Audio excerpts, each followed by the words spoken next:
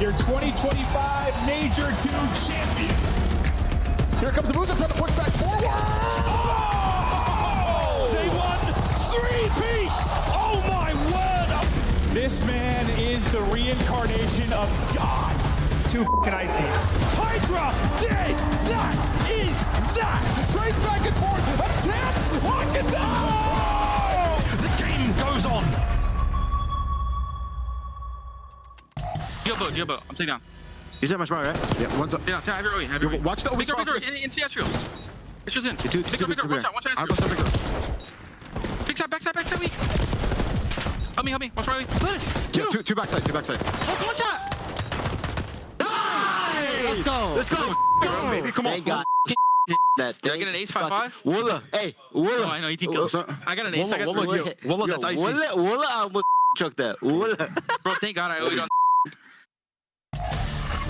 Hi, friends. Welcome back. We're not replaced by robots quite yet. Not yet. Chris Puckett alongside Rosalie and Nameless. And Nameless, before we talk about Call of Duty in the round 11, game 5 from Optic, Texas, can we just acknowledge the fact that there are robot horses being made on the other side of the planet? We just saw this on social media. I want one so bad. We need to get a robot horse sponsor. Get yourself just galloping down the streets, bro. In the middle of nowhere. Just be galloping down the streets, listening to COD podcast. Kawasaki Corleo, if you want to sponsor the CDL, give us a call. In the meantime, let's talk about Optic Texas, because this is the most sponsorable team. But if you looked at their record, you would be wondering why. Major 2, they looked awful.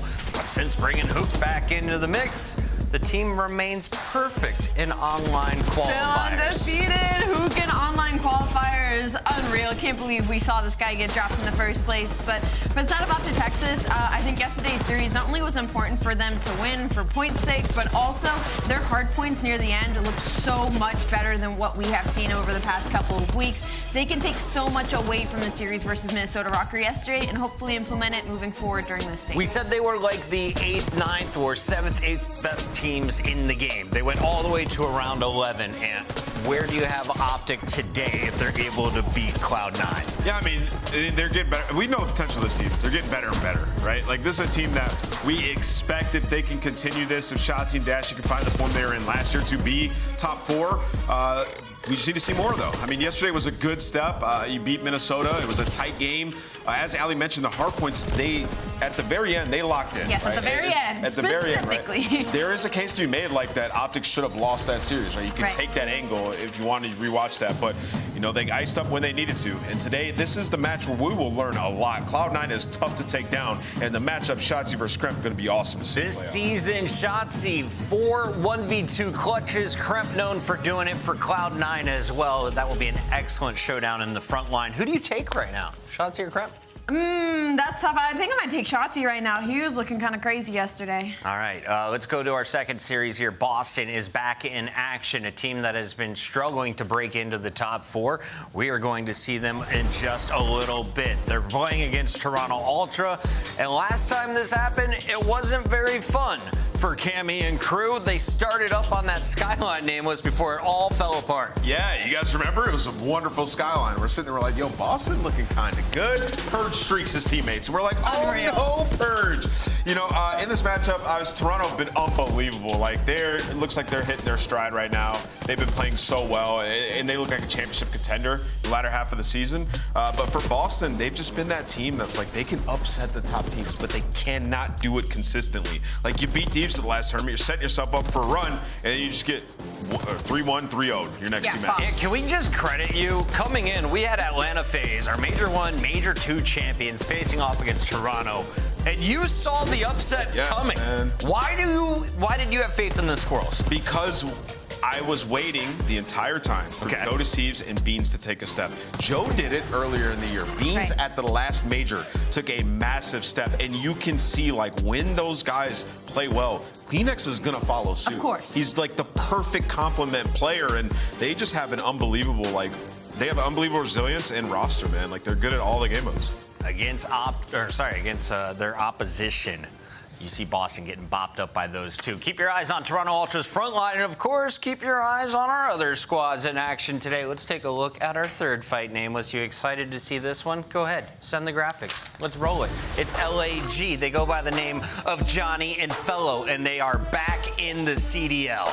What is so funny about this is it kind of makes me think of like the amount of players that we've sent through the gauntlet and challengers now bring back up to the league, right? And then they end up being total monsters. And now Fellow's an interesting story because he's a player that's been hot potatoed back and forth between challengers and the league, and he was on Carolina Royal Ravens last year. So now he gets a revenge match as well. But I know the biggest focus is probably going to be on Johnny because this is a player that you think should have started in the league this year to begin with. Yeah, I mean, I think Johnny, when he got brought into the Vegas squad last year, unbelievable. Like, he was so good at search and destroy, and he just adds a dynamic where it's like you can play around him in that game mode, right? Like, you can be a player that's not exactly that great at search and destroy. You send Johnny out there, you just got to follow him up, and you bring in Fellow who's been in this situation so many times. You see Blonde and better, MW3 versus BO6. He's gotten better in Black Ops 6, and last year on LAN, he already had an improvement. So good situation for LAG being able to grab him mid-season. And the thing about Fellow is he has a good head on his shoulders when it comes to the game, and he's always just been kind of like a solid,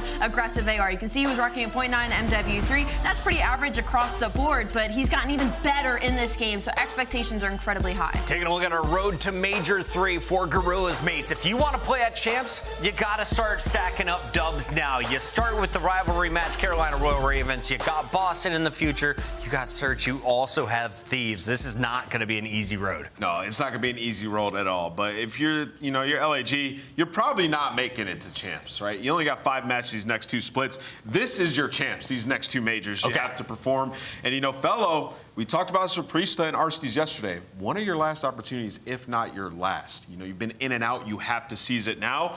Got some young guys around him. We got a tier list to talk about. Let's take a look at where we think the teams are at in their current form. There is one S-tier squad in the game, according to Nameless, and you put this graphic together. I did. This has to Talk me through it. Is this pre this split? Because, listen, I didn't partake in this. I got to glimpse it earlier. What do you not like? Yeah. I don't think... You want to move Cloud9 up to first place? Where you want them? No, that is not it. I almost feel like LAG and Falcons, for this split alone heading into it, I would move them up to D tier at least. I think some of these series is going to be closer. I see Atlanta, FaZe, and S. Did you make this before they lost to Toronto? I made this right now. This morning. You made this right now? We made it during our call time. Yes, I don't think Carolina should be in B tier still. I think Carolina should move down to C. I think you put a question mark on maybe putting Optic and Miami in B. No, listen, we're talking about this right now. All right, so Atlanta, FaZe, S haven't lost on LAN. They have to be S. Yeah, they are clear and above everyone else. The other teams, Vancouver, Toronto, and LA Thieves on any given day can beat each other. They've shown consistent excellence. I think Carolina and B is a little fake. You talk about Carolina, talk about C9. Carolina on the year been very solid. They're extremely good at search and destroy, great control team. Every team's gonna have ebbs and flows. Everybody in B below has had ebbs and flows throughout the season, right? They've been streaky. C9 been on the cusp of being a very good team, consistently able to beat a top team like Toronto. But they struggle sometimes to find their fitting in the bracket or with consistency, right? So for me, obviously they have to be in that tier that's below the top squads. And every other team below them have either coming off a very, very bad split or have not been able to beat top teams on a consistent basis, which is why I have Carolina and C9 above those squads. Now what's I think fun, their ceiling's a little bit higher. They play each other today, right? New York and Carolina. So who is going to be on top? And at the end of that fight, who do you have higher ranked currently? Well, I mean, I think they're kind of... Sorry, they're both in action today, I should say. They are both in action. I think for Carolina and Cloud9, they're the same. That's why I have them in the same tier. With C9, I believe in their hard point a little bit more. With Carolina, search and destroy has just been unbelievable. But yeah, it really just comes down to matchups with those squads. Gentlemates in the F tier. Ali has your back, French fans. Let's see if they can get a dub today. When do the Gorilla Mates play? They take on Carolina at 4:30. Now, that Cloud9 matchup I was talking about is against Optic at 6, and Toronto Ultra will be closing out the show against Cammy and crew at 7:30. But when we get this show started, it is Pret in the new look Vegas Falcons. Clay has been cooking up something special for Miami. But what do they have up their sleeve? It's something super. Yeah.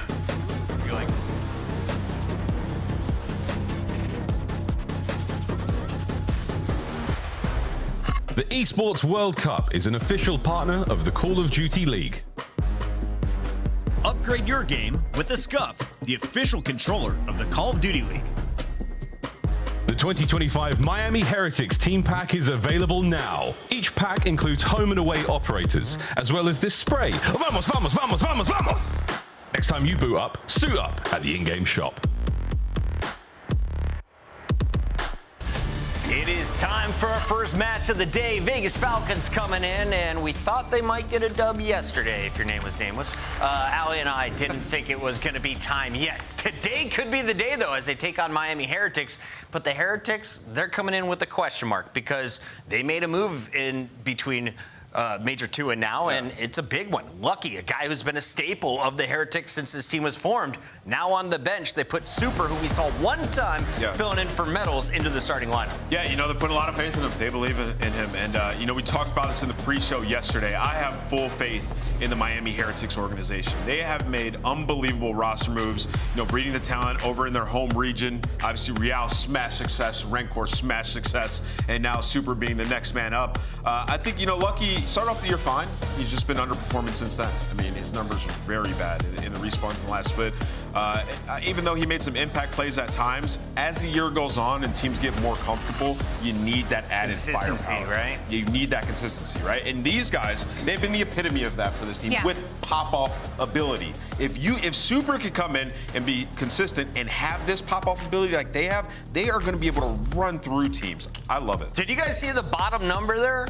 Who was it? Hardpoint KD rank. Who's number 1 in the game? Who was it? A rookie named Rancor. Unreal. He's been great, man. What just happened in stage 2 with the AR? And what's really unfortunate, too, is you go back and look at their last 5 hardpoints, all of them are within a hill. So you think of the difference of, like, unfortunately, just a couple 2 underperformances from Lucky. Like, you put a player in like Super, you're getting 1.0 out of this guy, you're winning 90% of those. And one last final note on it is, like, I know a lot of people look at and be like, they got to get better at search. Some teams just aren't search squads, right? They do need to improve in that game mode, but, like, they've been at times very good at respawn. Hone in on that respawn. Super comes in and adds some extra firepower. Like, this could just be a respawn squad that makes waves. Has there been a championship team that has not been good at search? I mean, yeah, there's been teams in the past. I've been on one that's won a championship that hasn't been good at search. It's Study's fault. All right, let's talk a little bit about the opposition in this one. It's Vegas Falcons, and they have put a lot of faith in Pred, building around this young man. And Xnit is the only remaining player from the original starting lineup. We saw him back at EWC. We knew there was a special talent in that SMG, but they're saying talent isn't enough. We need some veterans. They bring in Arcees and Priesta,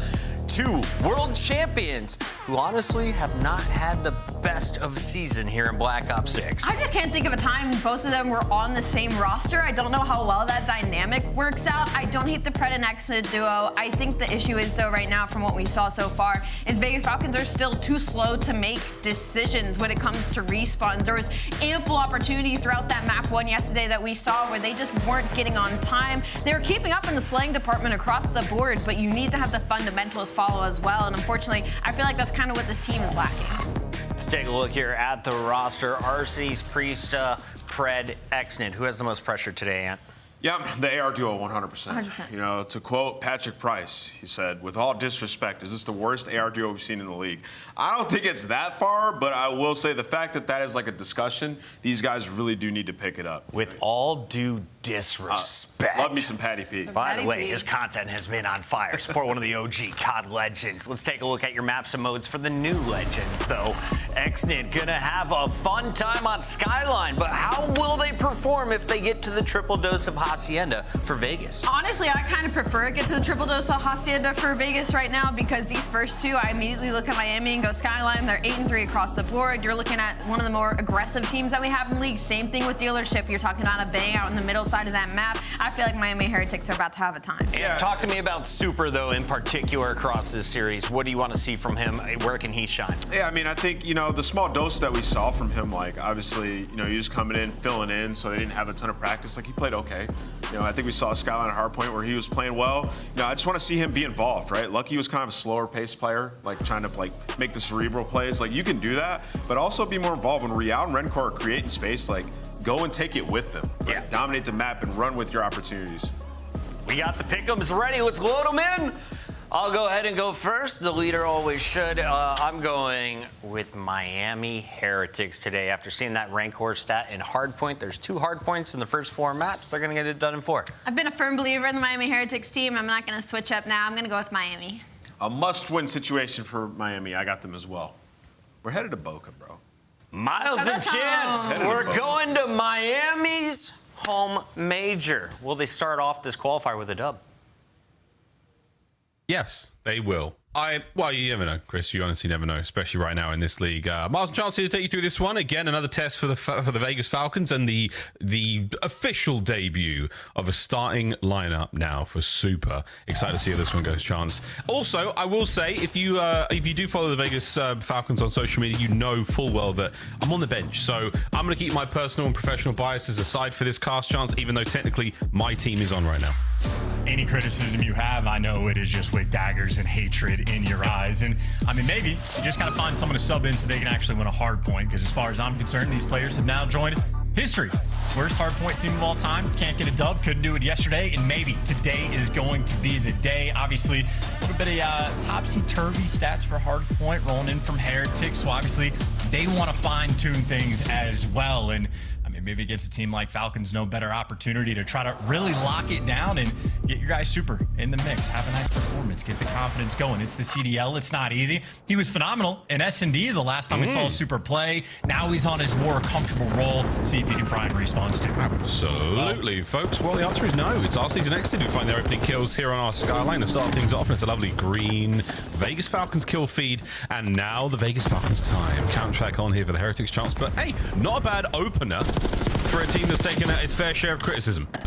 Not at all. And Pred, I mean, maybe he does want to flex, right? Pulling out an AR for the opening break on Skyline and making it look good. Couple assists rolling through and obviously locking down a power position, making sure nobody on the enemy team can get in time. But ultimately, very mixed CP1. Super's able to pick up 2 and got Heretics breaking through, looking for the final 15 seconds to scrap, which is decent time because it doesn't look like they're going to get that rotation. Is you got Falcons locking it down. Yeah, all over it. Left-hand side of the minimap, totally locked up. Shots from Pred. 3 spree. Eyes on the next set of spawners. They're going to punch their way through Kitchen. Heretics now Vamos on the way towards the new hardpoint. But they can't get through Exnit, who's got P1 on lock as well. So Falcons, what a lovely string from 1 to 2. RC's on the cross. Shots are in. Again, damage all over those Heretics players as they make their way forward. Unable to clean up the last player. Over to Pred now. And it's a nice setup so far from the Falcons here on P2. Yeah, and I love the spot from RCD. He's getting pushed out P1, so he gets all the intel on the players crossing right, who eventually overwhelm Pred, but by that time, you think the reinforcements might be in, but it looks like the trade's rolling through from Miami, and certainly the spawners. Priest just goes, oh god, I'm gonna die. I just saw their entire team, and Heretics make it to time. Yeah, here comes another rebreak here from Falcons. Real's going to have the top spot covered. Traded out by Steve's. Nice work in a time. Good breaks. You're in, Falcons, and that's your time. Yeah, and I think RCD's maybe wants to play with a little bit of heat today. Didn't have the best re-debut in the CDL yesterday. The stat line not quite there, but 10-5 for the moment. Already the opportunity for the 2-time world champ to fry. That's my main AR. Finding kills. New hard points up Kitchen. We can see the Heretics in there first. On board with Metals. Nice work at close range here with the aims. Can he find any more out of this life? No need. Teammates are on time. A lovely set of trades come to a close, and it's Pred once again, the hero for the Falcons. Picks up a couple big ones, helps his boys get in. Over to Super. New kid on the block who gets a couple of kills of his own, and this hard point is a banger. Yeah, slugfest of a P3 right now. The trades rolling through, out and about, and then maybe Heretics get the final one. I mean, you kill Priesta, you got to be comfortable on the time, but Real wants to soak rather than Chow, wait for his teammates to help him out, and timing perfect. Gets the one-shot comm, jump on in to make sure you get it, and that is a 4-man wipe in the feed. Question is how many Falcons players spawn out? Should be 3 of them. That means Pred's by himself on this rotation, but I don't think Heretics are heads up about this at all. He is roaming towards grass, but he shoots his gun at the old time. Maybe Metals can take him down. Oh, this is where Pred feels so cozy. Unfortunately, read and dealt with. So, what looked like a great spot for the Falcons to be in has now been turned on its head. Wings clipped. Heretics starting to take pace here. Hard points very much in their hands. Real with the coverage on the back line there. That's going to be a nice one from RCs and Redcore upstairs as well. So, the line in the sand drawn now. The Heretics are holding it all together. Metal spree comes to a close, and here we go. 3 down to the feed instantly. Real scrambling to try and stay alive. No, 4 dead. Falcons are in. Oh, this is just bully ball. You know, I'm thinking Pred wants to play for the spawns rather than the old time, but he chows ult for a second. That means Falcons are going to have to fight through the front. And then they do so successfully because RCDs goes on another 3 spree. Priest was able to pick up a pair of kills as well, and now he gets to be the man that soaks up the time. And, I mean, listen, Exodus might be the shining light for the team when he gets going. Honestly, looking like the best player on the roster, and you try to gas up the Falcons. They get wiped off the board. They get broken on a P4, and after the first set of rotations, Heretics have the lead. Hey, Heretics good lead on the develop here. Nice hard point so far, though. Good breaks back and forth. 3 dead there. Spawning, well, all 4 now. Falcons on the wrong side of the map for the time being. We'll see them make their way across now, but this is the setup for the Heretics. You got one man watching over mid. Real's going to do as much damage as he can from the inside here of Jim. Time now goes back over towards the Falcons. Counterattack was on for a second. Real's 2's all you're going to walk away with that one. And Falcons, honestly, great spot to be in. The flip is there again.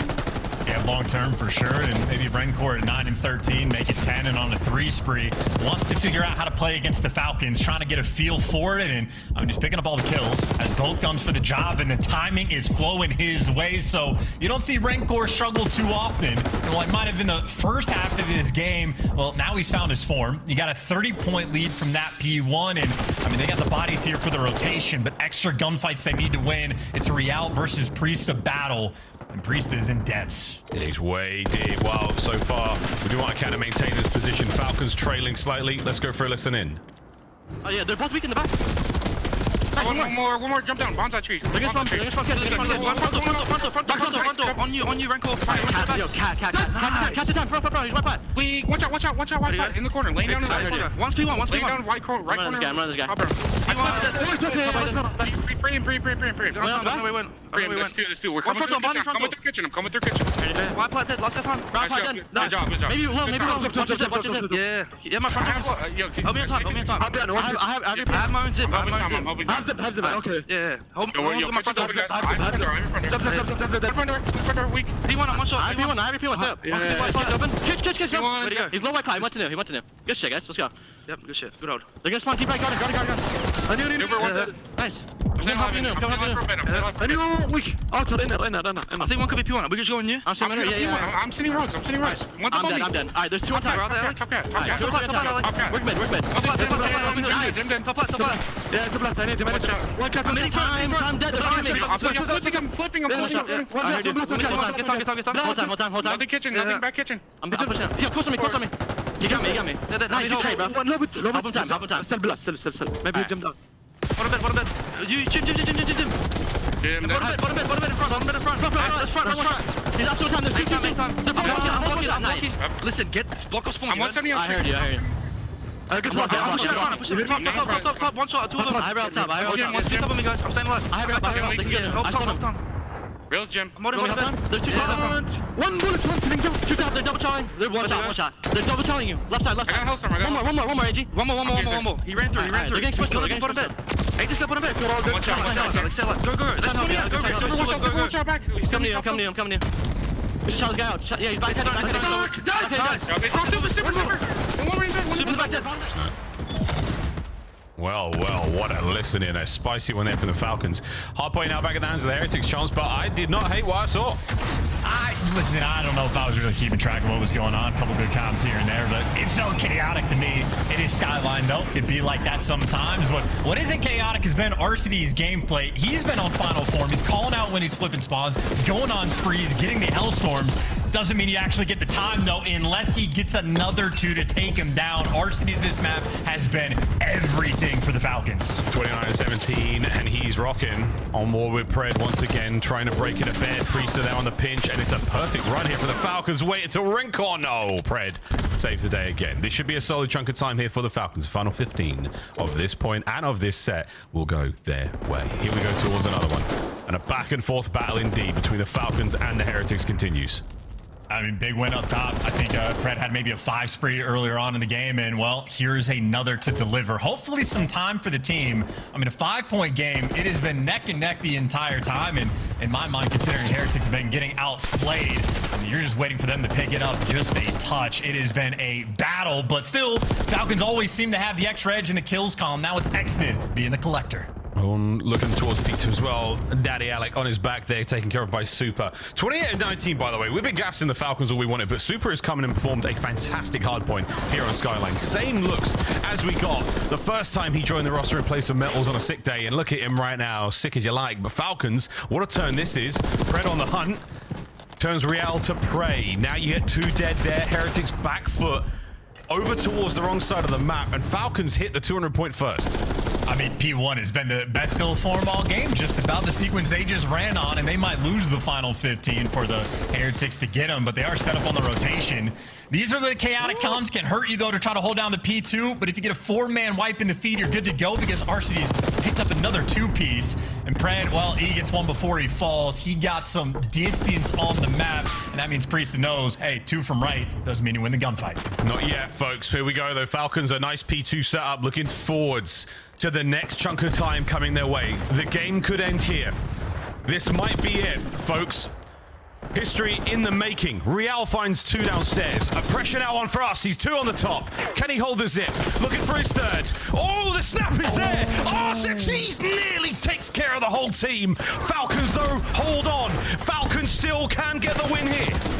I mean, I can't believe it. It's going to take RCD's having to be a 2-piece machine for them to get the dub. But Falcons, the curse has been, well, potentially. Hold on. Want to choke it just yet. 10 more seconds to go, but they got it, Miles. They're going to get it, Miles. Priest is popping 4 pieces. They're winning champs. They've done it. What?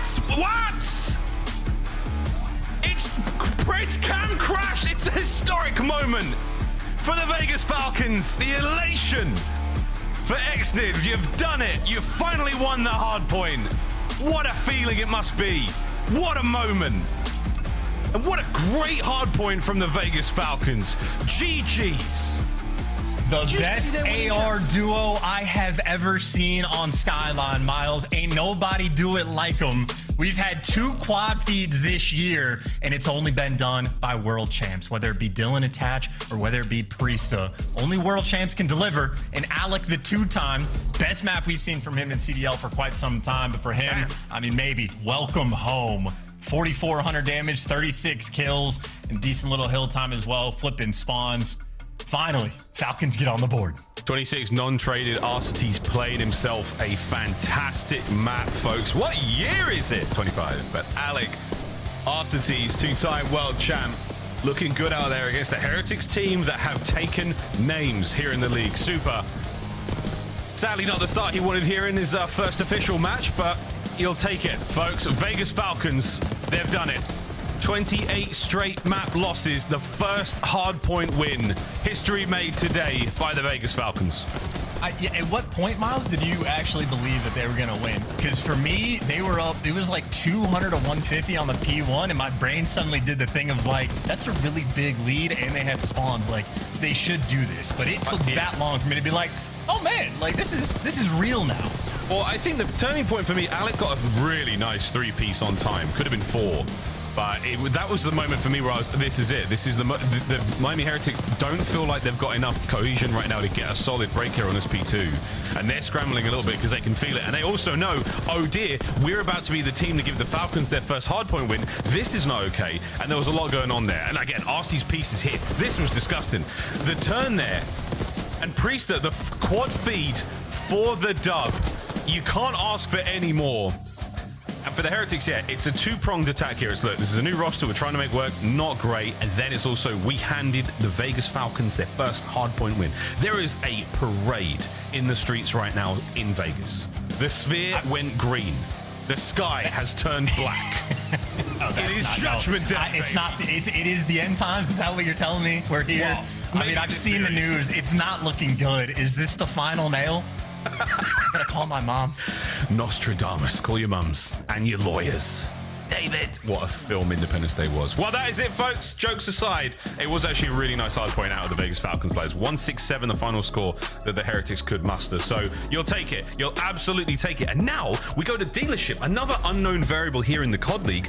This is a outstanding opportunity here for the Vegas Falcons to take the S&D and to run this one forward. Equal parts rightly, though, for the guys in the Heretics to steal a win also and push this series ever further. But hey, man, as a dude just sitting on the bench, I mean, in the casting booth, like what I'm seeing. For sure. And maybe they'll need to sub you in for this map because Vancouver, when they played against them. Oh, actually, yeah. Vancouver Surge made the map look great. Falcons, I think, maybe need to step it up just a little bit, maybe make some adjustments. And I think from what we saw on Dealership, surprisingly, a map that gets played pretty slow. A lot of playing for picks, spreading the map, looking for that mid-map control on the defensive side, on offense, trying to find whatever route of attack you're going to be going for. So a puzzle that has not yet been solved, and always interesting to see it in the mix. And for Heretics, might want to solve that puzzle pretty quick, because Falcons, if they're winning hard points, they could be unstoppable. Yeah. Last 5 S&Ds have not been perfect. Obviously 6-2 against Optic, the old Optic. You'll take that. Over to Dealership we go though, folks. The Palisade Dealership, which backwards chance is Sarlap. Rassalap? Rassalap? Rassalap, yes. Rassalap, what did I Fred say? backwards is Derp. Derp is one of the greatest of all times. It's my favorite. You know what next backwards is? It almost looks like Texan. All right, well, we've had our fun. Get back into the game. Nades are out. Watch out for all those exploding cars. It is a car dealership, of course. Rankle finds himself a sweet corner. Very deep hold here from the Vegas Falcons on defense. They're going to wait for the action to certainly get going. No trophies to be found, folks. Here we go. The flight of the Falcons right over towards time. Oh, and Mel's gets dropped immediately, exiting this first kill. Real banged up as well. Pressured on towards the bomb, which does not get planted, by the way. So less than a minute to play. And the Falcons, wait a minute. Rancor on the flank gets 2. Traded out immediately, all down to Super. 1v2. He was great in S&D the first time we were able to see him, and that is just a TDM round if I've ever seen one. The square up by the A side, and unfortunate for Super, he's going to need the timing to go his way. Priest and Pred roaming together. And there is it. Pred on the prowl. Falcons run him down in round 1. A stressful one for the Heretics there again. No trophies. It certainly slows that approach towards the A bomb site. And again, every car over by that side of the map is entirely destructible, so it's a lethal place to be if you get there a little too fast. The side doors are as an option, but again, you're relinquishing a lot of site control if you don't get in there. And basically, once the team's in, they should be able to plant. Heretics unable to, though, Chance. Yeah, this is the map where the spirit of the giant exploding propane tank will live on. At some point, we're going to have a round where it is just going to collect more kills than any player in the lobby. Whether or not we get to this map, I do not know, but I'll be sitting on the edge of my seat as Falcons taking things slow on the attack. They said not taking it that slow. Semtex just forces him back over towards the showroom, and now you're still teetering towards that position in mid. I love this sort of square we had there for a second from the Heretics. Really, really strong presence in the middle of the map. Gives you options to dive out towards B and A.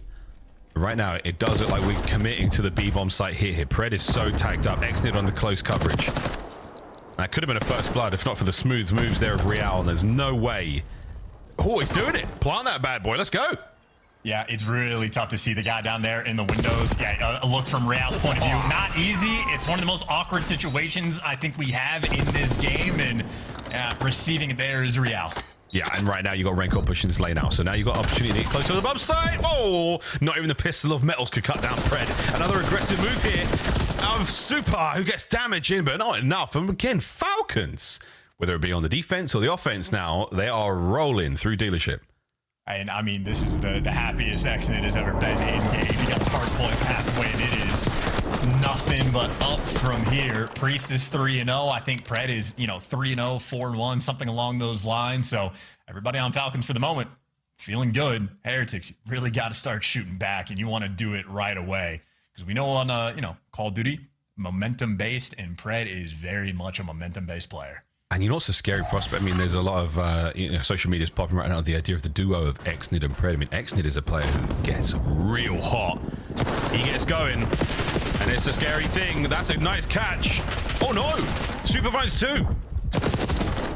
Trades in from Metals. Nice work. Last man left alive. Pred, who wins his 1 and can't get the rest done. Miami Heretics, you just beat the life out of them. On the board, I mean, hey, all is well that ends well, and just an interesting moment where the defensive team really does sort of counter the strat well. Falcons stacking up the correct bomb site, just not able to win the gunfights. And again, I'll say it for the 3rd time, Super. First time we saw him, lights out in S&D, able to pick up 3 in that round on top of the double kill. Super delivers. Yeah, nice hard point as well, despite the loss. New rounds up. And Heretics You got one. You just have to see it go through the net, as we say. Both Real and RC sitting here on the donuts. Not terribly surprising, given how fast this game has been. Exnid starting things off nicely. Again, it just feels like a headbutt, and a few players on that Vegas Falcons roster, they want the headbutt indeed. And here we go once again. Heavy commit right now on the defense from the Heretics towards B. They're backing out. It's a great call as well. I mean, the A site completely open. Exnid already got the first blood. The second one he's been able to get. Priesta, food for fodder. Would have liked to have been able to pick up one there in that moment, or just, you know, left. But either way, 3v3, you do get the bomb down. Yeah, Pred's sitting in vent as well, so he's got that drop covered. Exnid, his back is completely exposed, especially now that Arstes is gone, so the rear guard is out of play. Miami Heretics from the man advantage. Try to play the trades. Highly doubt they've got any nades left.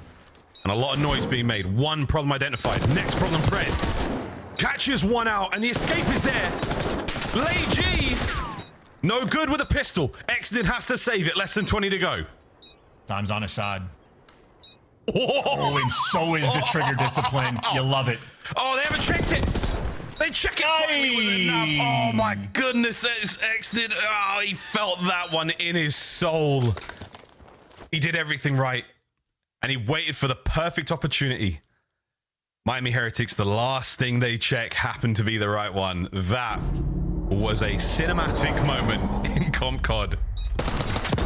I mean, all things considered, that's a really painful loss, because that was a 4v3 where Priesta decides, I'll just square up against 3 people. I won't rotate back with my team. He dies. RCDs tries to make a play off the back of it and trap it in.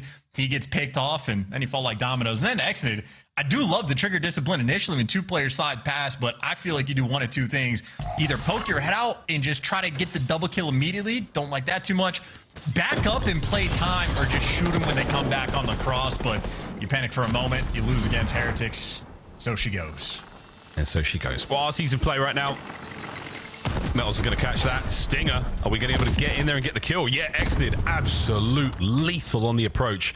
And that's the bomb down as well. So that has been dropped. That will not be in play until someone can recover it. And right now the Falcons, do they know? Again, it was Metals. They got the kill. That should be the bomb dropped.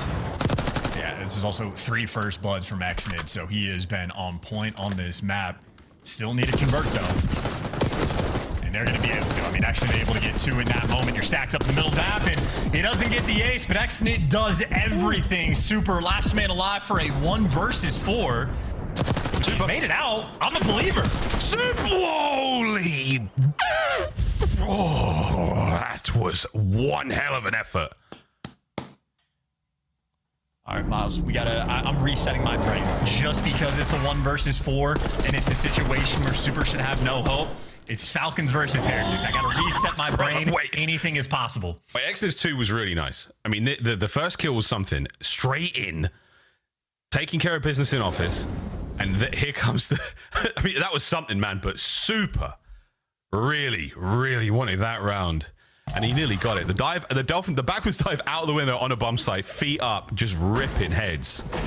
Vegas Falcons 1 round count lead. For how long though? Heretics here on defense, and they chose right by B. Well, first blood there for Metals. The first blood storyline going to come into effect for Exnid, because he is currently on a record-breaking pace and plenty of rounds left to be played, but can't add one to the pile just yet. Now you're trying to find an errant kill, and Exnid, I mean, he's backing people down. Real's jumping everywhere, but well, he's backing down. He actually does have the bomb. Si, senor. So a mini-map that never makes sense for the Falcons, I gotta say. Arsty's could go huge here. Oh, the timing. Yeah, get the tags in. Dip, boys. Here we go. Over towards B. Yeah, they left the site. Quick, get on the headies. Here we go. Heretics might have given you a massive advantage. What a wrap from Arcetes. Instant kill. His teammates now back up over towards the bomb. Metals pinned and tagged. Big advantage right now, but wait, Exnid somehow drops. Arcetes, 99 awareness, down and out as well. What a round again we go. Priest the 1v2. This map is chaos. Arcees, by the way, yeah, as you pointed out, his awareness and reads are impeccable. I don't know if he's getting those comms from his teammates or if he can just feel it in his spine. But either way, while the reads are on point, none of the actual kills or minimap not looking too good. When you see the bomb on absolute depths of the map and your 2 teammates are across doing other things, it's tough to make the mixy situations work. You got to get everybody on point, and I mean, Heretics end up being the team that's happy for it. But if you were asking me at any moment who I'm predicting to win the round, I would have guessed different teams every 2 seconds. I'd be thinking it flips. This is a chaotic map for the moment. I mean, I'm still sitting on that position Metals had lying down behind the table there. He had a view of everything. And he only got spotted. He didn't get spotted out. He picked up a kill from that spot. I'm going to have to steal that one for ranked, ladies and gents. Well, trophies are in play this time round at A. And they are doing God's work over there, my word. And this is a very protracted gunfight. We're doing this one all night long, boys and girls. Also, I need someone to myth bust for me. I don't know if that was intentional. Can you shoot that door open and closed? Yeah. Because that's too... Can you? Yeah, you can shoot all the doors in this game and in Warzone. All the doors can be shot. The garage door. Can you shoot the button to open or close? Yeah. You can shoot the button. Yes. That's crazy. I didn't know doors worked like that. You need to play more subsonic puds with me, baby. First blood Arsties. E is shooting. Instant trade. Exnid finds another from the window. And now with the bomb. Instant recovery there. Renkor's going to make moves. The B-bomb site, not a safe place. A, though, we're thinking about it. Real, tip of that spear. Damn, son. Unfortunate timing. Pred catches our Renkor. Bomb has been dropped. And the Heretics' plans in this round, they have been thwarted. Vegas are up. And listen, if you have, well, I'll go back to the door thing in a second. If you have middle map control on this map, that means you have access points to every single possible place on the map. You can get there within a second and a half. And basically a half a second to get any type of line of sight on it. So the moment the Falcons actually got that middle of the map control in a 3 versus 2, you just expect things to fall into their lap. So Heretics, not too hot on the trot there in that moment. But I do appreciate knowing that you can shoot the button and open and close the door. That is funny. Yeah, man. That's a weird one. We don't do too many of the doors. Obviously, these interactable elements on maps are typically disabled in the COD League. But yeah, give the door a bit of a love tap or press it. And right now, Exnid pressing the Heretics. Not doing this alone, though. He does have his mates to back him up. He's got Pred on his right flank. So the subs are on the right. The ARs are on the left. Stuck in the middle with absolutely nobody right now, Chance. And Arceus is making noise to the tune that multiple Heretics players just ran back to deal with him as the bomb is actually going towards B. So a bit of a fake, but Pred ends up falling for bait of his own and falls for the first blood. Good news, traded out, so you do a 3v3. Again, the positioning right now, the Falcons has pulled the Heretics out, so they're expecting the A site hit. Not gonna happen. Real gets involved. Arceus trades him over the top. Gets away with his life. No, you devil. Oh, man. The double back with the knife would have been something, but now Exnid 1v2, and he's got these boys in position. Can he get the 1v1? Can he? Oh, what a win! On your feet is right, boys. Take a bow.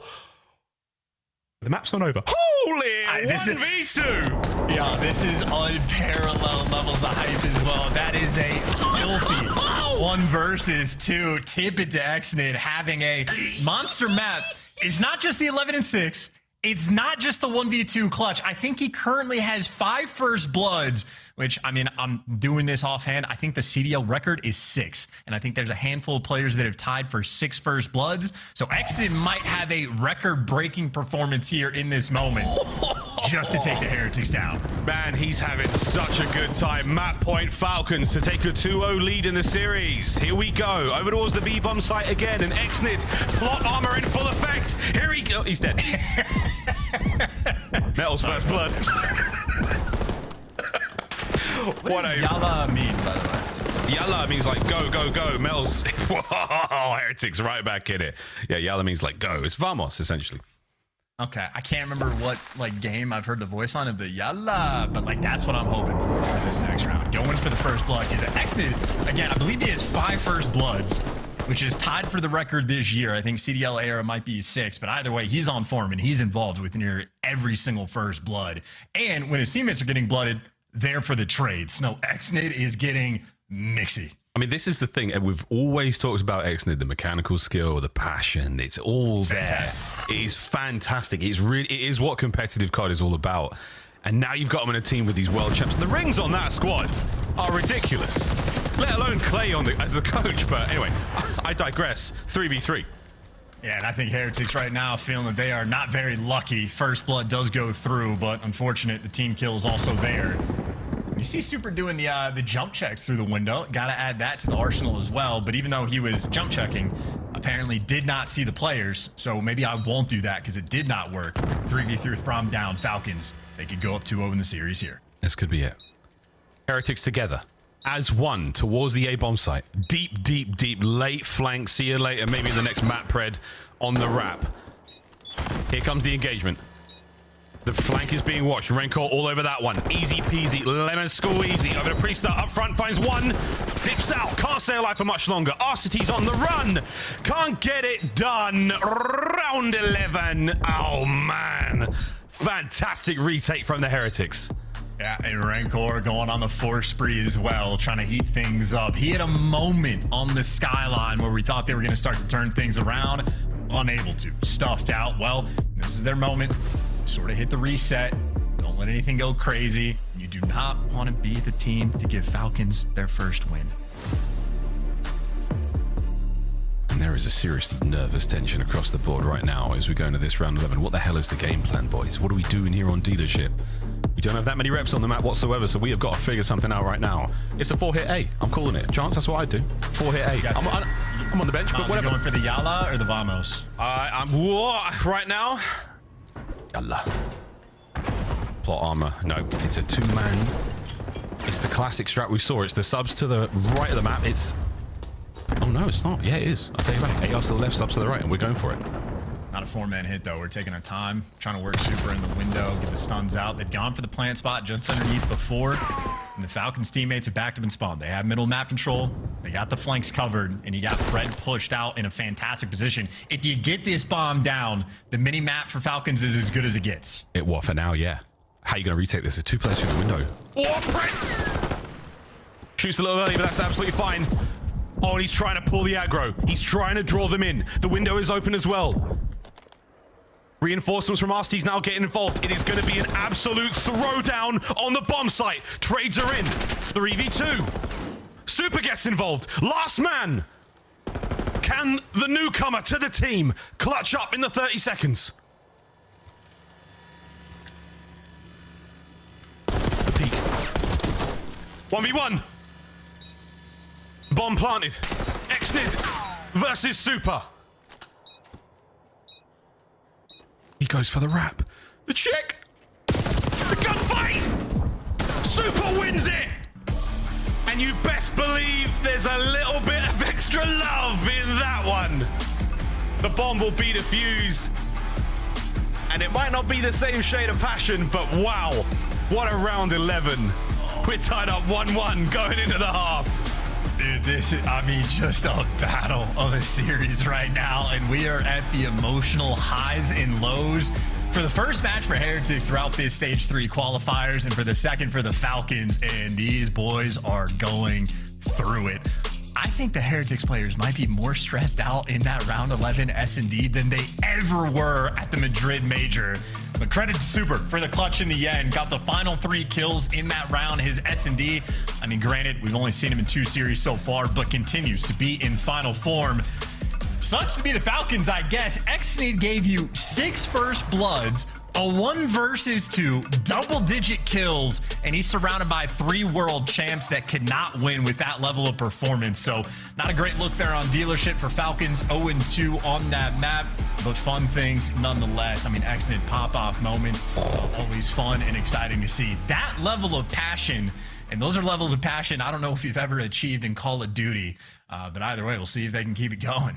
We'll see if they can keep it going. We need a break after that one. We're going to throw this over to the desk. Who, guys, 1-1 at the half. What does Exton have to do, bro? He had 3 bomb plants as well. I don't know. What does he got to do? He had 3 bomb plants. All right, good job, Sub guys. me in, coach. Hope you're feeling better, Clay. Bro. Don't start counting your money yet, Vegas. Hasn't finished the job after a 1-1. We come into halftime. Allie, can we talk about that search and destroy around 11 when it looked like Vegas was about to go up 2-0? I mean, this was a banger of a search and destroy from both sides. Honestly, Falcons going with the early lead. I mean, the first blood from the side of Exit is unreal. The fact that he got 6, that's got to be a record league high on the season so far. And for Sud Miami Heretics, it was just really good adjustments, especially on the defensive side. They played incredibly patient, and also a couple of clutches. I think back to that round number 6, Meadows Unreal, I mean, they were playing their bait and switch and playing their lives so well during this search and destroy, and that is something that sets them apart from a lot of the rest of the teams in the league. And this looks like it's going to be a good map for both of these teams. Yeah. I mean, well, we've seen 2 dealerships now from Vegas, and the improvement is wild. Love the way that they're approaching some of the rounds early on. They were taking space, which is way different than what we saw yesterday on their offensive pushes. I gotta say one thing though with Vegas. Bam! AG, why in the hell are you pinching so much? Clay's been sick. Clay's been sick. He's not there to keep him in place. I understand like pinching works at times if there's like plays being made around bomb. Like, brother, get with your team. It's 2 dealerships now where you have gotten picked multiple rounds making that play that you are losing your team rounds. All right, after that's all that need to be said about that. We'll talk about the side of Miami though. They get the train back on the rails, man. You know, they lost that map number 1. Super went off alley, didn't capitalize on his performance. Yeah. But in this game number 2, like when you needed a huge clutch, Super absolutely delivered. I feel like the stats don't matter going into Hacienda for games 3, 4, and 5. We have some brand new rosters. Let's take a look though at our first respawn. Vegas, after 28 tries, they get it on the 29th, Allie. It was unreal. From the side of Vegas Falcons, I mean, you forget how mixy the first set of rotos was, even leading into that second set, but Alec just put them on a mix, taking that second set of rotations. Once you got to that P3, I mean, you saw what he was doing on the map. He would get a kill, route through hot tub, go back, get another kill, route through hot tub, go back, get another kill. Miami just wasn't sending an AR towards the middle of the map, which just allowed the subs on the side of Vegas Falcons to just roam free. And you came sprinting out of the green room, yelling to the control room, everyone in production, we did it! We won a hard point. What does this mean to guys like XNIT who have started the season and gone through 28 losses? Oh man, dude, this is everything for that kid, dude. I mean, he's been obviously grinding Call of Duty, you know, throughout his entire adult life so far, and he's been trying to get this opportunity. He finally gets into the league with his boys, and they just can't win a hard point, putting in so much work. They make a ton of roster changes, and now you finally get that first HP versus a very solid squad in Heretics, and you could see the battery that it put in his back, that Game 2 performance. Oh, yeah. It could, like, a moment like that can unlock you. Feed off it. Yes. And it is so unreal to me just how we keep finding, like, these superstars in, like, you know, outside of NA. You know, you have Hydra, you have Pred, now we have XNIT. Dude is gross, dude. Hanging with world champions, even performing better than them. It's been unreal. I thought it was an April Fool's joke when Pred first joined Vegas Falcons. That was the same day they launched it. And then I see the signings of Priesta, I see the signings of Arcides. And then I go back and I think Clay was with us at EWC. He was the third analyst on that stage. Clay saw XNIT back then. He made sure he stayed on the roster. Great decisions paying off now. Great decisions. I mean, Clay's got a good head on his shoulders. He's one of the best for a reason. With all the XNIT love we have to give, we got to give a shout out, of course, to Miami Heretics. They just won that game too. Super is in He's unreal. In the lineup. He clutches up in your round 11. You can't ask for more from the young man. And if you want to watch Super, you can catch him live. Where are we going? Major 3, Boca Raton, hosted by the Miami Heretics. It's going to be a blast, and we've got tickets on sale right now, not just for spectators, but also challengers. Going to be down there, Allie. Yep, Challengers tickets are going to go live today. I believe we said 3 p.m. Eastern. We're already past. Not yet. Not on sale yet? Not yet, but we're getting there. We're getting there. Keep your eyes peeled. 3 Pacific. 3 Pacific. Time zones are weird, Or guys. Australian, or maybe at 3 in a different date. I don't know. What time is it in Australia? There's a chance. I do know it is the third map time. Let's go there. Control. What? Hacienda. Sorry, bye, guys. You're out, Thanks. dude. You're out. Hi, guys. Thanks, guys. Right, here we go. Back to business. We've composed ourselves after what was a very, very exciting first 2 maps for a multitude of reasons, CDL fans. But now we go back to Control, and it's a triple dose of Hacienda Chance. How are we feeling about this one? I don't know how I feel, Miles, because for the Falcons, like with the old rosters, we were kind of waiting. Hey, if they win that first hard point, it's going to be dangerous because they're actually a decent search team. Well, brand new roster, they do get the hard point win and immediately lose the search. So I'm kind of back to, oh no, it's not even going to matter. Like if you are sort of at the bottom of the league in every single game mode, it's going to come back to haunt you. That being said, again, new roster, we do not know what their ceiling is going to be. And considering XNIT might just be their best player and the surrounding cast has 4 rings combined, you have to imagine you have high expectations. They're going to be better at every single game mode. They got Clayster as their coach who can now maybe more adequately work with the team. Hope Clayster's doing well. And maybe Control, they'll be a little bit better. It has certainly not been Heretics' finest, so We're waiting for Falcons to get the Falcons. They got their first hardpoint win. We're still waiting for that series to fall. You really went through the entire roster and didn't mention their benchmarks. That's insane. Nice shots out of Super. Oh! Take it all back. 3 dead. Falcons forward. I exited, by the way. 3-0. My fault, but he's gross. That is a man that has been putting in some serious work, streaming constantly, playing eights when he can. I mean, he's learning English faster than I did, and I had the advantage of a completely plastic brain as a child. Wow, what a sentence. Metals. Neuroplastic? Something. Yeah, strong neuroplasticity towards the brain side of the map, towards the Real. Time, go, son, get in there. Try to get on this one, stop the clock. Big kill onto the second man, and now you've got another gunfight to deal with. Real's certainly trying to get this done alone. His boys from spawn are not going to find much. So can the Heretics get themselves back over towards one of these zones in time? Falcons, a full flood through the middle. Oh, well, Pred wins the gunfight up top. You see Falcons actually prioritizing that rock hole so much.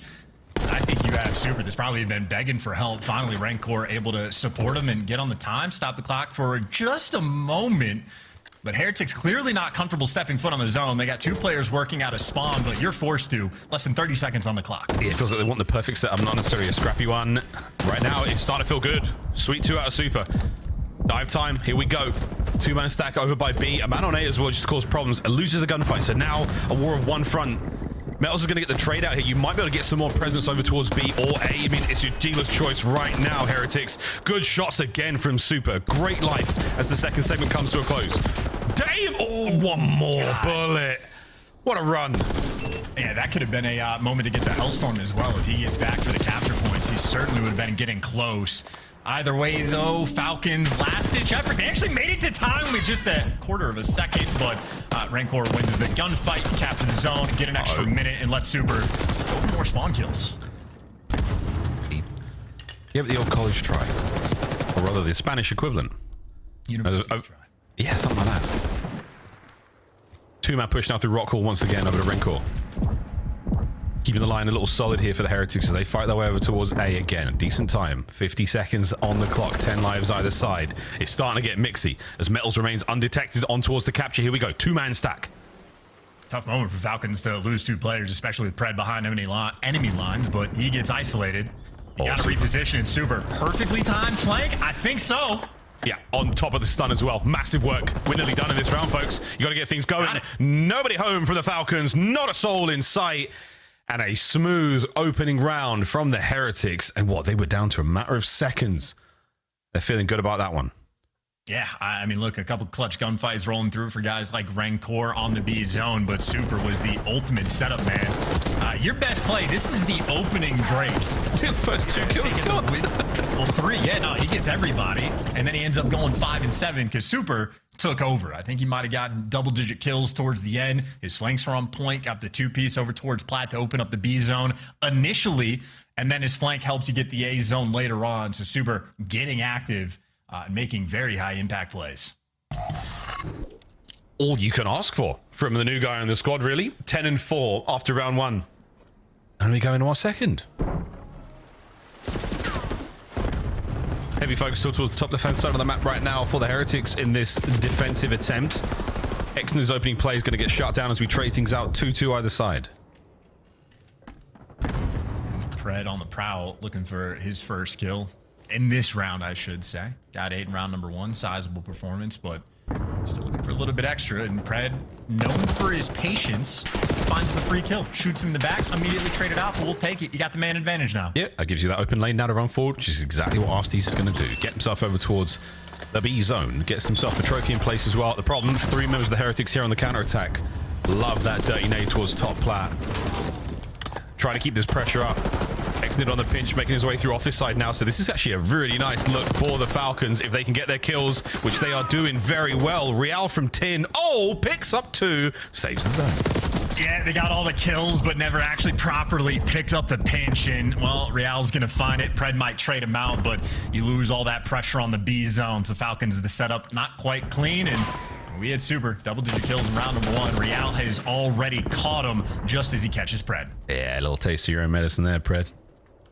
Known for his playstyle, a master of the corner. Less than 30 to go. Heretics now starting to push this one forward, trying to buy a little bit more space. Exnid, he's being a problem right now. We're still in the red. No one able to get towards the zone just yet. A's on the menu. But B is really what the boys want, and they are willing to wait for it, but they will continue to wait. Priester dives in, dives out. No reinforcements in sight, and this is coming down to the absolute wire, and the dance is on. Arstes has got to make a desperation dive just to keep this one going. And here we go. This might be it. 3.8 desperation ever, and on the flank already. Arstes might get that kill, but Rancor got 2 before he fell. And once again, it is the pinch players that Falcons are not able to deal with, and not able to really find any sort of high impact kills. Any kills seemingly they do find are getting traded out immediately, as Heretics looking pretty solid here on a good old Hacienda control. Yeah, absolutely. I mean, a team that was already very good at Hacienda in general. The hardpoint obviously great. I mean, the addition of Super right now, as name was touched upon the desk, a little bit of an extra firepower boost. Lucky, while an incredibly influential player, you're already seeing the impact from Super. It's a lot of kills. It's a lot more space on the map to do with as you please. So Falcons are being suffocated so far. 2 rounds not going their way. They're holding this one together like that. Tape's holding Priester's headset together. We do love hot takes here in the CDL. You are most welcome. We're tied 1-1 against the Falcons. We can't swear off Lucky just yet, you know? I'm just saying. That tickled me pink. Here we go. Little bit off towards A for a second. Meow. Metals with a nice 2. Gets himself a little bit more out of the deficit. 9 and 12 after 2 rounds. 2 rounds that he's winning, though. So, I mean, you can tell what you want out of those stats, folks. On B, a slow cap. Here we go. 2-man stack. That zone is evaporated, folks. Falcons, here we go. Finally on the counter. Not a tremendous amount of pressure, though. The second segment's going to be gone in a second as well, which it is. So if you're thinking about defense round 5 at the moment, Falcons, you ain't getting it. They might not get this round either. Yeah, more clutch kills being picked up by Super. 15 and 8. Granted, he had, I think, 10 or 11 in round number 1, so maybe he's just an offensive wizard, but you get the B zone. You have all the ticks in the world, and Heretics continue to be on form. I love the patience from guys like Rancor, making sure all the pinches, all the flanks are taken care of before you really hop this zone. And, I mean, now you got top office control. You're worried about Priest on the pinch, but they're ironed up for it. The patience of Heretics as a collective, gonna be on point for them. You still have to deal with Priest, though, who is on a 3. Yeah, so on a 3 in your spawn, and the timing is not worked out. Super's going to get shot in the back in a moment as this A zone is still starting to get the love. Exit making his way through top side as well now, and you've managed to buy a ton of space. Great individual kills. Nice. Another one there going the way of the Falcons. More space gained. Back to spawn Heretics. Damn. Good shots. Yeah, man, absolutely. It's all individual hero moments now from the Falcons. The setup is there. Again, as many corners as they can possibly muster. The 2 players in spawn, though, and Priest and Arstes will not be in the play for a while. And Exnid now can do as he pleases. Oh, and Real, what a disgusting win. I mean, talking about patience. Everybody turn it up. Red's actually last man standing, and he's going to fall as well. So that is 4 players seemingly turtling up in lobby, and Heretics make it work. Double stack on the A zone. Points soaring. Where's Exnid going? He's going. He's out. This is a problem, folks. You are down to the final segment. You're running out of manpower. Arstes and Priest to buy you a few more seconds. Real now fighting through. A 3-man hit through the rock side of the map. That's where we're coming from the Heretics. Towards the middle once again. Super opens the door. Last man up at the moment is only going to be Arstes, and the opportunity to get back on the zone. Yeah, take it. Another win. 2 dead. This should be the map. They got it. They're going to get it. Exnid's going to have to soar straight out, and they don't even make it in time. Wow, a 3-0 just like that. And I mean, Control specifically, you mentioned Hacienda is a good map from Heretics. I don't hate the shout, but in Control, it really hasn't been. They've been the Vault Reapers, and the theme of the year for them is as long as you ban Vault Control, you're good to go. Well, there's a Hacienda that turns out to be dominant for them, and seemingly to me, the way they were playing the map, really taking their time, really working the map together. Again, 4 men in lobby, clearing out Lambo, doubling back, making sure you know the pinches are going to be rolling through. They handle every bit of pressure, and Falcons ultimately get stuff there. And as fun as the hard point was, now they're a map away from losing the series. It was. The round 11 is going to sting a little as well there, but quick peek across the stats. Super 20 and 12. Every map of the series so far, he has been a damaging factor. Brilliant stuff out of him so far in his debut here in the CDL on a starting roster for the Miami Heretics. Highlights, folks. A lot of super in here.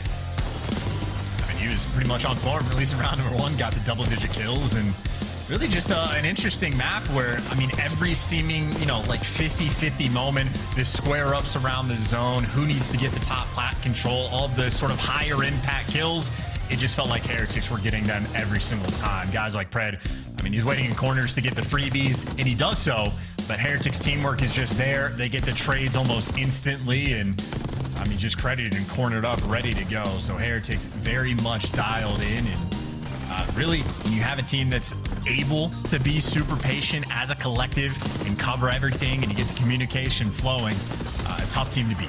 Yeah, very much so. Heretics, GG's match point now going into the Hacienda hard point, and it was, again, good look for them when Lucky was on the roster. Now with Super, we'll see if they can continue it. For the Falcons, bad news. It's another hard point.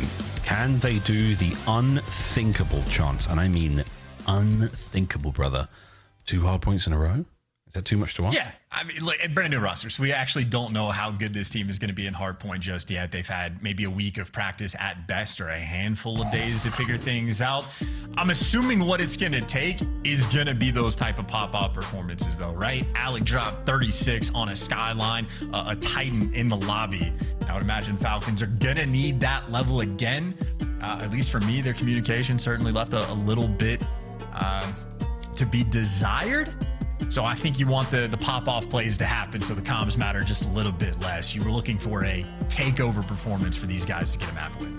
Well, we're going to see how the takeover goes for this map, but they're going to want to take over the entire road to the major. It's not been a thing for the Falcons. The winners bracket start has a chance to be in their short tenure here in the COD League. They do lose a big one against Surge yesterday. Now, of course, the Heretics, they're down by 1 map.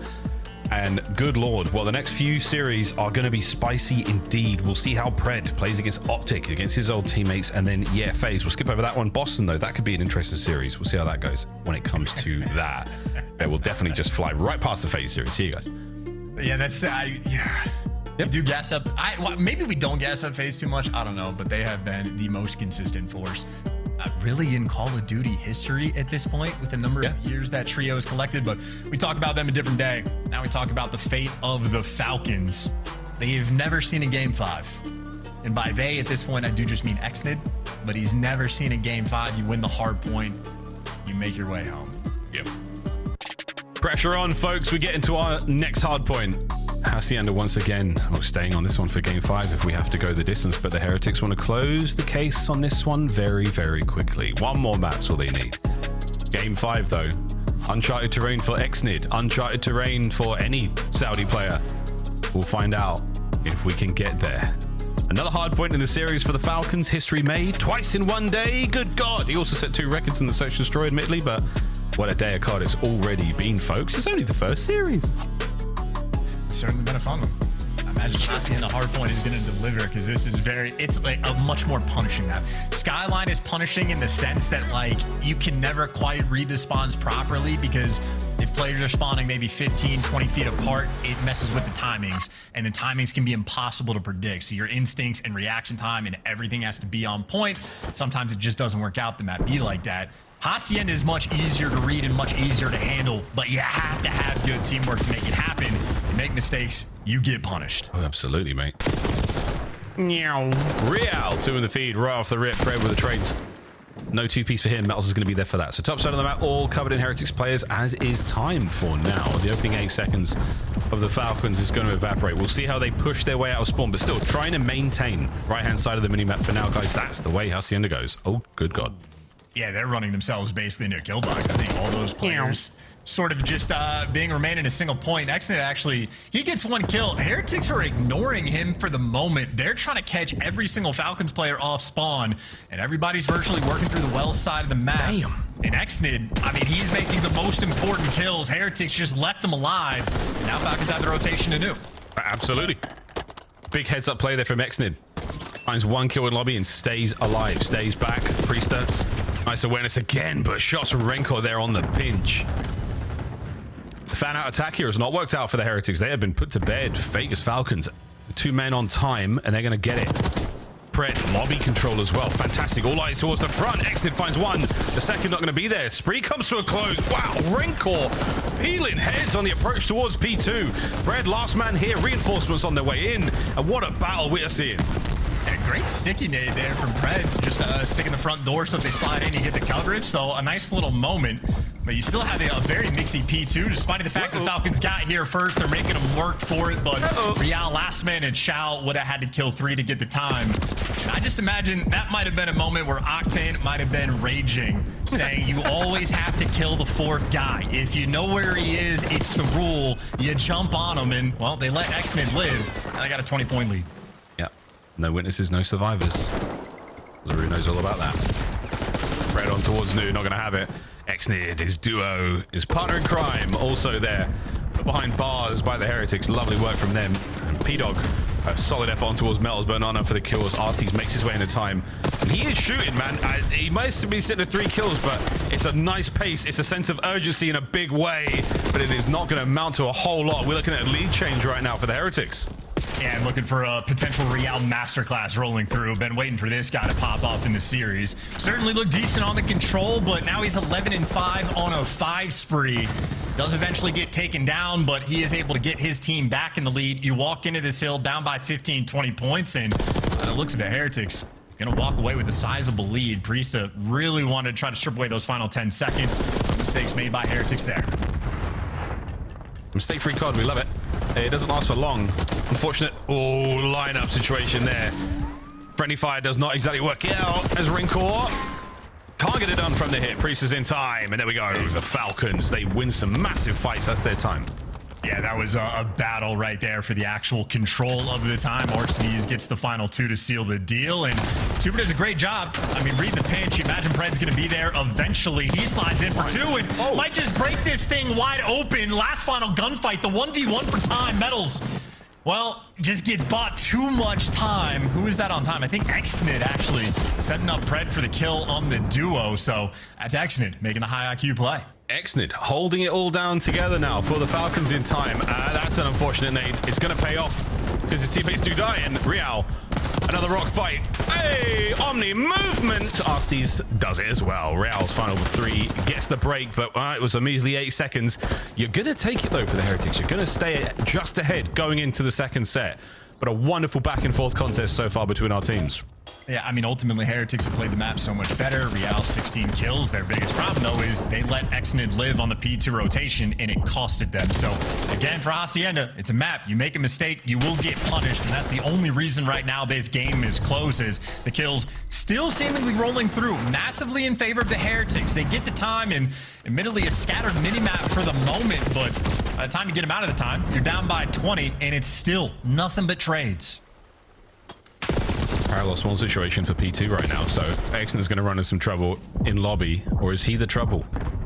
More at 10. He is no longer the trouble. Rancor 5 spree cut down there as Pred keeps his run going. You're 15 seconds on P1, which you're going to get for the Heretics. Desperately trying to stay alive on time now. That's not going to happen. P2 spawns will be in question. There we go. Falcons spawning out. So a nice moment for the Heretics. Second go around, it looks much cleaner. They are so turtled up. At least this time they had the sense of urgency to rotate towards this time, but a turtle setup is a delicate moment, and Pred might be the guy to pounce. He's able to pick up 2 and roll right through. Good news, though, for Heretics. At least you get the back spawns. Bad news is you couldn't stop Pred. He gives you a little bit extra, sets Exnid up for 2, and now Real's going to get overwhelmed.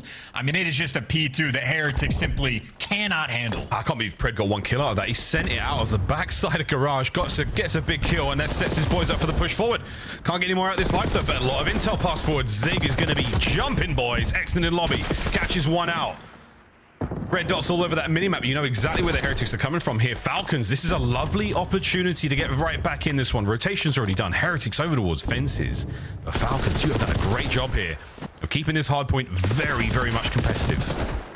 Well, okay. While Heretics have been unable to deliver on P2, they've been on final form on every single other hill. So look at the setup they got. You got number 5 Metals playing for guys to late rotate from old time.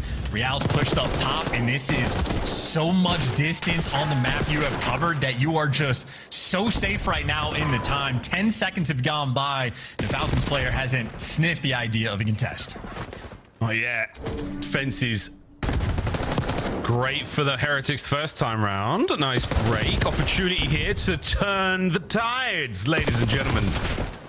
Metal's cut down on the pinch as well, but a Rancor now to the other front. And I don't think this is going to be a very successful. They've read this one. The nades are in position. The contest is there, but he dumps a mag into the wall. Here we go to Super, top side of Plat. What have you got, mate? Into the time you go. No. Trade it out again. Last man left alive on the point. Parista. Oh, he finds his. And P-Dog takes him out back and puts him down. Yeah, and once again, Heretics on a hill. They wish they could get that one back. It started off so great for them, but while they left the back spawns open and they read it, still could not execute and deliver. So once again, they get punished. Now you're down by 24, and you might lose 2 hard points to the Falcons. Don't. It's impossible. It couldn't be. Real. Trying to keep the office good. Office now full of stun. What a win that was. Over was Metals in time. Love that. 3. Better make it all 4 down. This rock hard point is just that. Very hard. Yeah, and Falcons just set that was like 20 seconds for them to try to set up on that play. That was a really slow gameplay, and they got 4-man wiped. Now you got Metals on a 4, and you're still collecting them right full time. So this is maybe the theme of the series. I can't ever tell who has the advantage. No, difficult to tell. 3 dead. All down. Spawns are up. Nice. Where are they gonna be coming from? Eyes up, boys. Middle of the map. Pred's in position for it. Lay G gets his 1. All gone, son. Super, what a win. Keeping this space alive, but again, you've kept it so competitive. Here we go again, mate. 3 minutes on the game clock. This has been a banging hard point from both teams. I mean, if we're staying on theme, I imagine the situation for Heretics is they're just gonna have to finally win a P2 like rotation and lock it down. And so far the minimap, that has been the primary fight. Neither team really dive bombing to try to get the P1 time. Priesta finally makes that move because his teammates have the right side spawn. So long term for the moment, Falcons are in a sweet position. Yeah, they've got to hold that right side though. Shots from Pred. 2 dead. Real now trying to make his way forward. You saw the nade as well. So no one on time. Open hardpoint. Looking for that map control. A big effort now from the Heretics to try to win P2. 15 seconds out. Exit. Oh, no way you winning that. Rancor finds it. And that might be spawns. No, it's not going to be. You got Priesta roaming towards the back. So Heretics, they might have, like, they get to P2 first. They're not going to get the back spawns. And this might be 3 for 3 of them unable to hold the time unless they can handle it with this tight setup. Here we go. Another tight setup. We've seen this one before. We know how this one ends. Pred. Oh, it's so much damage. Not enough for kills. Send in Xnit to kill. Oh, nothing. This might be the hold. Lead change Heretics. A shout out to the car bomb coming through as well. A little bit of help is what Heretics needed, and that's what they got. Still, though, plenty of time to fight for it. You lose the first 2 gunfights. Rancor trying to hold the line with Super. Teamwork being shown off, and they got each other crosses, but Priesta, he's got the wall bang, the X-ray vision. You get the break. It's gonna be enough. Real falls. P2 punished again. Oh, man. Arcees with the 3. Priesta with the wall bangs. All the dirty tricks coming out now from the Vegas Falcons, and here we go, folks. Will the Falcons win the rotation over towards Fences? They have yet to do so far in our map. Over 200 points now across for both of our teams. Very much into the business end of this hard point. One more bullet in the Super. How does he do it? I mean, one word that cannot be used to describe this series is clean. It has been interesting gameplay from both the teams, working for what they can. And the Hills have been the similar stories. The back spawns get left open by the Heretics. They're trying to play from time, and now Super knows he's surrounded. Yeah, fully surrounded. Can he get anyone? No, can't take anyone to the grave with him. Knock and Real. Oh my good God. Here we have it, folks. Falcons in control. Rancor punches a hole. On the pinch, there we have Metals as well. So the chances now of this hard point breaking again are pretty good. Somehow, Arcees finds 2 on time. Front Lao towards Tin. Who's in there next? Daddy Alec finds another unbelievable kill. The trades continue. Nades from Xnit. Mel's with a 2P. Nice! Wrinkle Team Q is madness! Hey, look at the foot race. The foot race is on. Number 6 is going to be the first one in new time. Number 3, Pred gets caught. So already Falcons a man down on the rotation.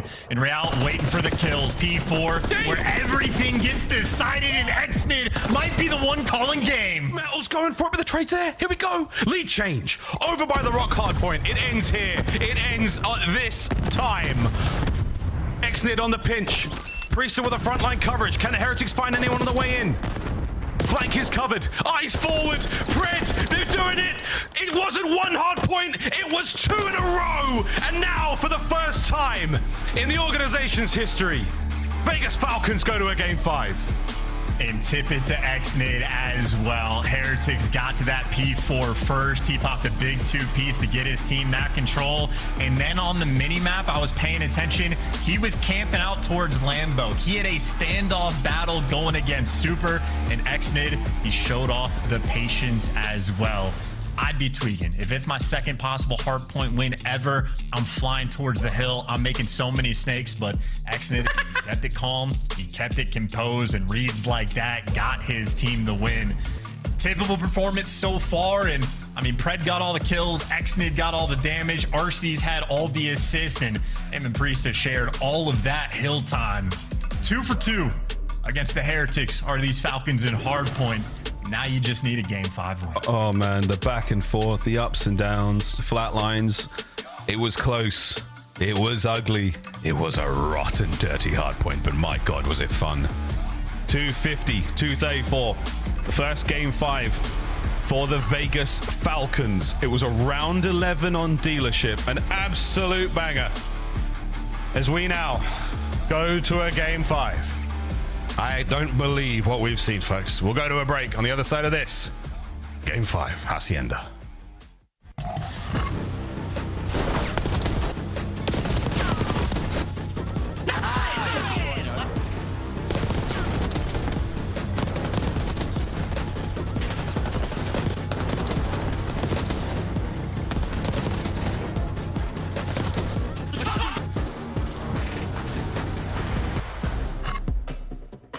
The Esports World Cup is an official partner of the Call of Duty League. Upgrade your game with the Scuff, the official controller of the Call of Duty League.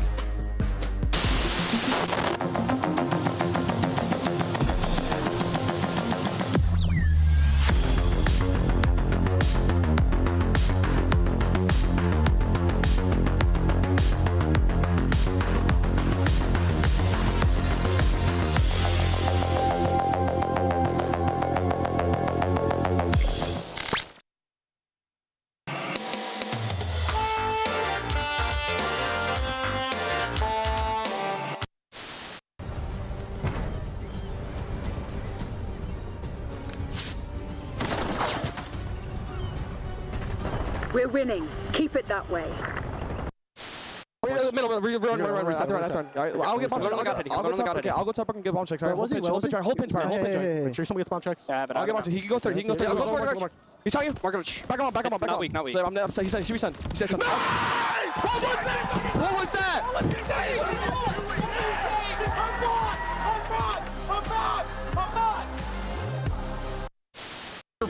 Right? Champs is solidified. Now it's about getting that championship. We know how that momentum can get you the ring. And look at that trophy. What's that? The best in Call of Duty history right there. We did pretty good in Black Ops 2. I think that thing is better. Let's take a look at the catch that. I can't do anything. These 2 hills right here, these 2 hills are going up these. Oh, shit. Oh, there's one hallway. No way, this guy. Damn.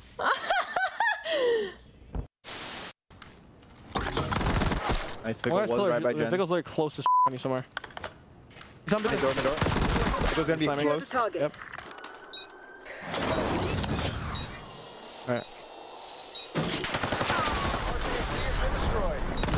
Oh my God! Come on. Good game. Like that. That Dante takeover.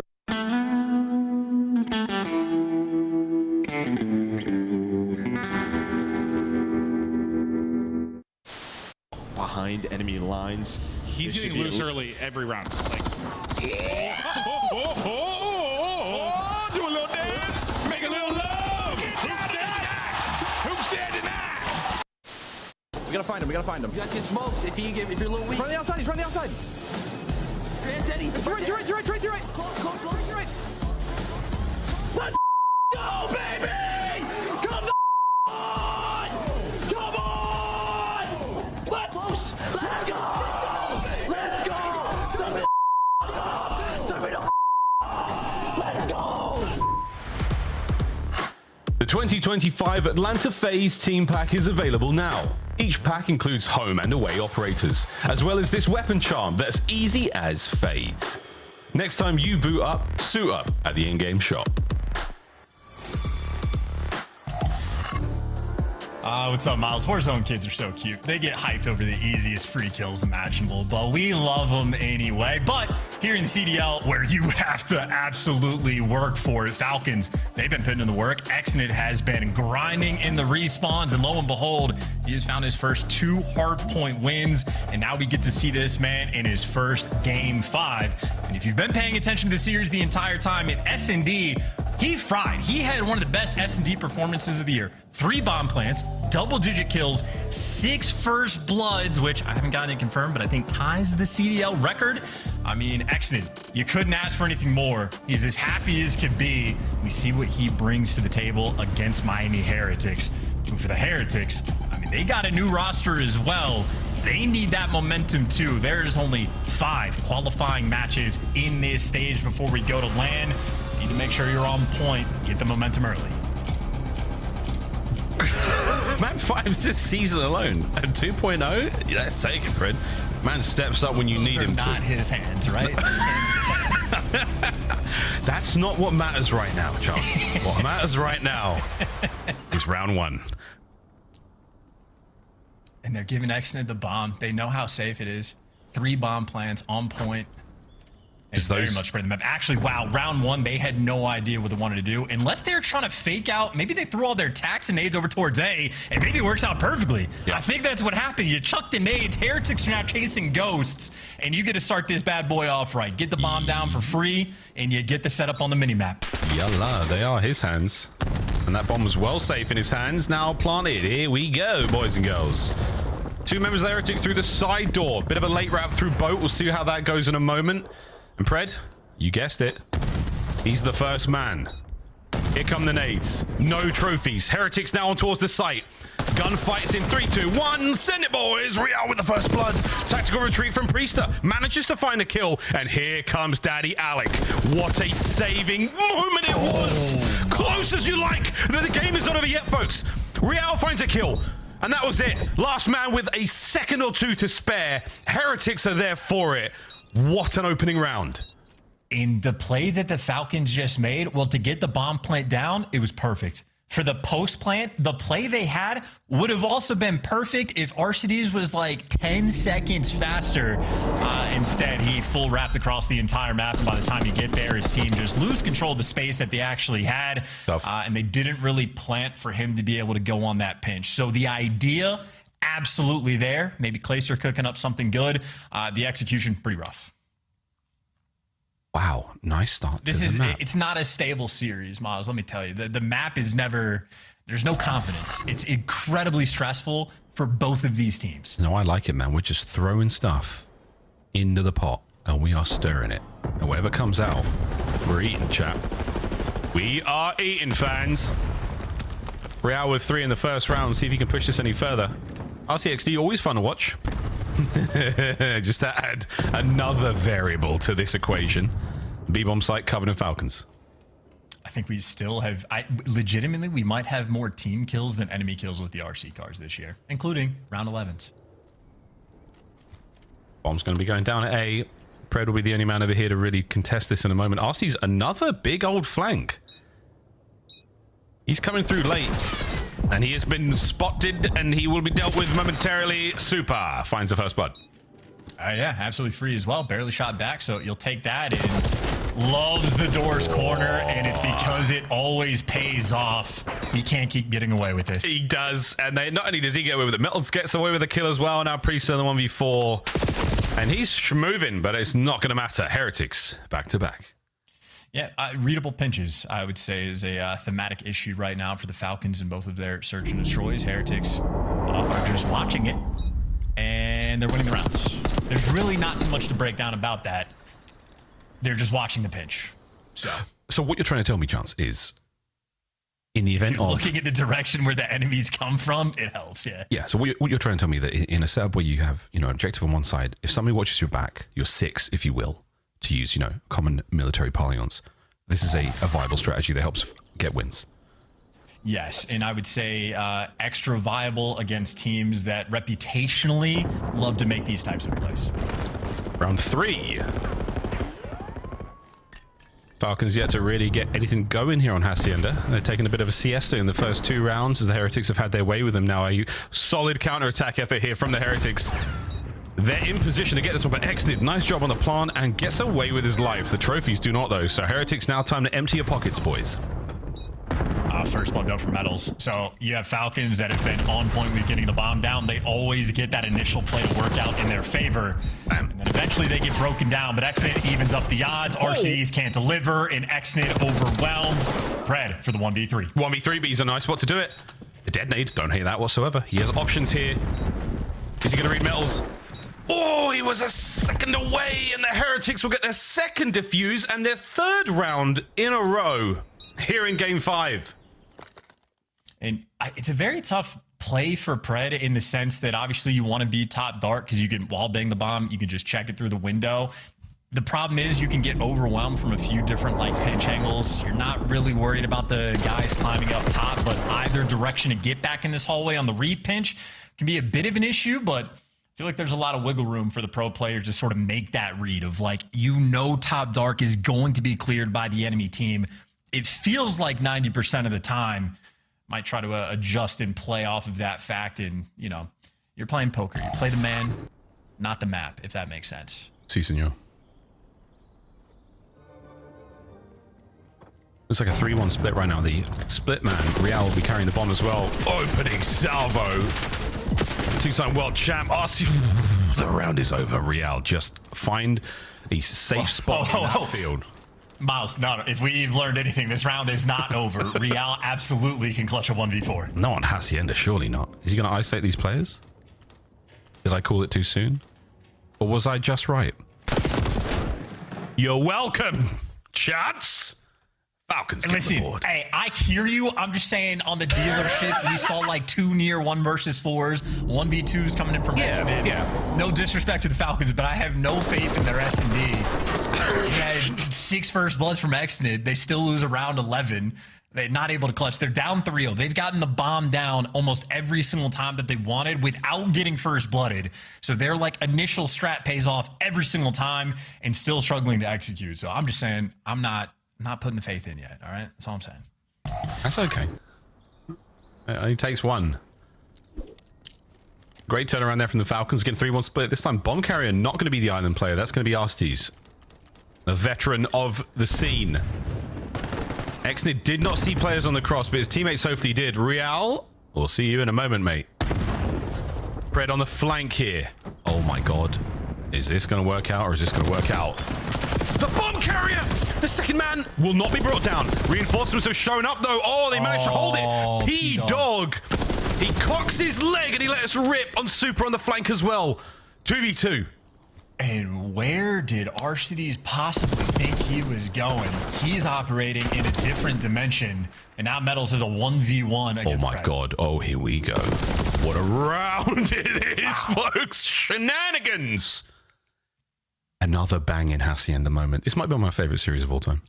Hey, this might be one of the most nervy series of all time. I'm not used to seeing Real try to run away from kills when he just needs to commit to the gunfight against Priesta. And then Rencor actually hits decent shots, but Priesta just wasn't weak enough, so Priesta ends up getting 2. I mean, I don't know what Arcides saw. Maybe he just had a guy one shot, so he's sliding out. But to me, it just looked like he felt like he was alive for too long. So he just, had to end that one. But shout out Pred. Wins the 1v1. These rounds are insanity. 1 round away from tying it all up. He's calling in an RC car from spawn. Here it comes. The only swimming at him so fast. Only intel by B. They know exactly where he is. But look, you had to use the Semtex to get rid of that. I mean, that is a very helpful thing to have, especially keeping those players at bay through mid-door. So I'm taking it, mate. I'm taking it. I'm finding the silver lining in what could be a very cloudy moment right now for the Falcons. Down a man with the bomb planted. Here we go. And without this Semtex, Falcons will clutch this thing. Listen here, mate. You listen here. Metals has got to go huge here. Hold X in the bay. Yeah, good luck with that one. Gets the tags in. Metals and Raincoil on it. Last man left alive. P-Dog. Priest. Oh, what a snap, Rooski, son. But the Heretics stay alive. The kills are great. But the round goes their way.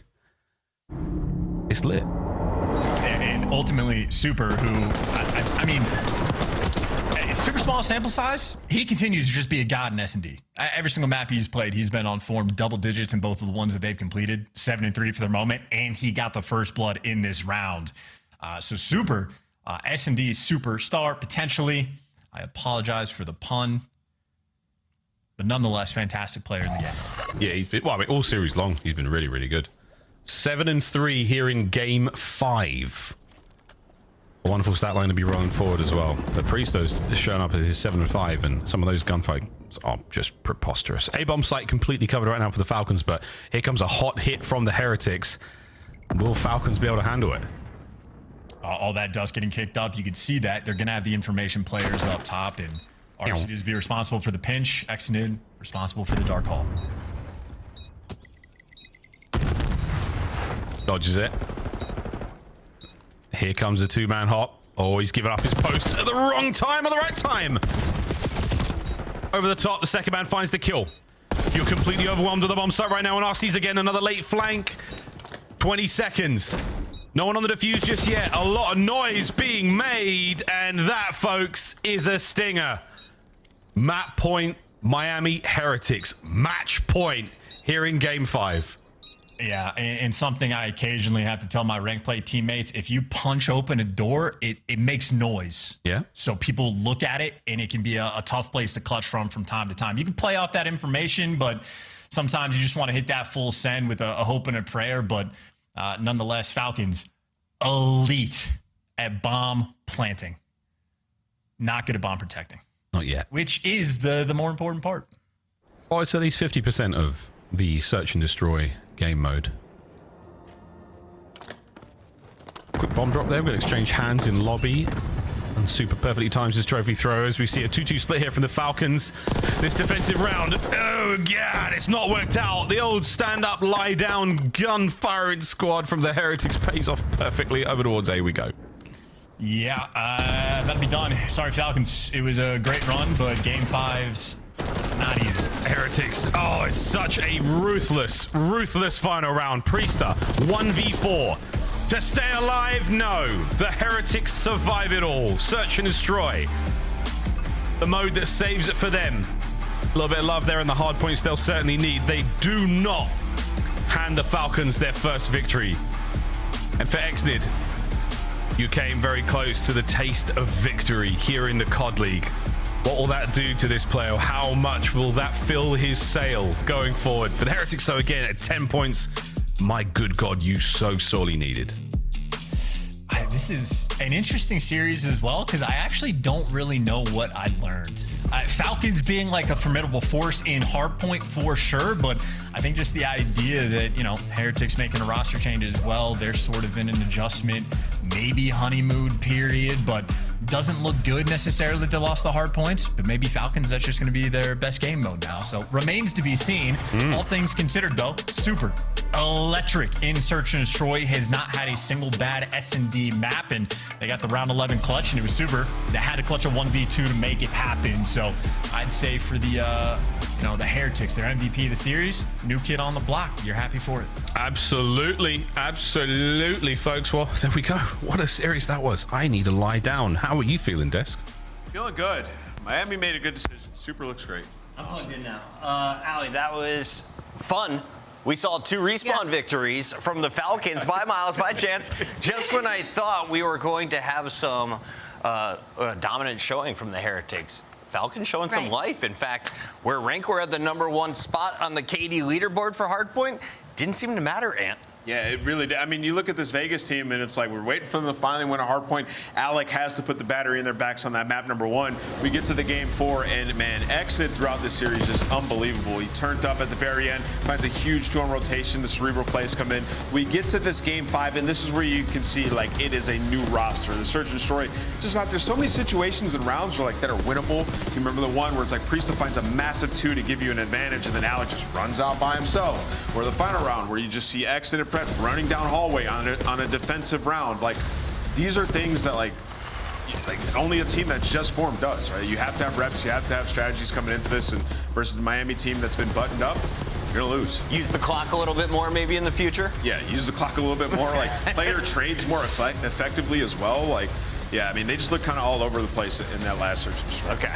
On the flip side, talking Miami here, incredible adjustments from them throughout this entire series. I don't think we really grasp how important that control was because they do not have a control map pool right now. Okay. So adding Hacienda is really important for Miami Heretics moving forward, as well as in that final Search and Destroy. Their retakes and their defenses are really what got them that map #5. And again, not only adding Hacienda to their map pool, but they were the worst team in the league on defense and in retakes. So clearly been putting work in those categories. Well, yeah, I mean, in stage 2, they were winless on Hacienda on all 3 modes, right? So this will be big for them. Obviously, winning a couple Hacies, trying to work on that, add it to their pool. They desperately need it. Vegas won some games today. They did it in Respawn.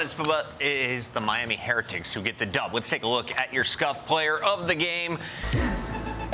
It's Super. We couldn't pick one play, so I just made him the player of the game, Alex. He has been unreal, even if you go all the way back to that map 1, but obviously the biggest impact was winning the 1v1 in this map 2 to push the series longer versus Xnid, but he was unreal. I'm so glad we've got to see kind of him in his true role, because when he subbed in a couple of weeks ago, he had to play a little different. He had to pull out the sub. So for Super, this was an incredible first series for him. When you've been talking to Spanish players, they always mention this guy's name. Well, he joins us live.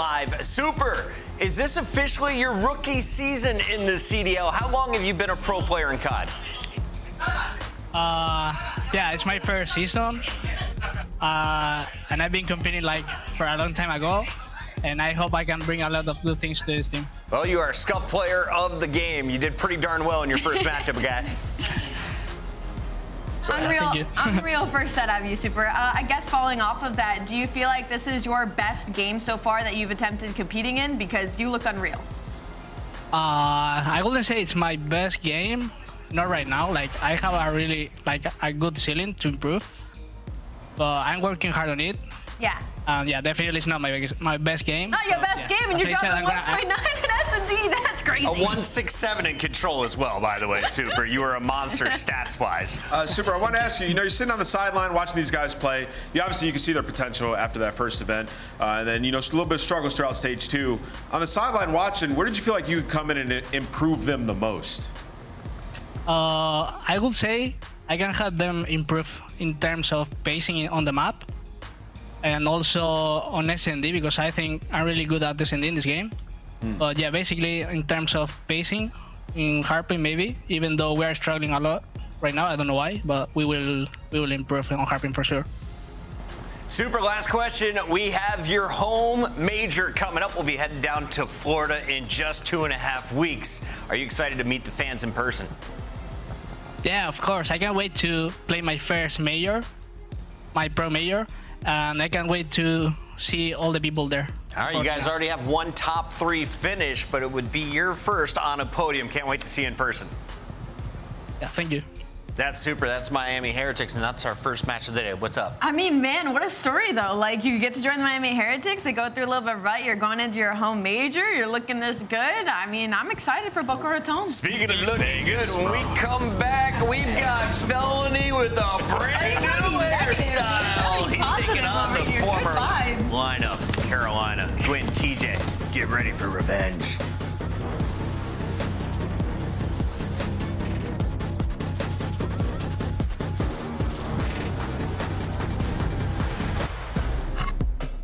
Upgrade your game with the Scuff, the official controller of the Call of Duty League. The Esports World Cup is an official partner of the Call of Duty League.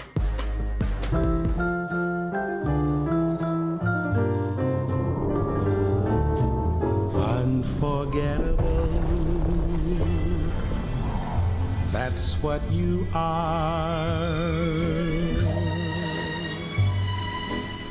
Unforgettable, though near or far.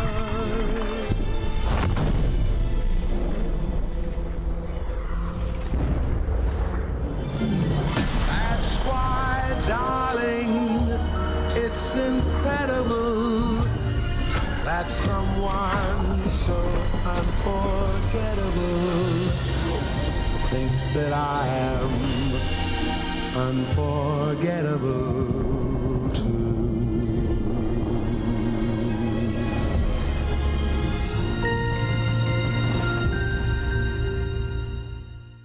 Has to reach out and out. You need to go for the kill. But his 2 kills go the way of Brooklyn.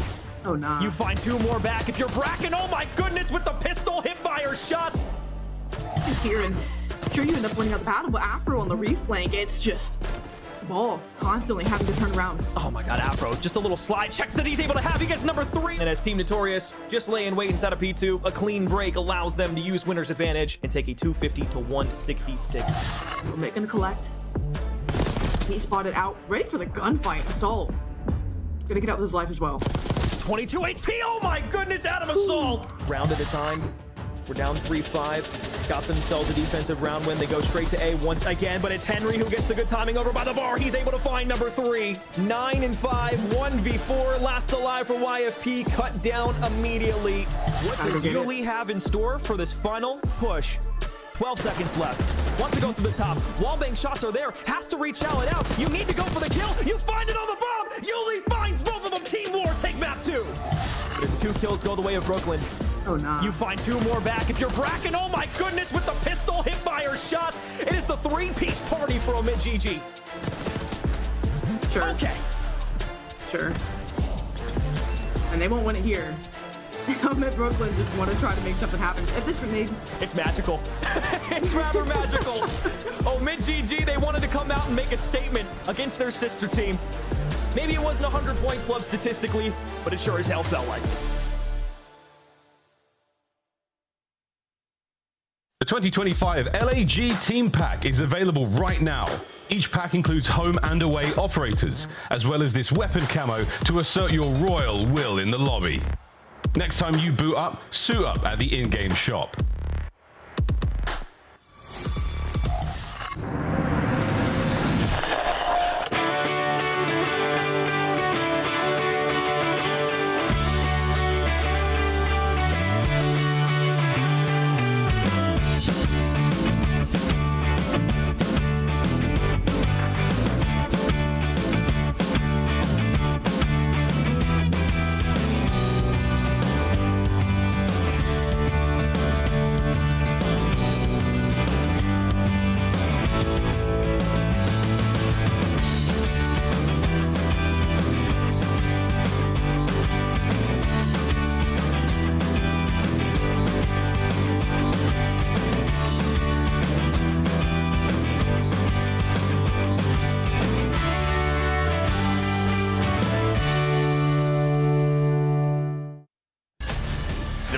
Continues on our Super Saturday as we're getting into match number 5 of our Major 3 qualifier. I almost said Major 2. We're already at Major 3. It's getting exciting, and we've already had a Game 5 on the day.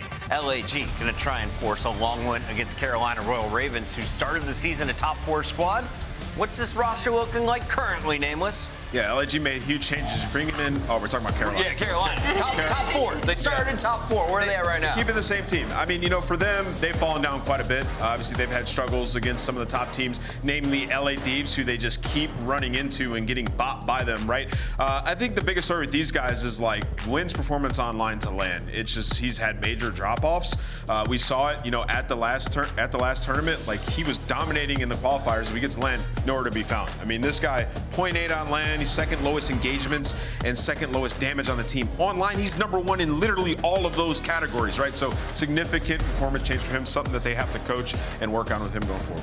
I I don't know if we can bring it up again, but we have to talk about that schedule because their path during stage 3 is really difficult. They have to go up against Vancouver Surge. They have to go up against the Minnesota Rocker, who's gotten better with a roster change. So for them, this LA Gorilla Mates match is everything to start the split with. Yeah, Shelby, great work on the graphics, by the way. Gorillas Mates, this is a low seed. You are expected to win this. You are expected to beat Rocker. The other 3 are toss-ups. So the must-win for Carolina, or are you not worried? No, not a must-win. You know why? They're not worried about points. They have 190 right now, right? So, like, the main priority is, like, we need to figure out how to beat the top teams. It is so much better that you have a tough schedule, that you have those teams ahead of you, because that's where you have to learn. You have to get over that hump. Use this time well, but also don't fall apart. On the other side, you have LAG, who's looking to rebuild. They already replaced Skies with Lunars. That was one of the first moves. Now they're bringing in some more faces as we welcome Fellow back to the league against his old team. And Ali, we love the new branded LAG, don't we? The Bleach Blondes. Of course, Bleach Blonde, great. It feels like everybody's going Super Saiyan when they do that. But honestly, I kind of want to focus on Johnny. I feel like there's maybe a little bit more expectation and pressure on him because he's coming in to kind of replace Lins, right? And what they need on the side of LA Gorilla Mates is just a solid, high engagement SMG that's going to be consistent in these series. Because we've seen 99 kills, and it wasn't enough to pull them to wins even then. So what do? They blow up basically the whole roster, give him the keys, and this is what they have built. And we were kind of surprised to not see Johnny in the starting lineup to kick off the year. The kid looked great on Vegas when he was added towards the end of last season. Yeah, I loved his play, especially in Search and Destroy. And when I look at this team, that's exactly what I see, a Search team. Johnny and Kismet on the map is going to be a lot to deal with. I think Kismet will be able to, bounce ideas off of Johnny a lot better. He's very aggressive, can find those first bloods. And you bring in a guy like Fellow, like he's just going to gap fill. And we saw last year, can be aggressive and got better on land. So it's a better situation than what they had previously. As we take a look at your maps and modes, big shout out to Challengers. They are really sending up some star talent. We'll see, can Johnny perform up to the level of Carolina on Protocol, Red Card, and Hacienda? Where's Johnny going to thrive in those first 3? And where should we look out for Mr. Fellow, the new additions of LAG? This team is desperate for points. I already think that opening Protocol could fit LAG really well. They are obviously 1-5, but this is basically a completely new team, so I can't really talk about their stats on maps as if they are applicable. So I think that Protocol is going to be great for the SMGs and for the AR. We might see an unlock Lunars. Fellow and Lunars did team. They're playing super well. We've seen a lot of those players come up from that team, have success. Neptune, he's been unbelievable. So maybe Lunars gets unlocked. Put your money where your mouth is, Ant. Will you call another upset? You nailed 2 of them yesterday. You know what? I think there's lingering effects from like the rumors of Carolina potentially dropping Fellow. And I think LAG strike early here. Carolina dropping Vivid, excuse me. I'm going to pick LAG here. I think they get the upset. The 2025 Fellow, the guy who does it all and doesn't get it. And it's a revenge game for Fellow. Yeah. Okay, It what is about a you? revenge game. I'm not giving up on LA Gorilla Mates just yet. I think they started here. Wait, all right. can't all this pick is them. an easy Ravens pick for me, guys. Easy. We set it over because the fans are also smart to Maven and Allie, I'm trying to catch up. Sorry. I love it. I love it. All right, let's chat about these 2 teams. I just said to you right before we came on camera, I asked you, do you think this LAG team could be like shades of that old Seattle Surge team when you had kind of a vet accuracy, you had a gap filler do it all player like Mac, and then your 2 young stars in Sib and Pred, you shine. Do you think these young guys and Lunars know Johnny can really shine here? You let the vets kind of lead the way. Do you see this? Does it have the pieces for you? I just don't know if they're comparable to Pred. Sib and Pred, that's the tough part. Yeah, that's the only tough part. I'm trying to spin the positive. Honestly, I think again, sort of what's always tough coming into the league is just getting comfortable playing with pros. And now if you're Lunars, you have Fellow, who you were playing Challengers with. You had a lot of success down there. You'll listen to him, how he wants to play. And then Kiz, he can play with whoever he wants, but he also has the ceiling to just take over games. No, that's why, the Mac, yes, exactly, right? That's what I was kind of thinking about, actually. And then on the other side, I would ask you, have you ever been in a spot where there's been, have you been on a team where you guys were, thinking about making a change? Everybody knows it might happen, but then it falls through and you're stuck with the same team. I think everybody's been there, but I feel like nowadays it's a lot different. Back then, that would blow a team up. Yeah, there would be a ton of issues. Now, I just think all of these guys have been in these sort of spots before, especially Vivid. He's been a part of many roster manias where I think they just kind of get it. He's been the scapegoat a million times. He's been dropped a million times. You don't think it's that big of a deal? I don't think so. It shouldn't be? I don't think it should be. Okay. Like, they're having the same issues. They cannot beat the top 4. The Major, they lost to Thieves and Surge. Like, they can probably sit around 4th, 5th, 6th, but they didn't make a change to, you know, potentially beat them. Maybe they still believe in their process, but we'll see. We shall see. Well, so far, looking good for LAG. Up 28-0. Good opening hardpoint. As we'll keep eyes on Lunars, he's 4-0. I'm really excited to see what he's going to be able to do. You know, talk about maybe him getting unlocked. I'm kind of wondering, yeah, will we see the best of Johnny, the best of Lunars, maybe in a better situation than, well, you were when you were Lunars when you first came into the league. You were Johnny when you first came into the league. Now coming back with a real chance to do something with some vets. Yeah, like I mean, it's similar. It's similar to the Vegas conversation where, you know, if you're Gotalia, and I mean, we know the passion that this fan base has, you're trying to have building blocks for years to come, right? Like, I mean, they're at 30 points. The year's not done. If this team gets really hot at a major, who knows what'll happen? It just feels like that there's only a couple of spots left. You're thinking future more than yeah, I think you're thinking future. What do we have to build here? Yeah. I guess we'll see. Well, same reason we were talking about with like Vegas. Like, you get Pred, that could be your future piece, right? Even if you don't have any points, still could be something to work forward. But LAG racking up some of this late time, but on the rotation, gunfight going down. It's Johnny already there on rotation. He gets up to 6-2. He's on 4 in a row, right over the other young guys. POV at 9-4. As Lunars is putting in work so far. Those guys leading the way, and that's exactly what you want. I mean, if I was looking for a stat line kind of among the team, this is what I would want it to look like, honestly, based on what I was saying about shades of that old Surge team. We'll see if they can keep it going, though. A chance to get a big hold here. If they get this, and they also win the rotation to 4, you're suddenly in an incredible position to maybe blow out Ravens early on. And they are susceptible to getting blown out into hard point. We know that can be the case. As Johnny gets to 5 straight, plays his life. Yeah, he's just playing live. Maybe trying to play for that streak, but Gwyn, he's playing well. His duo and TJ is not. 1-8 start there for TJ. We'll see if he can get going here, but Gwyn right back to work, has both guns in his hands. He's double positive. And, well, they were able to find those spawns and then get into the hill, but Johnny's going to fight back. He finds a triple, and, well, we're just going to go right down towards that P4. They'll get there early. And we'll see what they can do with the early time. Slasher's POV for now as he tries to maybe get something done middle, but really the thing we got to focus on is going to be these upcoming fights here at 4. Slasher, TJ, going to be looking for openings. Lunar's playing the PC heady and looking to get things rocked and rolling. Gwyn going to get a pick, and this might be the opening you got to go. TJ, though, his woes continue to 2-11. He will get dropped. Lunar, Fellow, lighten up the feed. Gwyn has everybody in front of him and can't shut it down. So the first sequence you win if you are LAG, and now, yeah, you get these 40 seconds. You're up 80. You're in prime position to take this map 1. Yeah, I mean, you had the first kill if you were Ravens, but that was just excellent utility usage out of LAG, right? Lunars was able to find the kill, then slides back. That second player was so stunned, nades on their feet, they could not get in there. So nice little setup by LAG, still 20 seconds left. The Ravens going at this one more time. TJ just trying to get the crusties maybe out of his eyes a bit, trying to just wake up. Kismet almost finds 3, so you'll get 10 seconds of the scrap time. Not the worst position, but still LAG looking good. I feel like we have seen this several times when we've casted Royal Ravens, where I swear we had this same conversation. Like, Gwyn's popping off early, he's kind of getting them there early, keeping them in the game, and then the other 3 sort of rise up. But it's a real slow start for everybody else, but you're still in the game. We haven't seen a stinker like this from TJ. Okay, 3-15 is extreme, but like I swear we've talked about this before. Like, Gwyn's like fried, he's the one doing it, and then the other 3 pick it up. We'll see if they're able to, but you got a lot to pick up if you're TJ. Your chances of going positive in this one kind of out the window, but maybe you'll start to improve. Maybe there's crusties in the eyes, as you said, but not only do you lose 4, this is now a significant amount of time at P1. This lead close to 90 and continues to grow. TJ is going to get a double. Maybe that'll be a little moment to get some positive momentum forward for him. Now you have position for next. You're in the hard point. You need this sequence big time if you're Royal Ravens. Like, yes, 3 and 4 are going to be huge, but you need something positive now. Yeah, it is, though. He's going to answer back with a double. It's just ARs all over, controlling top, middle, fighting window to window.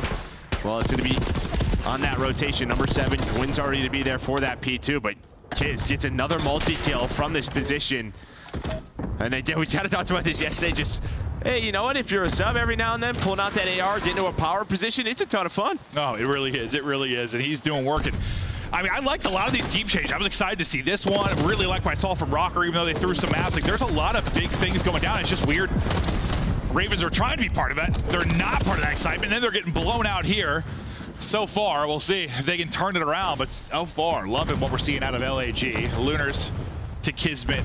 We go back towards mid-map with still 30 seconds remaining at this hard point. Pinching it will be Kiz, finds the perfect timing, gets through to get the pick, just staggering that push, makes the fight a little bit easier for Lunars inside, but he still gets double chowed. And he hunts down Gwyn. That was the key. I thought Gwyn was going to maybe flip the map, right? He got around Kismet while he pushed up and found that one kill, but then he turns around and hunts down Gwyn. So what could have been maybe a big play for Ravens, if Kiz lets him get through, doesn't happen. And now, again, on this rotation, you have them locked in. Fellow is on it. There's one more player through. That's going to be Slasher spawns to LAG. They're just playing some great hardpoint right now. No, this is beautiful to see. You're right, though. That's like a little risk-reward play from Kiz. Like, pushing through that side of the hardpoint, maybe giving up spawns, but the team make the heads-up play. Gamble pays off. The straight-up hardpoint still looking solid, and the lead still is there. You've never really been able to chip away at this once you built up a significant lead. LAG calmly in control. This has got to be, I mean, this is your chance for Ravens. You've got... What, 30 seconds here in P4? Yes, yes. The 30 seconds here at P4, and you're right back in this game. But you need it so, so desperately. I mean, I'm almost thinking if I'm LAG, like, screw it. Give them this 30 seconds to just rotate. Like, it's like if we win P4, we win. Like, I know they were able to fight for this another time or two, but... with the lead they had, I'm almost like, take the 30, take it, fine. As long as we're set for P4, they got no chance to win this game. Well, nobody's there yet for Carolina. You're here first. Yeah. And well, Johnny's there. So Carolina, I don't really know what happened there off spawn, but okay. They went top middle. They're going to lose scrap time and rotation. That was kind of worst case, yeah. Yeah, maybe behind TJ's 2, you have numbers. And well, Vivid's going to pinch Spiral, so maybe now you have to go. Yeah, you got to go. You got another kill. It's going to be on Lunars to make the play. Not able to do it. TJ's 2. Listen, he's not having the best map, but he has improved. 15 and 24 after a 3 and 15 start. And now it's looking a little bit better. They get those picks. They're getting the time. They get the 40 here. They're right back in this game. What, you'll be down 40? A real chance to do this after getting blown out throughout most of it. A chance to break here. Still significant time. You can get if you are LAG. That nade's going to hit, though. Delay the push a bit. Fellow gets a pick, and now they opt to go. Nice drop shot, though, from Gwyn. He takes down 2. Brilliant from him. Johnny now left on an island. Gwyn gets all 3, and Gwinternet is frying. The guy is popping off, and they're coming back in this one. Yeah, now it's on this rotation, right? You're going to have Kismet off spawn, maybe get there. Gwyn, though. He's got the AR out. Well, I mean, just headshot, just beams Lunars. So now this could get messy early in this P1. Now, what, 26 seconds or so away. Still getting some of this early time, but you feel like you have the chance. The pressure now starting to be felt by LAG. And that's the thing that's a test, right? Like with this new team, with some young players, like, yeah, you're playing great throughout it. Things start to slip away. Can you deal with it when it gets chaotic? But a little bit of stab push from Gwyn as he's able to get the kill and get out. But inside the point is LAG. Up over 200 points, 50 to go now for the dub. Back onto Gwyn as they're trying to clutch up and make the plays. The nade from Slasher, clearing the point for now. Slasher and TJ back on the feed. TJ turned it around massively. Gwyn still rocking and rolling. This is some incredible time at P1. Now what can they do in transition? Yeah, looks like you're going to have Kismet go all the way through towards Spyler on rotation. And, well, Vivid does, yeah, he paced that up. This is a massive kill, and this is what Kiz wants, right? He wants to try to flip this map with what we saw the last P2 early into that P3. Ooh, but Slasher's finding headshots. Another big one-on-one, though. Gwyn just doesn't have the SMG, and Johnny able to lock it down, but trades there for Carolina. Yeah, every time I think it's a significant gunfight win, there's always one more player, and it's really just who's going to be the last domino. For now, inside the point, it will be Royal Ravens. Rallying back in this, now down only 10, trailing by 80 throughout most of it. Pressure on LAG. The old roster crumbled in many a hard point, and maybe at risk of doing it again now. TJ hitting everything but the player he's trying to, and that'll be 3 dead for the team. Gwyn gonna be last up really here trying to battle.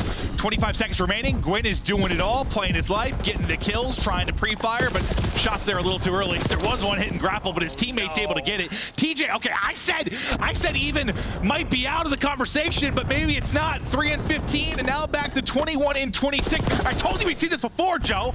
Yeah, I mean, I hear you. Seen it before. Well, LAG, they had 3 spawn up left, and they just pushed forward. There was only 20 seconds or so. They could have just played with their spawns. Instead, they pushed up. They got caught, so map flips again. Like, there was a chance they could have gave up the time and just rotated to P3. They overstepped, they get caught, and now TJ in his bag. with the double, stuns out. Carolina with a massive comeback, a chance to win this map. The crusties are out, the caffeine is hitting. TJ rolling now, trying to take down another, and well, I just cursed him right into that gunfight. Lunars will take him out, and the break is in. 11 points, though, needed for Carolina. One break can still close it out here, or just get it done on rotation.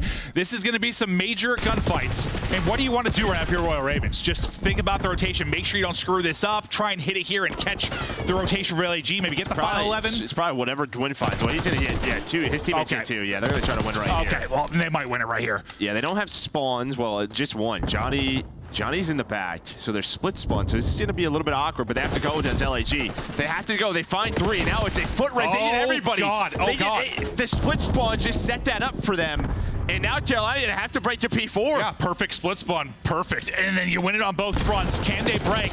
You're able to win it here. Nice pick from Slasher. Here we go. Carolina to get in for the final 2 points. 8 needed for LAG. Lunars winning a big one. Gwyn able to take out one, but he is traded out. A one-on-one goes down as Vivid's going to be on the point, and Vivid will get the double to close it out. He may not have a camera, but he's got the ice. Vivid. And Carolina Royal Ravens come back after a very slow start. Really just Gwyn battling early. TJ, yeah, I mean, just an absolute stinker through the first set of rotations. Very smelly. But he wakes up, the Ravens battle back, and I swear I've seen that script before. I'm telling, we've casted that same hardpoint before. I don't know if it's normally that bad. Maybe not that bad, but I swear to God we've cast that same hardpoint. Like the other 3 are like double negative, and it's just well. I think we saw it yesterday with sort of the Optic Minnesota series, right? What teams are doing with that P2 into the P3 is like you're just getting multiple ARs, and when you're a sub like TJ in that scenario, like where do you go? There's just an AR on a heady in a power position, and you are in hell. Yeah, 100%. But when that script flipped, right, that's when Carolina got back into the game. They were controlling top middle. They were controlling those spawns, and that just gives him free roam. Yeah, Gwyn, I mean, he put up, what, like 4,400 damage, 35 kills.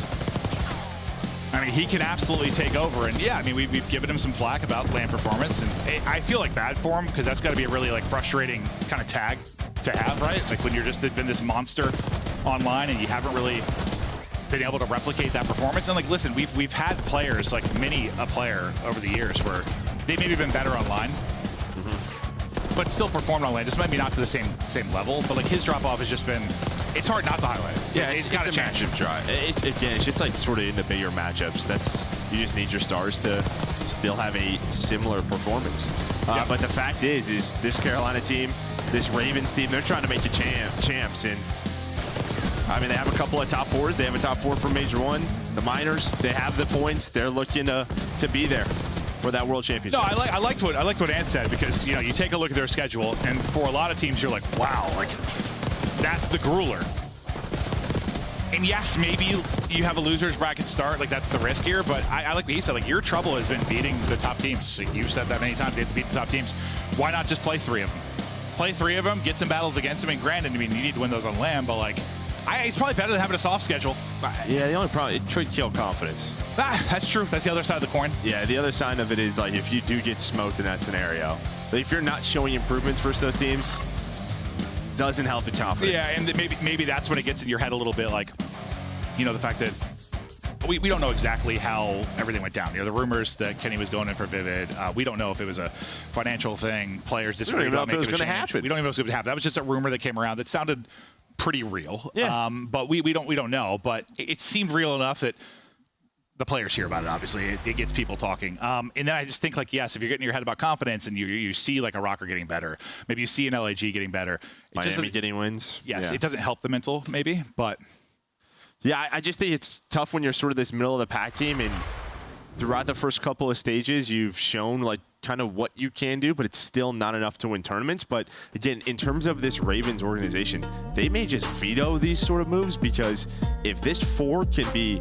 top 6 and make it champs, that's probably a win. They want. That's a win for them. Correct. Yeah. I mean, there's levels to this when it comes to resources and what people are putting into it and stuff, I'm sure. But we take a look at the S&D highs this season. Record 21-12. They are second. They've been great in map 5s. I mean, they've had to do it through map 5 sometimes because the hard point disappeared for them on occasion. It's like they're almost a little too reliant on their search and destroy sometimes. I think that they're at their best, obviously, when, you know, we talked about Ultra, we talked about FaZe in the matchup yesterday. Like, pretty well-rounded teams, you know, pretty strong across all modes. They just need, man, a bit of a respawn bump. Well, it can't see against top teams, though. Yeah, and I would say even versus the top teams, issues, you're getting 3-0. You're not winning your searches. That's true. That's true. That's kind of the... Your search record can look great, but if all of those losses are the top teams, it's like... Yeah, I mean, you're getting 3-0'd at the majors. You're not winning these maps. Yeah, can we see that search record broken down against the top 4? Right, yeah, so that's where it needs to be better. Like, they can be a great search team and rely on it. Then, you know, you talk about the vetoes, maybe you have Team D and your hard point is map 4, but you have to get to a map 4. Yeah, no, that's true. That's true. Well, into the search and destroy we go. Carolina mount the comeback in the map 1 to take the edge in this series. LAG, listen, at least the first iteration of the team, listen, they had some control wins, they had some hardpoint wins. It was search and destroy that really struggled early. Yes, they had those 1-for-1 changes, but this might be the most significant change to see if they can find improvements in search. If they do, I mean, just from that, it was one map, but like they can play some solid hardpoint. Yes, they collapsed at the end, but they can play some solid hardpoint. How's the search gonna look, though? I think with someone like Fellow, right, who's just this very cool, calm, collected voice, has sort of transformed in this sort of slow AR, fighting in challengers, winning titles down there. Like, this is where he could absolutely improve them big time. So twisted, he dyed his hair. He did. Guy's a Backstreet Boy. Well. Or NSYNC or something, I don't know. He looks a little bit like Justin Timberlake if Justin Timberlake was on like a bender. Vivid, last guy up, 1v2. Nearly able to snap, not quite able to do it. Johnny gets the first blood, gets the last one as well. And so far, so good the search and destroy for LAG. Yeah, Carolina, their go-to, sort of that A plant, set it up for Vivid to win it. Problem is, though, yes, Slasher, he dies immediately off the bomb. They were left in that 2 versus 3, so they go for it, and it's just hard. You can see they know exactly where Vivid's going to be playing from. I feel we saw it at the major too. Like a couple times, they like to play this map. Obviously, it just ends up Vivid, like 1v2, 1v3 from that top window, and it's just like, yeah, it's tough. It can be so difficult. If you have a little bit of time left, you just have to get one pick off the bomb, sure, but I feel like a lot of times it ends up that situation. Too much time, too many players to deal with. You put shots at one or try to take your time, you're eventually shut down. Johnny ends it, and now we'll see what the LAG offense looks like. Immediately dictate the pace early. Johnny's no longer a sub out, AR out here as they try to work towards B. Well, okay, all right. This guy's locked. Yeah, my man's like, I know the default setup. Boxed up. The pre-fire looking good there from Johnny. Bello now. Just playing his life here with Bomb. Gotta avoid nades. Help coming in. Nade took him down. Trophy now up, but, well, Trophy up. And all the players around him have been dropped. Fellow, best of luck here. This does not look fun. He's like, just let me get back to full HP. Doesn't need it to win that fight, so Gwyn throws his life away. Now 2 versus 3. This becomes way more winnable. Now, what did Lunar spot? That's kind of the question. They're playing this the right way. They saw they were taking mid. Problem is, though, 28 seconds. They're going to have to find a kill or two. Whoa. And, well, Fellow's doing it. I mean, his ability is just stay alive in these scenarios. Finally taken down by Slasher. 20 seconds, 1 versus 2 for Lunars. Yeah, the fact that Fellow ended up getting 2 in this round is kind of insane based on the song and dance we watched for him early on. Lunars going to get Bomb. Maybe get this plan off with a chance to clutch, but looks like taking a peek is going to be TJ. Stun will hit. TJ knows he's got a plant, and he'll get there just in time to shut it down. So despite the great survivability of Fellow. The heroics. Yeah, the heroics. That was just getting punched. Yeah. I feel like he was like trying to get back to full health for a solid minute. Yeah, we just didn't see, his teammates kind of get taken down around the middle of the map, so that's what Carolina take away. TJ works the flank, and yeah, Fellow and Lunars almost pulled it off.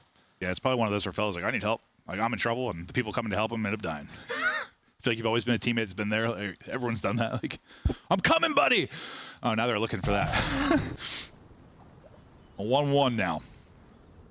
Fellow 3-1, but, well, 2 of them obviously meaningless in the round loss. TJ, big bounce back in that map 1. Big part of why they got that map win. Well, Gwyn got first blooded by Johnny in a similar spot in round 1. This time he's going to get caught by Kizzo. Nothing working for Gwyn in the search. TJ trying to do his best fellow impersonation and stay up in a bad position, but he's done it for now. Yeah, he was backing away. Or sorry, Johnny. I thought that was another freebie, but it will be. Turns into it as Johnny's going to find another one. So just early numbers for the defense throughout these rounds. Slasher trying to shoot through all the doors. Yeah, he's getting tags into everybody, but not actually getting away with any kills. So 2v4 still. As Royal Ravens try to get this done. Just no position really to work with. Slasher is getting behind one. Tracking a bit off. Takes a little while to get the kill. Finally traded out. Vivid now. 1 versus 3. Did he spot him? I don't think he did. Assume not. Nope, did not spot him. I wasn't sure with like the Codcaster if he got a glimpse of him as he slid past. Sometimes like your teammates see something. It's like a half-second delayed. Get the call out, but doesn't see it. Well, so far, I mean, for Carolina, it's just the offenses. I mean, Gwen's getting picked B-side within the first 15 seconds of the round. And then I feel like it's just gotten stagnant since then because they're down a man early on offense. And they lose ticket and B control, and they're just sort of like, what do we do now? We have to go A. Yeah, we have to go A, and we have to hope someone throws away a life. And that hasn't really been the case. I mean, Slasher had a couple chances to get kills in mid-lobby. Try a little bit of a pre-fire, maybe to get something back in it, but you're already in a 2v4 in a tough position. Now LAG. See if they'll have better luck on offense, but yeah, which team will have a good offensive effort first, maybe will be the case. TJ with the first blood. They're bumping right past him. Johnny able to stack back, but he's going to get dropped. So any team working towards B, it has not gone well for them at all. They at least get 1, so a little bit more manageable now in the 2 versus 3, but it falls to Fellow and Lunars. Almost did it last time. Well, maybe not happening this time. Yeah, maybe not. We'll see. Fellow, 4-1. Trying to add something onto this, but taking some taps, and his position now given up, and you can see the white arrows just trying to flock and trap him in, not give him any opportunity to clutch. Yeah, he doesn't have bomb either. He's going to hear that, but maybe that. Hello! Yeah, he's just going to see all the Ravens flocking together, and then he gets taken down. So yeah, just really same story on both sides. Early picks. We'll see who can find any success at all on offense. Yeah, I got to see what it looked like with when they were slamming through ticket. I was like, did they just like chest bump TJ basically? I was like, TJ was there. Like, I'm not faded, right? And then suddenly TJ shoots one in the back. Johnny able to trade it out, but I thought it was going to be a 2-on-1 instant challenge to Tej at first. And it gets a little bit sloppy.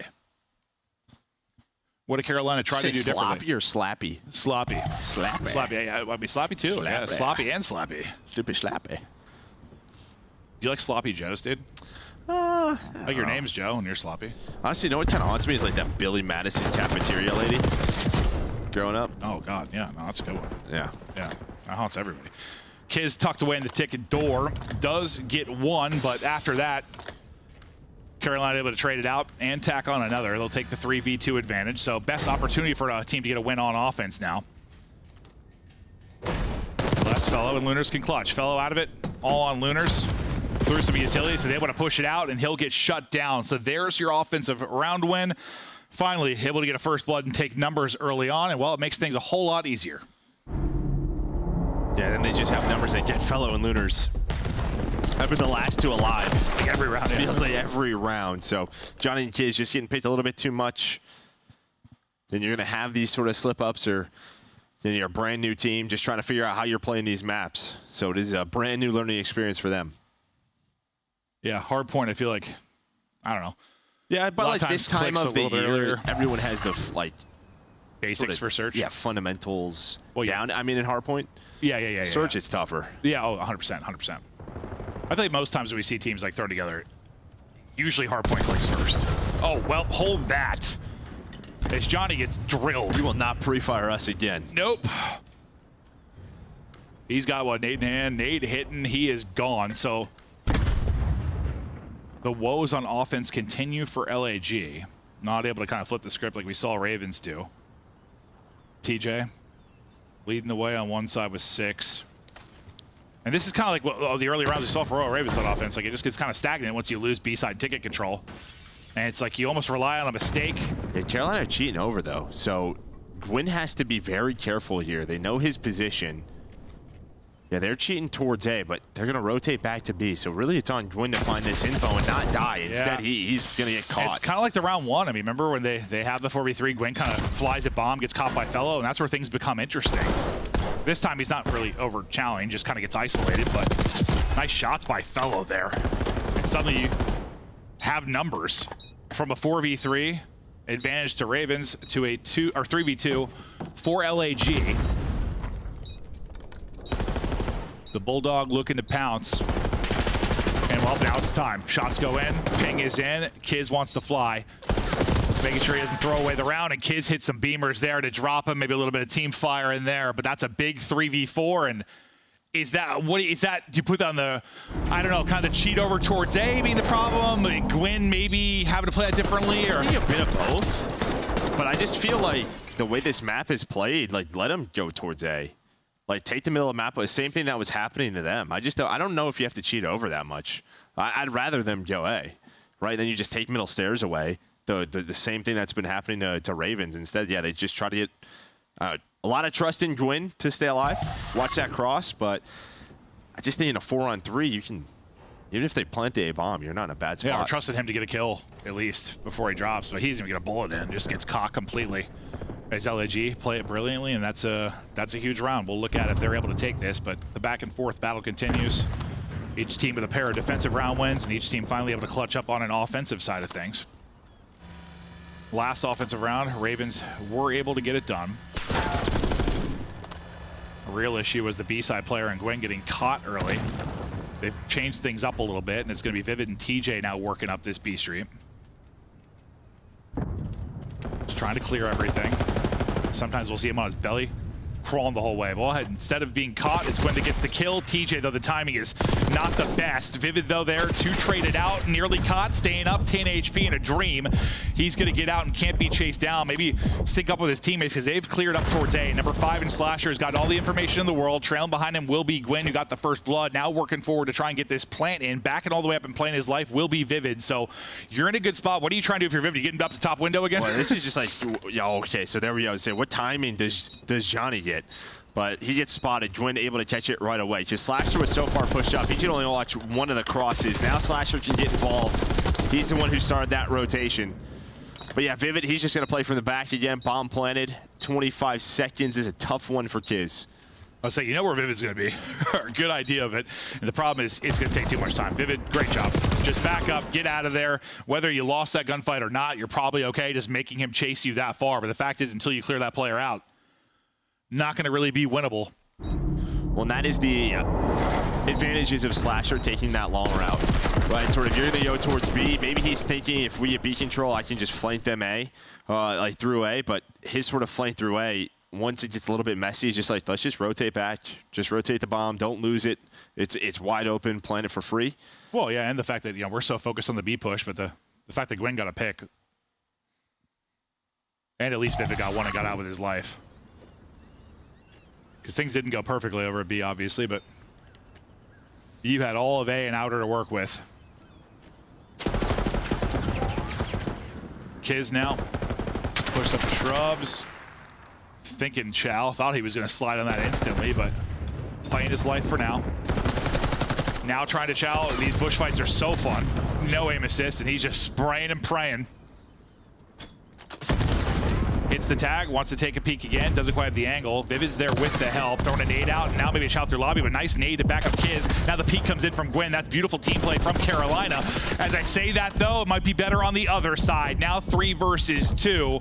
Couple little 2-man games. Advantage to LAG. Yeah, just behind the nades. So fun to see just the trading back and forth. Johnny in a spot. Vivid doesn't want to overchow, but Slasher, he's the one who gets active. 2 versus 2 now. Carolina brought it back in some rounds. Can they do it again? Time dwindling. Vivid dropped all on Slasher. Where did he go? Where did he go? Slasher. And getting out, now trying to clutch up in the 1 versus 2. He just doesn't know which bomb they're going to. Those doors are closed, so he has no idea. They're going towards B. So they'll wrap it out. He doesn't see anything. He thinks that's the play. Can he catch anybody? Can he catch him maybe right after he plants? Oh, well, he doesn't see Johnny on the heady, just off his screen to the left. Johnny able to hit the beams, and LAG survived the round after they got numbers early. Then they got a little bit mixy. A little bit mixy, but they walk away from it. That was a fun little situation to watch, though, outside lobby. Yeah, just with the nade usage, right? And then Gwyn under stage just trades. Hey, look, Just be looking over me. Yeah, Where's the second player going to peek? It's just like the comment. Like, if somebody's get damaged, I'm swinging. Just get damaged with a nade. You saw Kiz trying to do the same thing to TJ. It looked funny, though. Gwen just, like, slow crawling out. Just crab walking. Crab walking through. Back to square. Carolina. They've shown a pretty heavy presence at B pretty much every round. This will be the first time they've kind of showed nothing. They've at least had Gwen go. Sometimes sent 2 and TJ and Vivid. You've got nothing there this time. You got to think LAG are going to be like, okay. Fella's in a tough spot. I was just saying, he didn't spot TJ earlier. TJ spotted him, though. The nade just right at his feet. Backs away. He was the only player there. So no trade opportunity on the TJ. Now maybe a chance as Lunar's going to try to get involved. Right up the top of the stairs. Oh, it's right on the other side of the door is Johnny.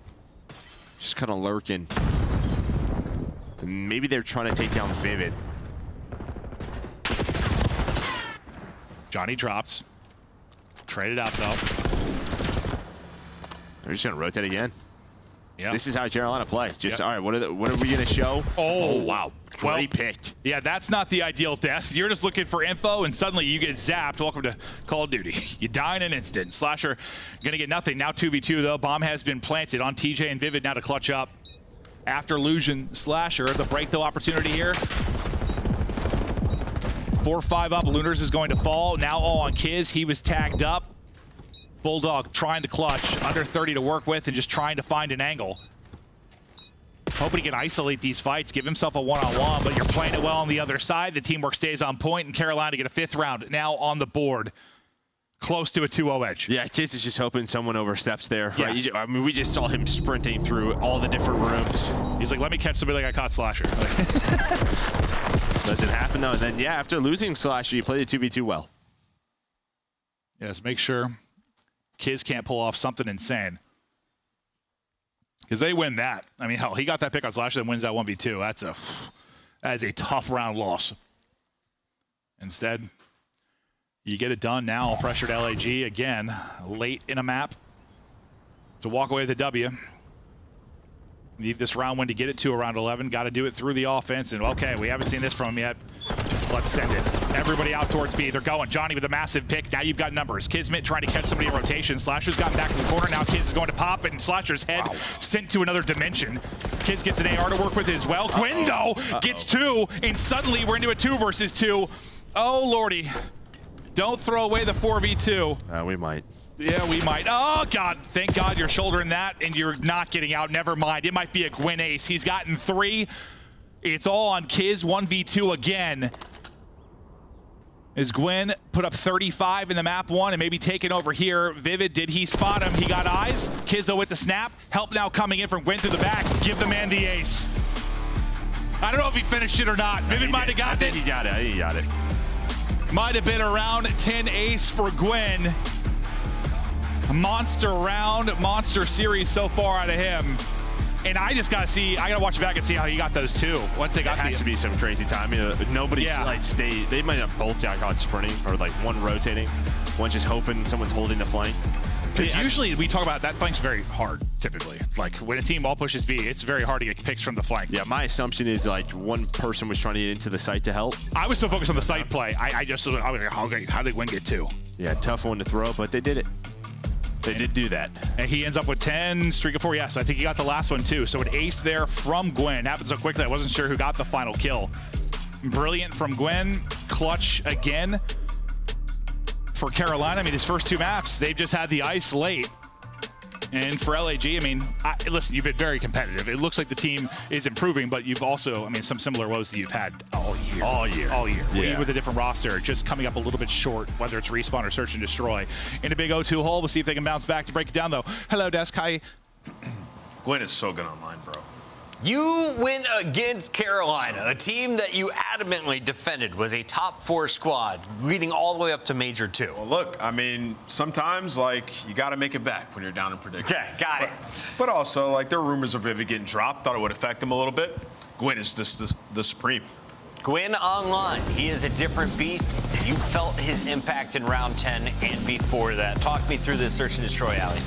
It was just a lot of the side of Carolina Royal Ravens making proper adjustments, right? Their defenses, they were trading the first half of this game, and then Carolina goes in that round 5, wins their first offense, right? And what is it off the back of? It's off the back of first blood. You're talking about a Carolina Royal Ravens team that is #1 in conversion in the league on the season right now. So although it's been a lackluster split, they are still one of the best, if not best, S&D teams that we have in the game right now. And I feel like that's kind of what was shown to us in the later half, because their attacks, the mid-round adjustments, and just kind of putting LAG in this box in the middle of the map. And then obviously Gwen getting an ace kind of helps at the end as well. Search and Destroy hasn't lost pace for Carolina Royal Ravens. TJ once told he played against plumbers. Still doing it today, nameless. Yeah, you know, we used to scrim, and when 7 o'clock hit, you know, we had to go lay some pipe. You know, and sometimes we had to go lay some carpet. Like, you know, plumbers and carpenters, man. That was what it was back in the day, Chris. But yeah, listen, towards the end. Freezing, bro. Freezing. All right, well, hey. Yeah. But in this search and destroy, I mean, I thought, you know, towards the end, you know, one of their defensive rounds, it kind of sent Fellow by himself. He just kind of gets ISO'd out. Carolina did a really good job. And, you know, in that final round, if you're all committed towards that bomb site, somebody has to watch the repitch through glass. Like, how often do we see that happen where a player slips through, jumps through, and finds a kill? Win just gets 2, but that is a tough one to lose. Let's take a look back at map #1. This is where we started to get excited for LAG. They came out rolling. Ali, at one point, it was 171 to 85. TJ pops a double kill. I said, uh-oh, here's the comeback. And you said, nah, we're good. We were not good at all, dude. It was Gwen again. It literally, you go down to the second set of rotations in your computer once again, and you allow Gwen, their AR, by the way, to go on a 4 spree in P3, and that was all Carolina needed to get the ball rolling. After that, TJ also woke up. He was kind of like double neg in the first half of this game. After that solid hold in that P3, TJ starts going on a run of his own, and Vivid obviously winning the trade battle in that final computers. I will tell you where they went wrong here. Where? Situation, all right, so like where they let Carolina back in the game, we're in bottom computers, you get the kills, and then players spawn out behind you. Like, you have to know that there's gonna be players come from zip side, and they just don't read it, right? They jump down spiral. I think it was Vivid who drops down, finds a huge kill to open it up. They end up breaking in computers, and then, you know, Carolina are right back into the game from that point. It's just like the small moments there, but like you have to be able to read that spawn. The top teams are understanding that in that situation. You guys both had faith in LAG. They only have 4 wins on the season. You thought #5 was coming. They got better. They're playing tight, but they're down 2-0. Ali, can you climb back as a team in your first week together? Absolutely. Again, I think we do forget that half of this roster did get changed heading into this, so we are being a little bit harsh on the LA Gorilla mates, and Carolina is still a top team. Even if they might not be top 4 considered right now, they're still top 6. They're still a foe to be taken seriously, so I don't think LAG panics just yet. Well, there may be fraud watch for Gwyn when he's on land. When he's online, I don't know if there's anyone better. Let's take a look at our scuff play of the game. Hook and Gwyn, freaks. Bro, if they team together, dude, they would be dominant. Yang and bang, baby. Shotsy, make it happen. So this is the 5-3 I was talking about, where Gwen just goes in takeover mode. They literally just cannot kill him computers, and from then on, he just gets lost, right? It's just the confidence exuded from this player. He's a ninja, and it infects the rest of his squad. Dude, Vivid's on a 4 as well, too, if you're looking at the scoreboard. Yeah, a lot of huge impact kills, and, you know, this is the 2-piece that he finds. Just massive. They just don't read it. Like, they're double watching flank there. He just runs right through the site, into the room.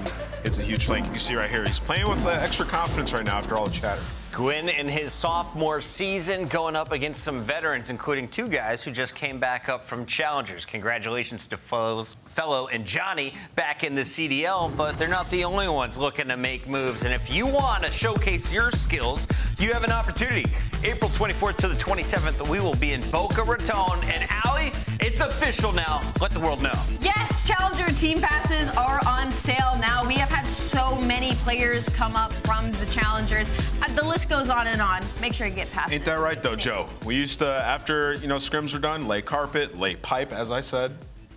Why are you saying it again? What did you mean? We're plumbers. Back to Plumber 2. Oh, is it back to us? Yeah. We're like Mario and Luigi, dude. Laying pipe for 40 years. Yeah, I was like an accountant, dude. I was on the Excel sheets. Oh, that's true. Yeah. I like that, Joe. All right, we get ready for map 3. We'll see if the boys of Carolina can close it out. I like what they said. Like, listen, yes, for LAG, there's no reason to panic yet. Like, yes, you're losing in some tough ways, but I already think they look a bit better. Maybe I'm faded, but you're playing against like a top 4 team, and you are battling. You have a chance to win both these maps.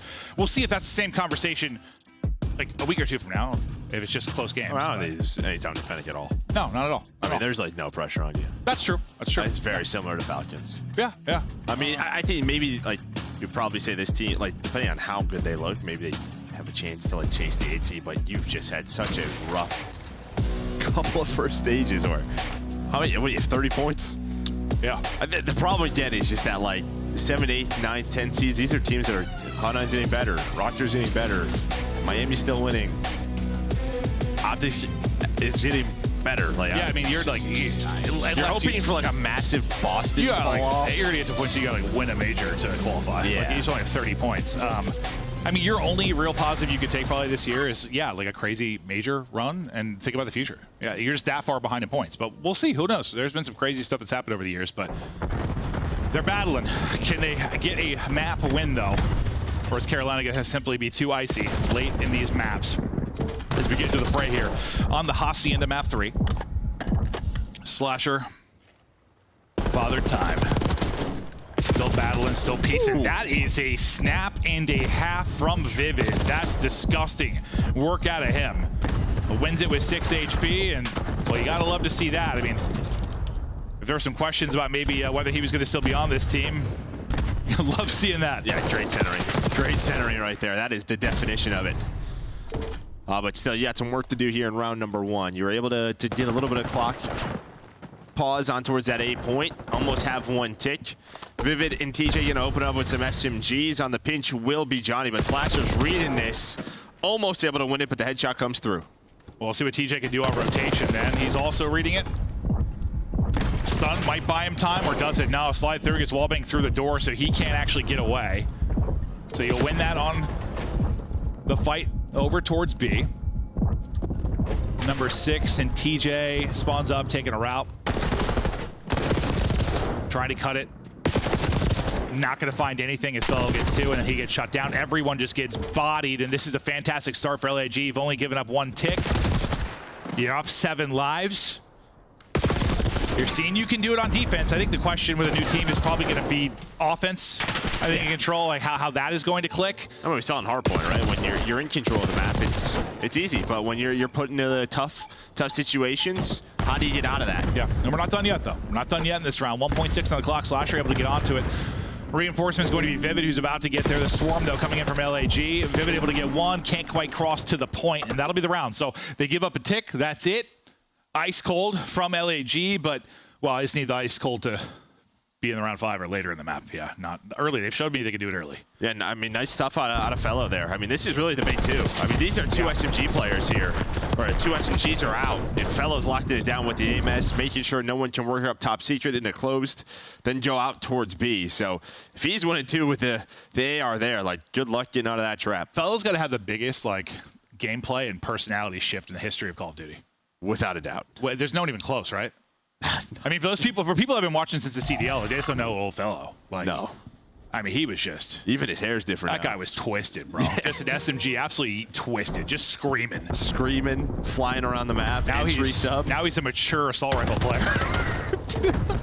in the comms, just very calm. Oh, seriously, the biggest shift ever. But okay, thought the offense might be more of a struggle. It is not.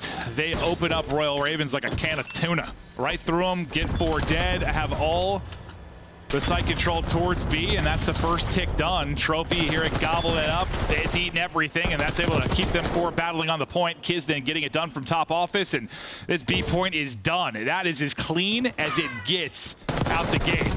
But again, they showed me they can do it early. Just got to keep doing it, keep doing this. I mean, they're on 11 in a row in the squad, 12, 13. Finally, you win a gunfight. That's really just the issue. Tough to win control, tough to win in Call of Duty when you aren't winning gunfights. Oh, you are not wrong. You've got 2 kills in this round if you are Royal Ravens. Kismet continued to beam. He's up to 5 straight. Lunar, same thing. We'll see if they can work towards cruises, but nothing really done on the objective, so still a ways to go. Johnny, staying alive. Dancing, nice repositioning, good help from his teammate in fellow. Teamwork seems to be on point. Now you're on to A and moving. Second tick going to be done. Royal Ravens locked in, trapped in. Slasher the only one that can make a play, and he's going to get shut down. Give me another second, and that one's done. LAG, holy hell, if you thought their defense was good, I question what the offense would be like, and the offense was even better. It was even better. I mean, just beautiful stuff right from the get-go. They have enough trophies over towards B as well. I mean, you know, you kind of talked about it. Just ate so much utility. And then, yeah, on the transition, you just didn't die. I think the reason I was like talking about the trophy is because like you literally heard it. Well, you heard it, but when you go 4 dead like that, and you have to like, it's like you're breaking a hard point. Like they're all 4 there. You have to hit you have to hit utility. Like you have to hit something to break because you're going into 4 players like gun up basically.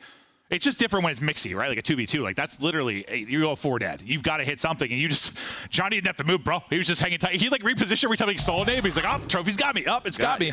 And they just couldn't get anywhere. So good stuff for LAG. They can close it out here. And this series, well, looks a little bit different if they come out and smash them in this map 3. There's one more round. Once again, opening gunfights go the way of LAG. That's going to be 3 straight breakoffs that they're able to just dominate.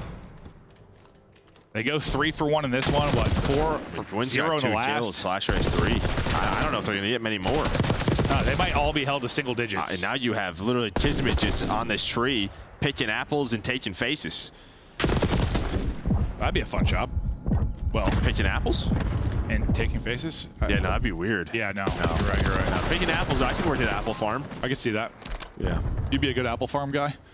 Down. Gwen just barely getting through.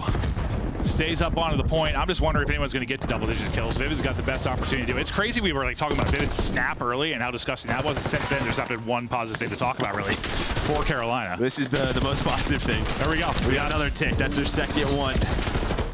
Let's see if they can finally get some work done, but again, they have to win this round. They got to win all the rounds. But yeah, starting with this one. TJ with the route.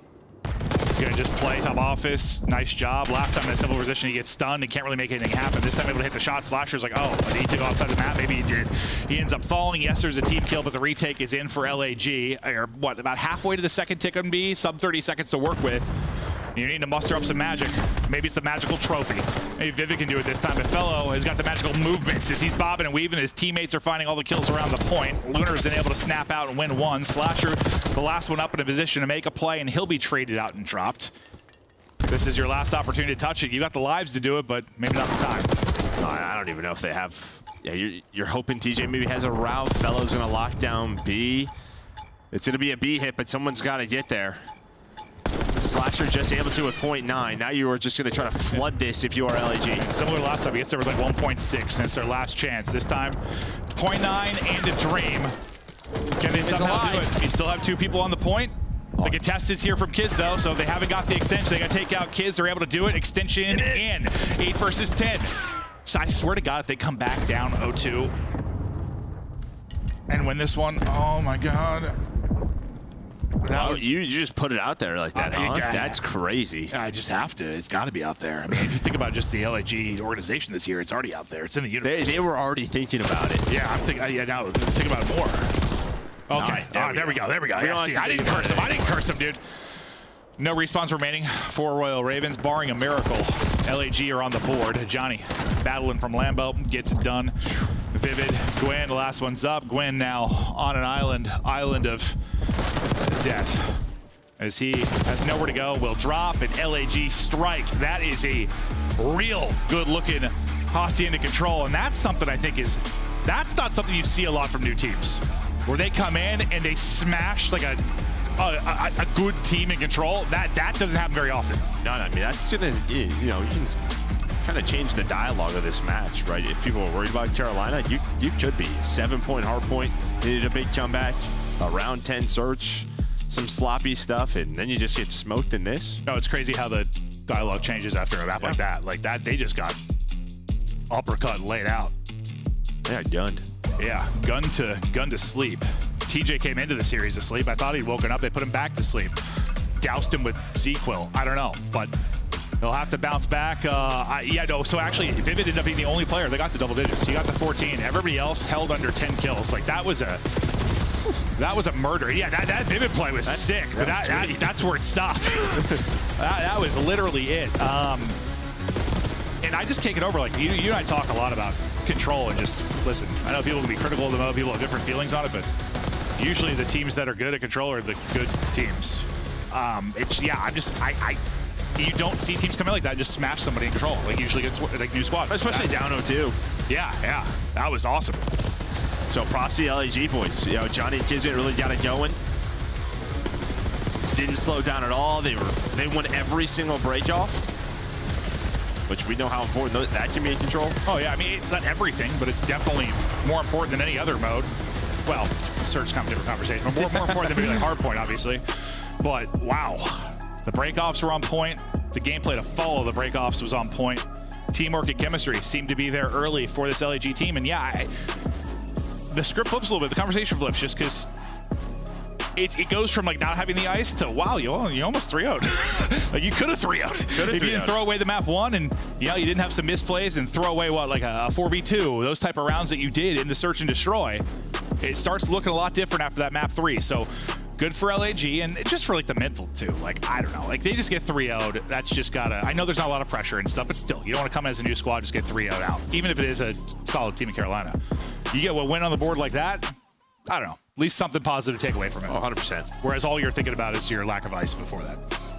Yeah, I mean, Fellow is like a guy like you bring on, like alongside him and Kids, to sort of make sure we don't get ice up again, right? In those critical moments, we don't make mistakes, don't overchow. Yeah.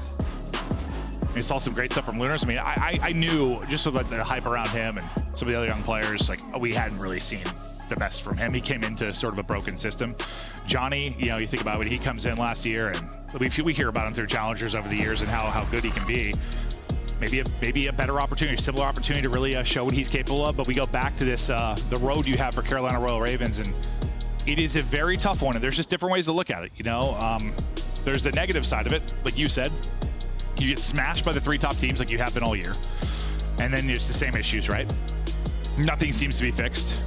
You end up starting in loser's bracket potentially, and if you're like 2 and 3, there's always a chance. But then you would have like a 7-8 seed. You're probably playing one of those top seeds again. Yeah. Or you hit another gear. You finally are able to beat one of those teams, or you get something positive against some of the top teams. I mean, Thieves, it felt like a miracle if they could put up 100 points and a hard point against them. Honestly, like they've just been bruised and battered in that matchup. Yeah, I think like just looking at that, my best guess is this is in the O2 ways. I think either they're going to show some improvements and maybe win in one of those matches, or they're going to get swamped, absolutely stomped, kill their confidence, and probably go into stage 4 we have a team change. Can I just say that based on this organization and these players for some of their career, like if you're like a 4th team, 4 to 6, good job.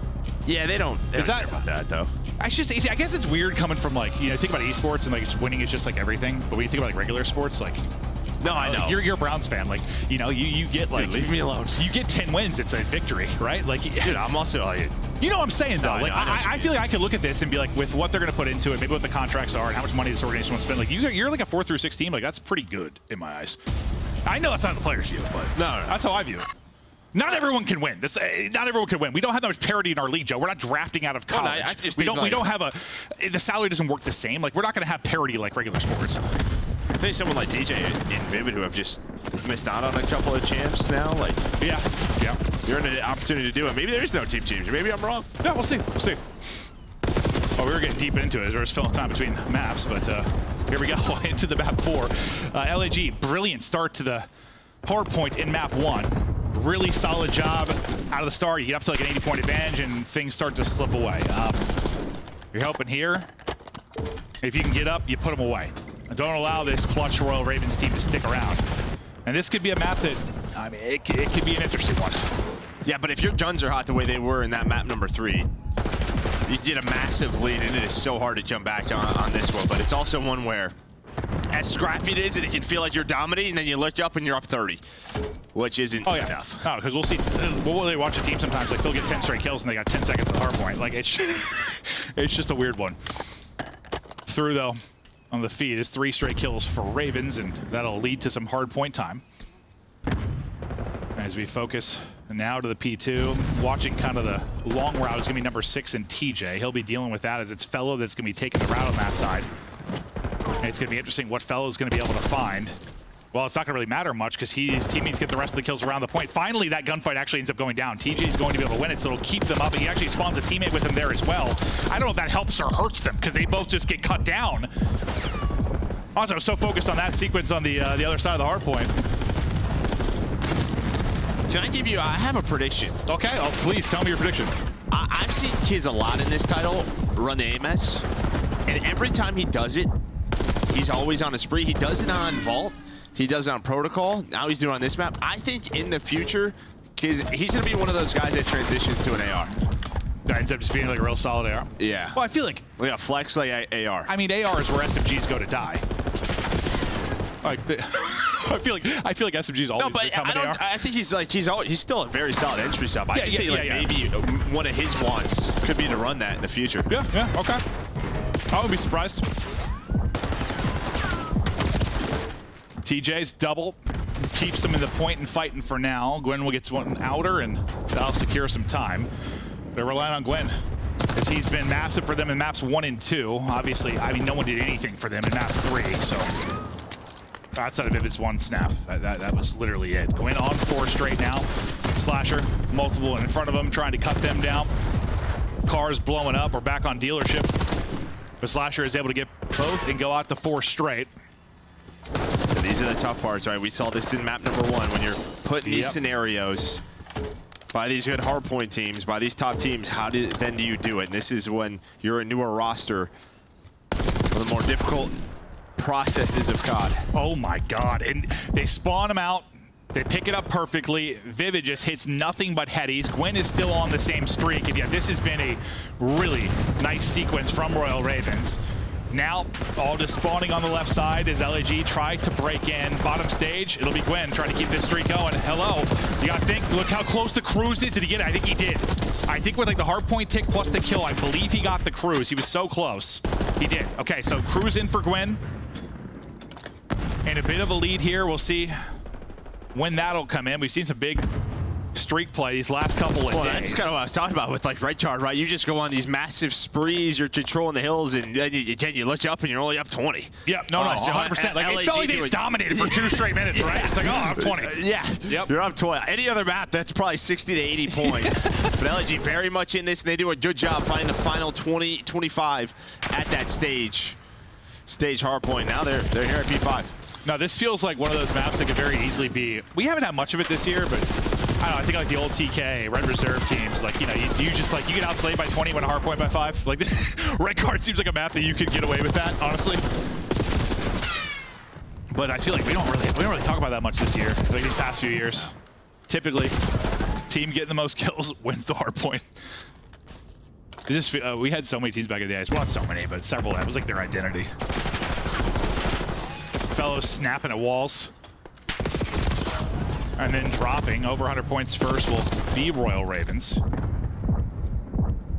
And yeah, maybe like what we'll focus on is LAG. If you get put in a tough spot again, can you deal with it maybe a little bit better? But right now, it's kind of them putting Royal Ravens into the tough position. As the next hard point's about to pop, they're in a great spot, but you have enough time to get out a bit off spawn. The Royal Ravens trying to do that, but in first with the setup will be LAG. This is going to be some big time for them out of P1 if they are able to do it. Vivid, though, with an opener. Slasher finds one as well.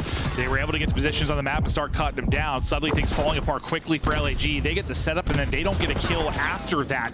That can't happen like that. That can't happen like that. Well, that's the difference, right? Carolina know immediately off spawn. All 4 are up. All right, what do we want to do in this scenario? How do we want to play it? Where are we putting our nades and our tacticals? And they're able to get out of it. They take their time. They do find the kills. Still, they're not earning a lot of time. As LAG off spawn, get right back to it. At least just keeping them off it. Yeah, I think you're right. Well, I mean, this map, like, it'll play like that sometimes in the sense it'll be back and forth. You can get a big break, but I don't know. They're not allowing LAG to get comfortable. They proved they're at their best so far, at least as an early team. Yeah, when things are going well, they haven't really allowed them to have any stretches like that. They'll give them a break. They'll give them maybe a quick hold, but that's about it. That's about it, exactly. Whereas Carolina Royal Ravens have had a couple more fluid stretches. There's another one. And the lead's starting to, it's starting to build now because 50 points on this map can be a little more significant. The Slasher's gun up and ready. His team will be fighting the point. Vivid fighting, yeah, Slasher. Dialing it back as he is dialed in. Vivid is just surviving with 6 HP. Finally will drop, but that's a break, and well, a big one. You need some time if you're LAG. On rotation, trying to get ahead of things will be Slasher on one side. Yeah, tough deaths. You flip the map, you get the sponge. Nice gunfight win by Tiz, but it won't matter. Slasher just slides across top middle. You'd see Johnny trying to now do the same thing. As TJ, you got to pick up on this. He might not. Johnny's already through. But again, this whole time you've been on the hill, so now that lead is at its largest. Carolina up 70, looking to close out the series. Let's go to a listen-in. Carolina. I get time. Alright, work up. He was cutting me gut headed. Mid, H1, 2 of them. Fellow one shot mid stairs and one H1. H1 weak. I'm one way around. Low mid step, H1 Johnny, weak. And what's S2, S2. They're probably gonna spawn front. S2 doing it. S2 doing it. One was H1 still on me, Johnny. They're gonna spawn front down. Go top, bro. Time weak, but. Phone's Johnny. Let's phone the other. One's Johnny to S2. No, you just wait mid. I'm waiting for you guys out. Only mid. One's gonna be outer left bus. Top bus. Most top S2. Somebody going outer. Top bus somewhere. I'm starting close. I got naded. Outer time, we kids. One's outer left somewhere, bus. I started up on left. Outer bus, I need my tail. I'm blocking front, mid. Tail done. S2. He's front. You still blocking front? They should, should block front. Okay, I have outer right now. Time, I'm going mid. Yeah, my time. I have outer. H1 on you. That's what I meant. I'm going my honest one right now. Take deep breath. S2, going out left. One full street. Let's get back. I'm jumping in the mid for a second. Pillar. Someone's gotta be taking a route, bro. Yeah, that's what I mean. That's what I mean. Deep left.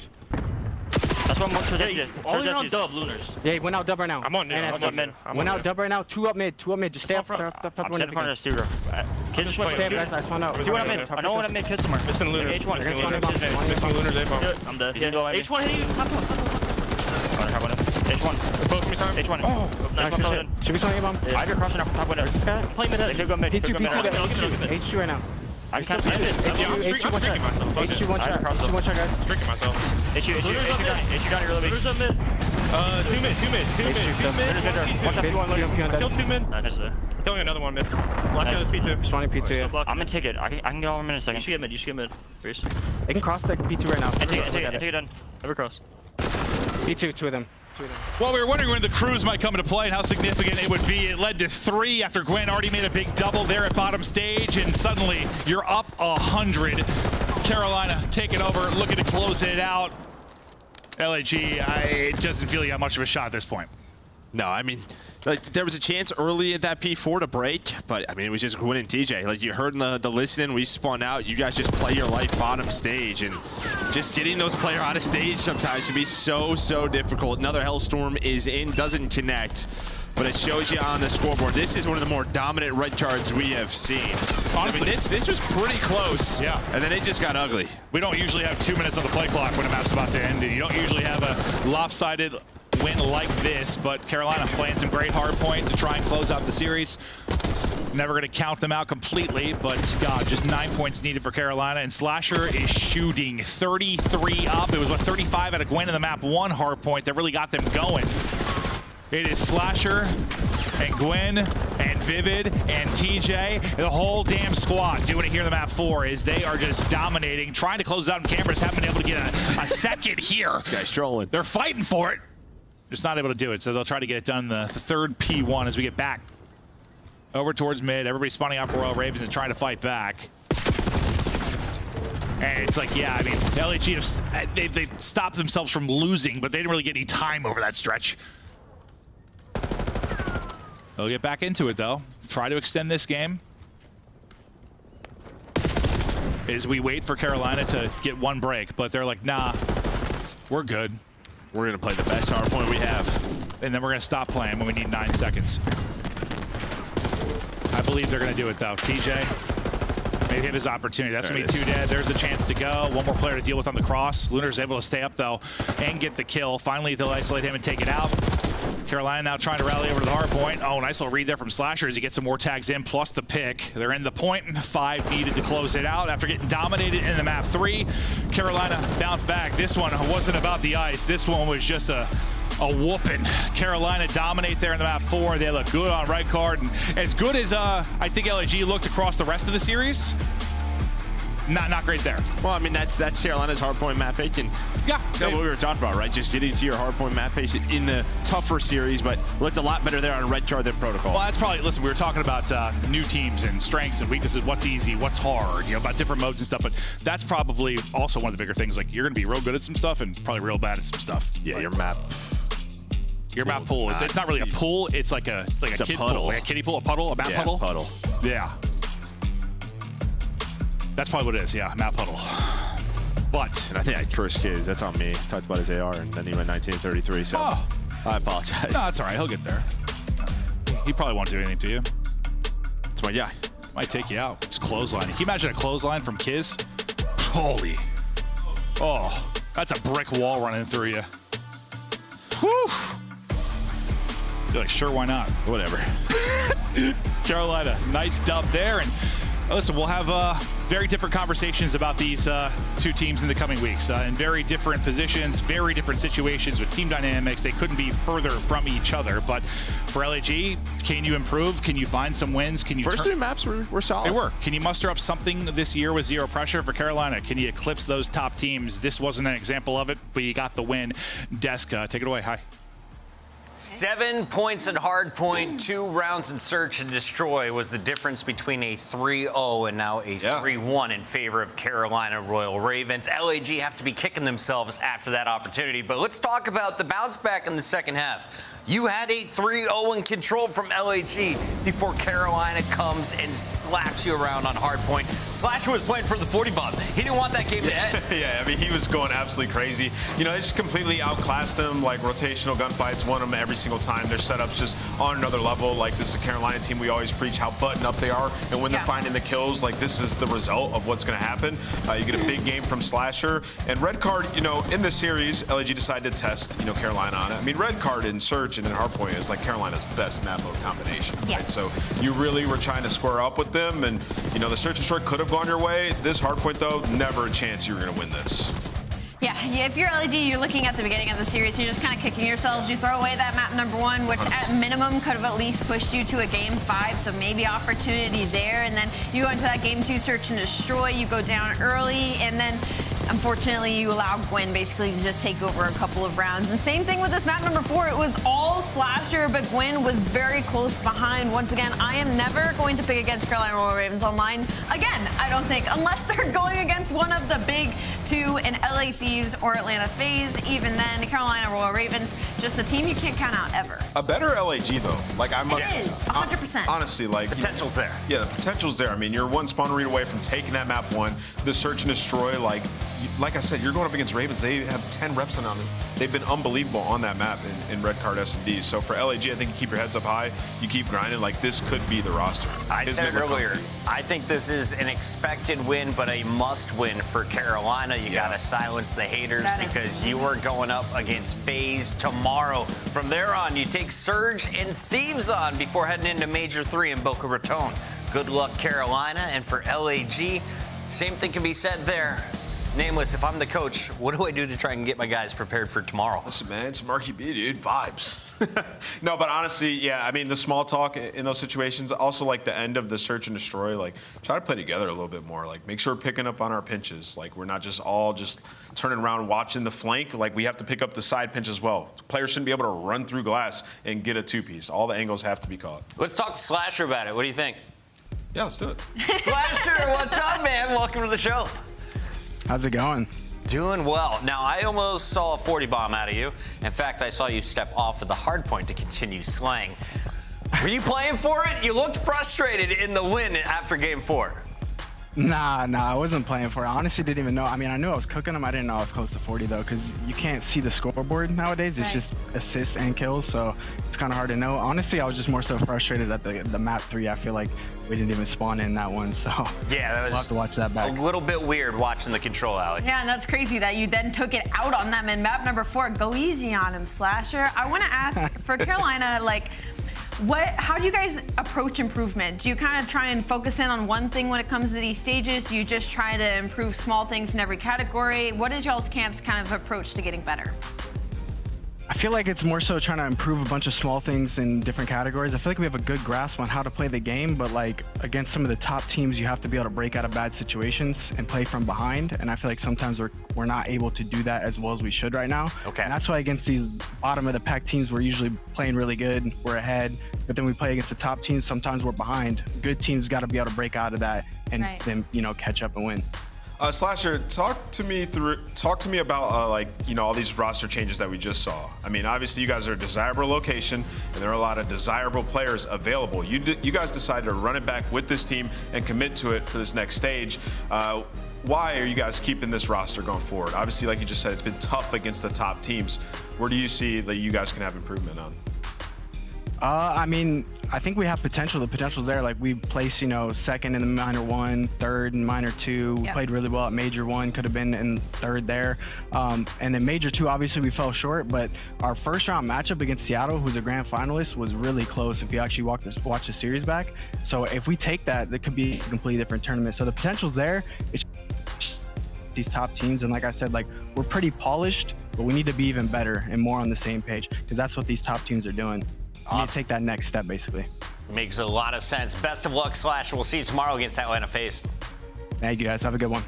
We were running out of Gwinternet there. I felt it on Slash's end. All right, Carolina gets the dub. They do it in 4 games. When we come back to it, it's the 3rd match of the day. Optic Texas and Hook, they are unbeatable when it comes to online qualifiers. Facts. Is that true after this one, Allie? Who knows? It's just the online team, bro. Who knows? Me, thanks for the fence. Sit on it, just right there. Sit on just it, right in the middle. I really enjoy my fence.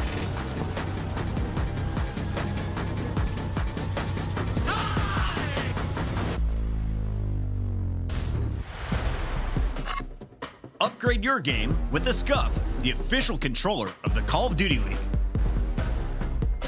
The Esports World Cup is an official partner of the Call of Duty League.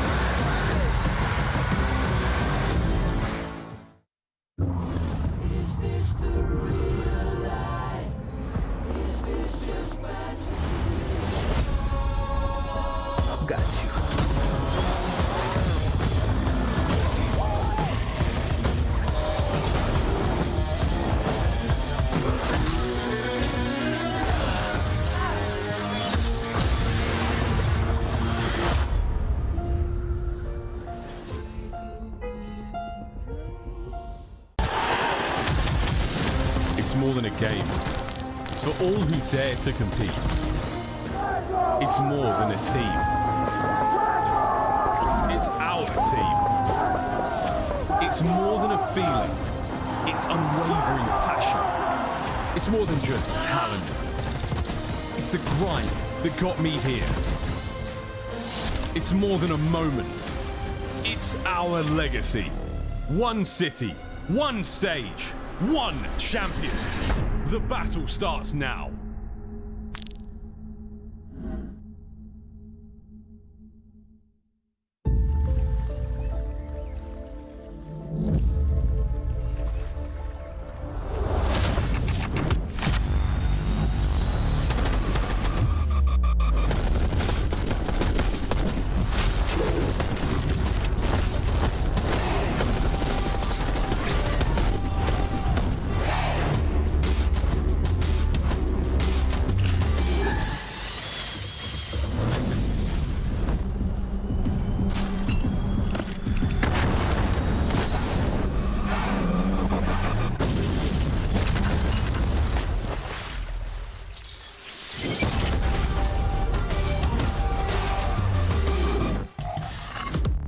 2025 Optic Texas Team Pack is available now.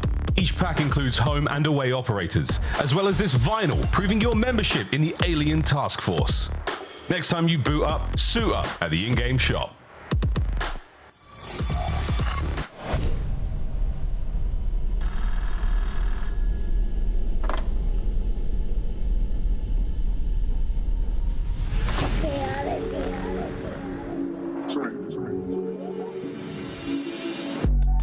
Nah, for real. They be talking tough, but they won't get up in that field. ARPs and 223s get hit up in your grill. Iron on me like I'm Tony, like an orange eye pill. Come and get your shorty, cause she tryna cop a feel. She know look chaotic, keep it hot before the deal. And you steady talking out your neck, it's never real. So I say nah for real. So I say nah for real. Nah for real. Yeah.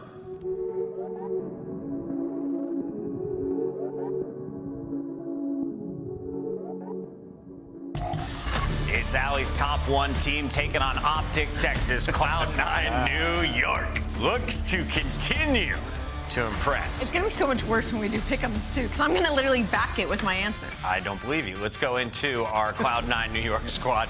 No, tell me why you thought they deserved to be higher than Toronto on the power rankings. Because in the head-to-head, Cloud9 wins. That's it. That is all. That is the only reason. But Toronto is taking my top 4 spot now because they've already looked unreal during the split. So stop coming at me. The win over FaZe means we can leave you alone. Let's take a look, though, at the strength of this squad. What makes Cloud9 dangerous, Ant? I mean, they've had a lot of improvement lately, and Sib has just been unbelievable. I mean, if you look at their numbers, you look like recently, they've been losing, but let me talk to you about, like, their last matches. They played Carolina, Atlanta, Toronto, who they 3-0'd, Atlanta, LA Thieves. It has been an absolute gauntlet of playing top 4 squads, right? And, you know, for them, like, they've lost some narrow hard points, but when I look at deeper and I look at Sib, I'm like, okay, he's frying, but he's also has the most damage in most engagements. One of the subs has to play a little bit more aggressive at the very least for them to have hard point success versus the top squads.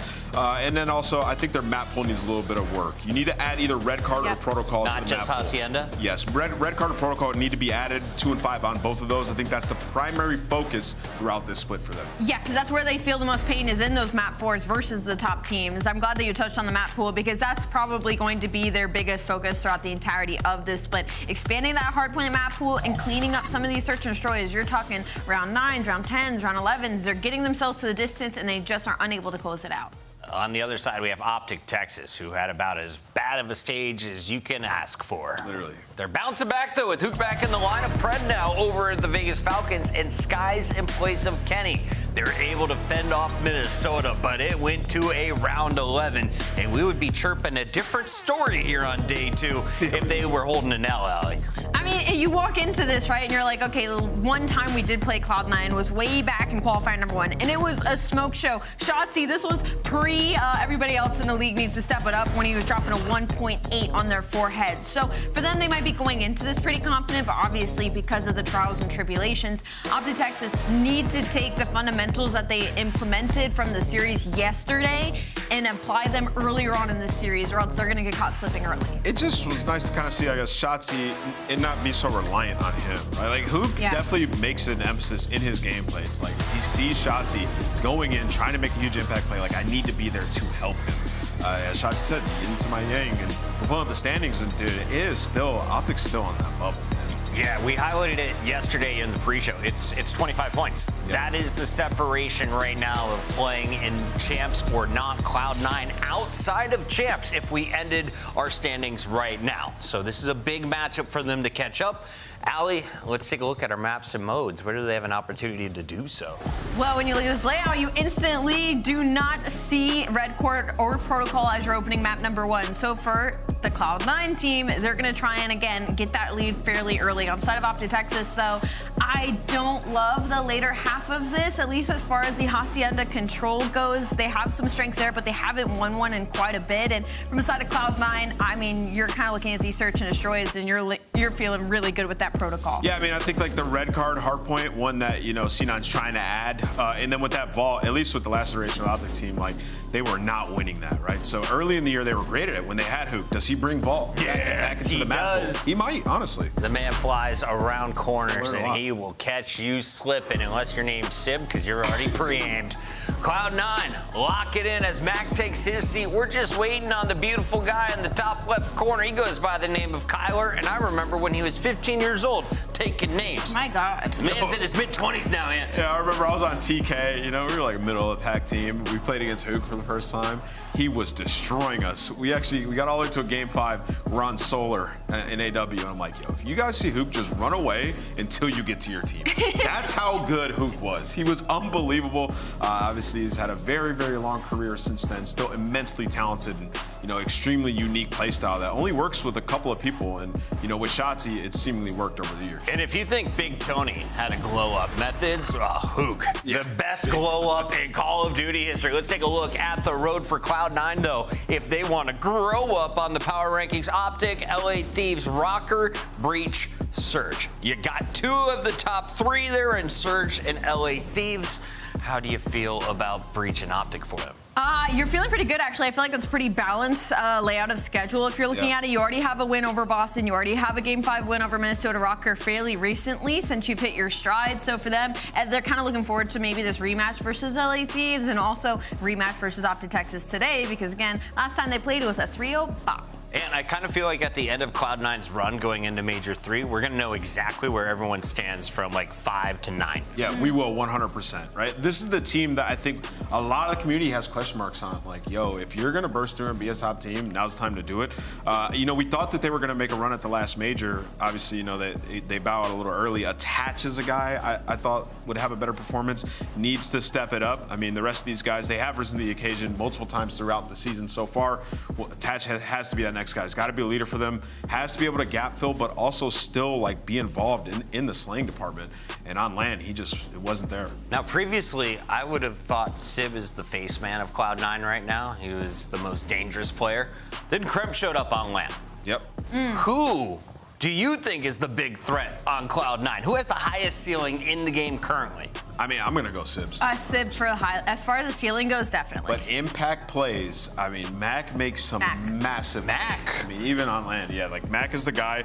He'll just swing the entire game around, and he's been doing that on the season consistently. It's just they all have to put together at the same time, which was starting to happen throughout the last qualifier. We put together a tier list, and by we, I mean name listed with our producer, Allie. You had some beef with this. What would you change? Not a lot. Honestly, after seeing that Carolina series, I don't know if I would change too much. Honestly, maybe with a win here, maybe with a win here, Optic could jump to that B tier. It's just like we're scared to give them any leeway because of what we've seen during stage 2 quals. So I don't hate it right now. Guys, Hook is back. We can do our jobs. It's time to pick them and lock it in. Allie, would you like to go first, or would you like me to?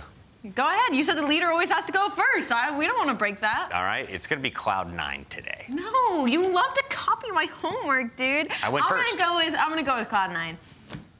I got Optic. Give me a green wall. They're going to win. They're getting me out of this hole, I'm telling you guys. Somebody tell these Zoomers how homework works. Miles, Chance, my dog ate mine. Take it away. Dude, Hook is insane. Your dog may have eaten it, Chris, but Ali still found a way to copy it. That's wild. And Wheeler, you're in a hole, but can these boys get you out? We're about to find out. Another great test for this new roster. C9 chance, a formidable foe. Very excited. And I think C9 has definitely been a team that has been on like the uptrend since the start of the year. We're watching individual players and the team get better and better and better. Of course, they're not to the place they yet want to be. They had a respectable performance at the previous major, but I think they have their sights a little bit higher. So this is the stage, as the Des touched on, to really kick things off. And of course, for Optic, I mean, listen, the fans got the best night of sleep they have ever gotten last night. Like, finally, 8 hours. Man. You'll wake up when the sun rises. The roosters crowing. Do roosters crow? What sound do roosters? Yeah. I mean, they cockerel. The cockerel, whatever. Yeah. But also, they didn't have any nightmares. Thank you for being smart. No nightmares. No nightmares. Absolutely. No, it was been a glorious time to be an Optic fan. But you've got another hurdle here, folks. Another little undulation in the road towards the major. And this is a pretty big bump to get over. C9, New York, Optic, Texas, map number 1. cockerel, undulation, you're showing off. I hate you. I'm just jealous is all it is. But Hook soared in, taking the underground route, waiting for the timing, and the timing is Dashy picking up 2, Krent picking up 2, and Hook just waiting to get involved. There you go. Get the final player, get the time, and they still got the right side spawns. He's just a master of I guess Nameless put it, a truly unique playstyle. I call it unpredictable, unreadable. Good luck, have fun against the nuke. Attached, finally bringing it down. A measly 8 seconds, though, is all Optic were able to accrue so far. But Big Bruce, lovely shots, walks away with only 2 HP, but another 3 down for the time being. As Optic, the kills are looking absolutely pristine. ARs are 2-piece machines at the moment. Skies even gets a pair of his own, and actually is 2 for 2 in that category. Bad timing there from Hook. That is Call of Duty timing at its absolute finest. And now number 6 on the minimap. Map is somehow find himself in the back spawns, and that means Sib's gonna spawn up with him, and Sky's gonna have to come. Oh, we messed up this rotation. Everybody's there, so it a 19-point lead there from Optic, but new time, Mac, he's collecting. Right, but the nuke, he's in behind. Shot seen out through rugs, so you got an opportunity to get the kills here. Last 2 boys on the backside of time. Attach, pressure is on, the damage is there, and uh-oh, that was the wrong guy to shoot. Mac, down and out. You'll take the break, Optic. Oh, were they talking trash to each other before the game? Like, Attach, that was rude. That was disrespectful. Shouldn't do that to Mac. He's our favorite. Watch out, Cramp. Check your corners. Doesn't do it. The nuke once again strikes. Can he get a second? Sure can, boys and girls. What a start. 5 and 2, 3 spree. An Optic with a commanding lead. Yeah, they're trying to be the kings of the one pump, I suppose. That's the direction they're trying to go. And final 15 seconds, I mean, they're not necessarily going to get it. If you got Max spawning up at old, they really want to play to get these final 10, and Dashy should be overwhelmed, but he's making them work for it. He buys you the extra time, so that's a wasted life there for Mac. You still make sure you get the final few seconds, and more importantly from Optic, they got the left side spawns for the long game. A 50-point lead, though, on Vault right now for Optic, as good as it gets. This is outrageous and outstanding thus far. 4 spree for Hook. He's having a really, really nice time running around Vault shooting folks. Graham trying to keep the hill in contest. Dashy proving to be exceptionally difficult to kill. The time, though, wide open right now for everyone here. Max going to take the low route alongside a teammate and try to get involved upstairs. Hook finding himself another kill in behind, and he's gone. Again, good luck reading this, folks. Double back, stun connects, dodges the frag, and nearly takes down another victim. Either way, though, folks, we've got 20 seconds to go on this hard point. And Optic, I mean, once again, from start to finish of this map thus far, it has been a treat. I mean, they've held the scrap time. They're winning the rotations. They're getting all the kills. It's going to be another green feed as well. And Sib only made aggressive on the map. Skies had it dialed in. So a 4-man wipe. P3 scrap time that just got collected. And not a single hill where C9 is really showing off any bit of hope, any bit of life. So much so that Hook, even when he's 1 HP, he'll chow and get the kill with nades. This is really, really good, man. I mean, C9 have been unable to really get anywhere near these points. They are completely ineffective on rotation. Optic Texas, a firm control thus far on Vault. Dashy at 14 and 5. It's about time Bruce got back to form. He has not been the man we know and love. And right now, it is a superb performance. Spots out a couple more, and this is a stacked AR lobby, folks. Let's face it. And Bruce, he and Skies finding big ones. Let's go Optic. That might have been one of the sickest transitions for the observers, because I thought Dashy got that kill and it didn't make any sense, but the way that planned out blew my mind. So much so that Optic Texas' hardpoint also blowing my mind. If you remember, Miles, yesterday against Minnesota, the final 3 hardpoint or like hills they had on the protocol, nearly perfect. This has now been 4 hills in a row on this map that have been nearly perfect. So 7 in a row of playing ungodly hardpoint. It's as good as it gets. Absolutely. I mean, Shotzi can't buy a kill. There's no one left to kill. His points are all over it. Sky 7 spree, 14 and 8. It is the assault rifles who are kicking ass right now for Optic Texas. 140 and climbing. C9 New York have yet to be found. There is an APB out. We are looking for 4 males who have not shown up to this Vault hardpoint yet. I mean, hey, they finally made it to the time. I just don't think it's going to last. So hold that one hostage for the maybe next go around. Actually, Trent fighting back. Max showing up in the feed as well. So, hey, C9, maybe the gunny just needed to get a little bit warm. Try to get some motion in this map. Still, though, you're down by 100 points, and you do not have those rotations to new. So it is a long-term problem for them. I think Dashy is the solution. Dude, brother, what? I mean, yeah. Oh, okay, sure. We'll keep going, man. 22-8. Let's see how this one ends. 100-point lead on the dot. Towards P2 we now go, and then a firm setup right now for the Optic boys. Dashy was like, I'm getting 80 this map. It pushes out so far. Over the left flank now, toe-to-toe with Sid. Big win there on the left side. We're going to make our way forward now. Krem into time, runs into Bueno, and it is no bueno for Krem, who gets ripped on the point. Man, this is disgusting. Sky is still cooking from time. We're looking towards a Hellstorm with 2 more kills. Big Bruce on the outside. Krem fighting his way forward. You've got Skies just dipping in and out of time. Kills everywhere. But C9 finally getting. Yeah, and Skies dipping in and out of game as well. If you look at his player cam, anytime Skies is moving around in game, his body just follows. That's a player whose brain is fully locked into the moment. And so much so that, I mean, look, there's a 120-point lead. Optic at the left side spawns. They're controlling the map. Major 3 champs? Oh, question mark? Let's go for a quick listen in and see how the comms are going. Kill this guy's mid. We're gonna pinch us. What touch was here? Play for the mid. I'm sitting our pinch. I don't know 100% mid. I couldn't get yo, attaches they're lying right now. They're lying to you, I think. Or he's like playing spawn. Yo, top art. How are you right now? I'm sitting on. Watch that. How are you? Yo, low single. You want me crimp? I tripped back. Yo, I spawned behind him. Just do con. On dead. There's one of my We should go third time. Let's go top part. Let's go top One part. guy's on me. Ball. On time. Attach top art or top I'm taking one guy. You guys try to kill you. Top Fine, attach. still. I'm one shot. Top ammo still. We should go mid. They're playing for me, guys. I need help. Kill this kid on part. They know I'm involved. 1 HP. Flip guard. Other guy's mid cut. I'm pushing. I help. Flip guard. Fight for this time, guys. I am. Top art. Yo, 2 on time. 2 on ult. Heard you. Try to get top part from me. Heard you. I'm trying top art. He's 1 shot on time. Post data, by the way. Attaches really weak. I got third. You're good. He's above you.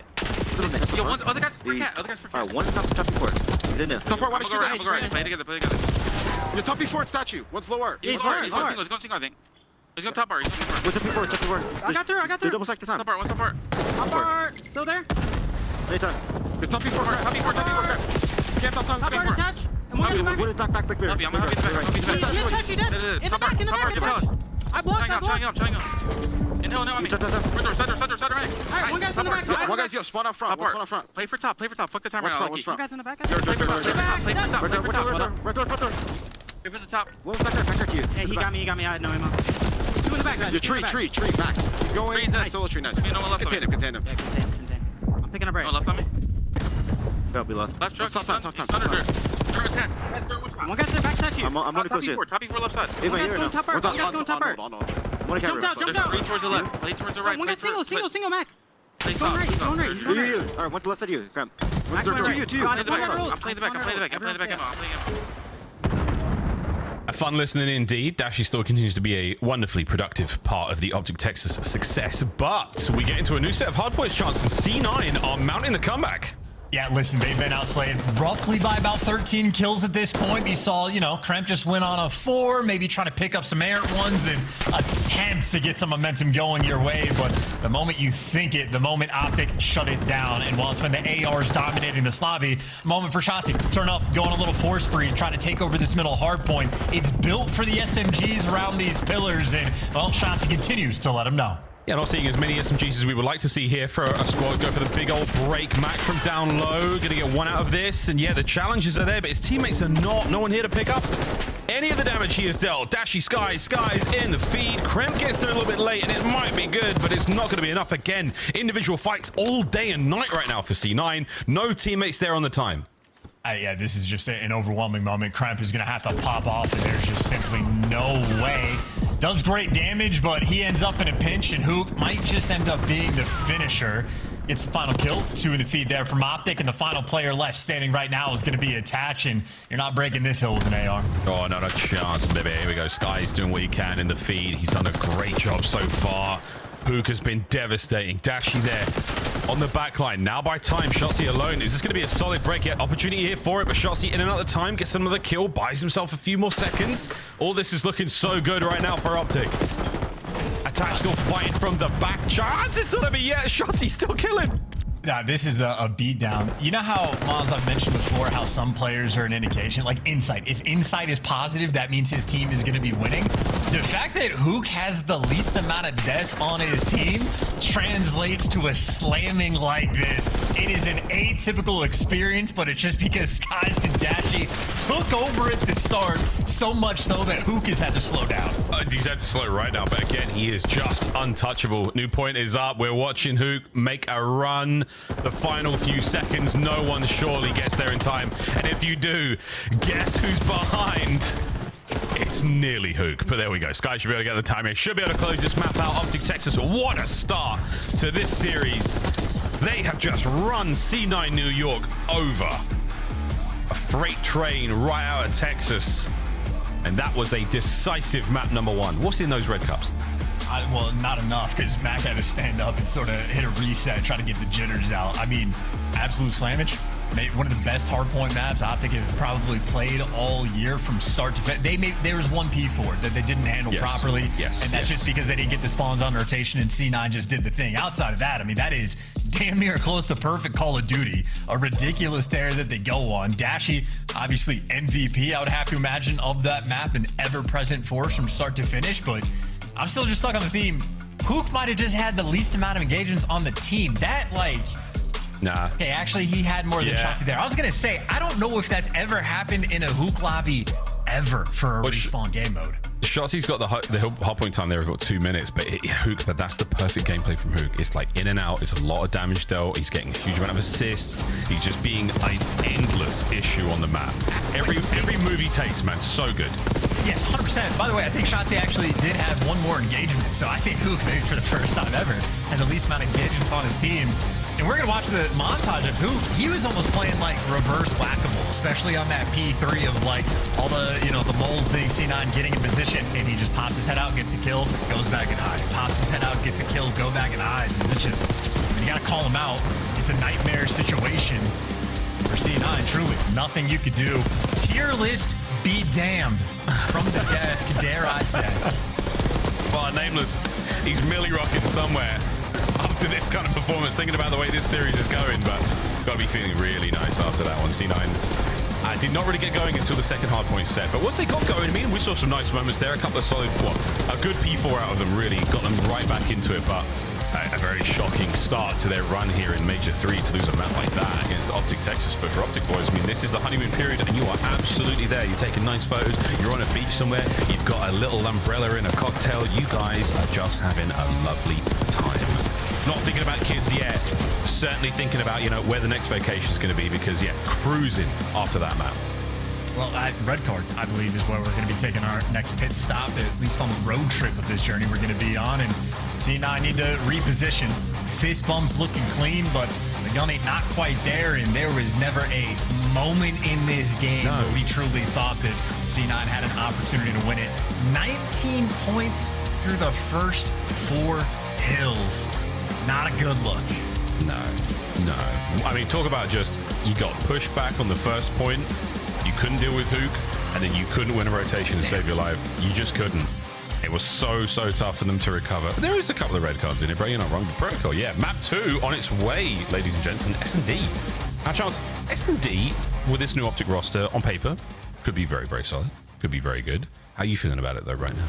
I mean, listen, on a protocol, they won a round 11 against, well, I guess the RC car team kill might have hurt him in the round 11. I don't know. They look decent enough. They certainly have like the tools for the game mode. I don't know if we've seen enough with this like immediate roster to know if they're going to be a top S&D team in the game, but they certainly have the tools, right? First Blood Wizards in Shotzi and Hook.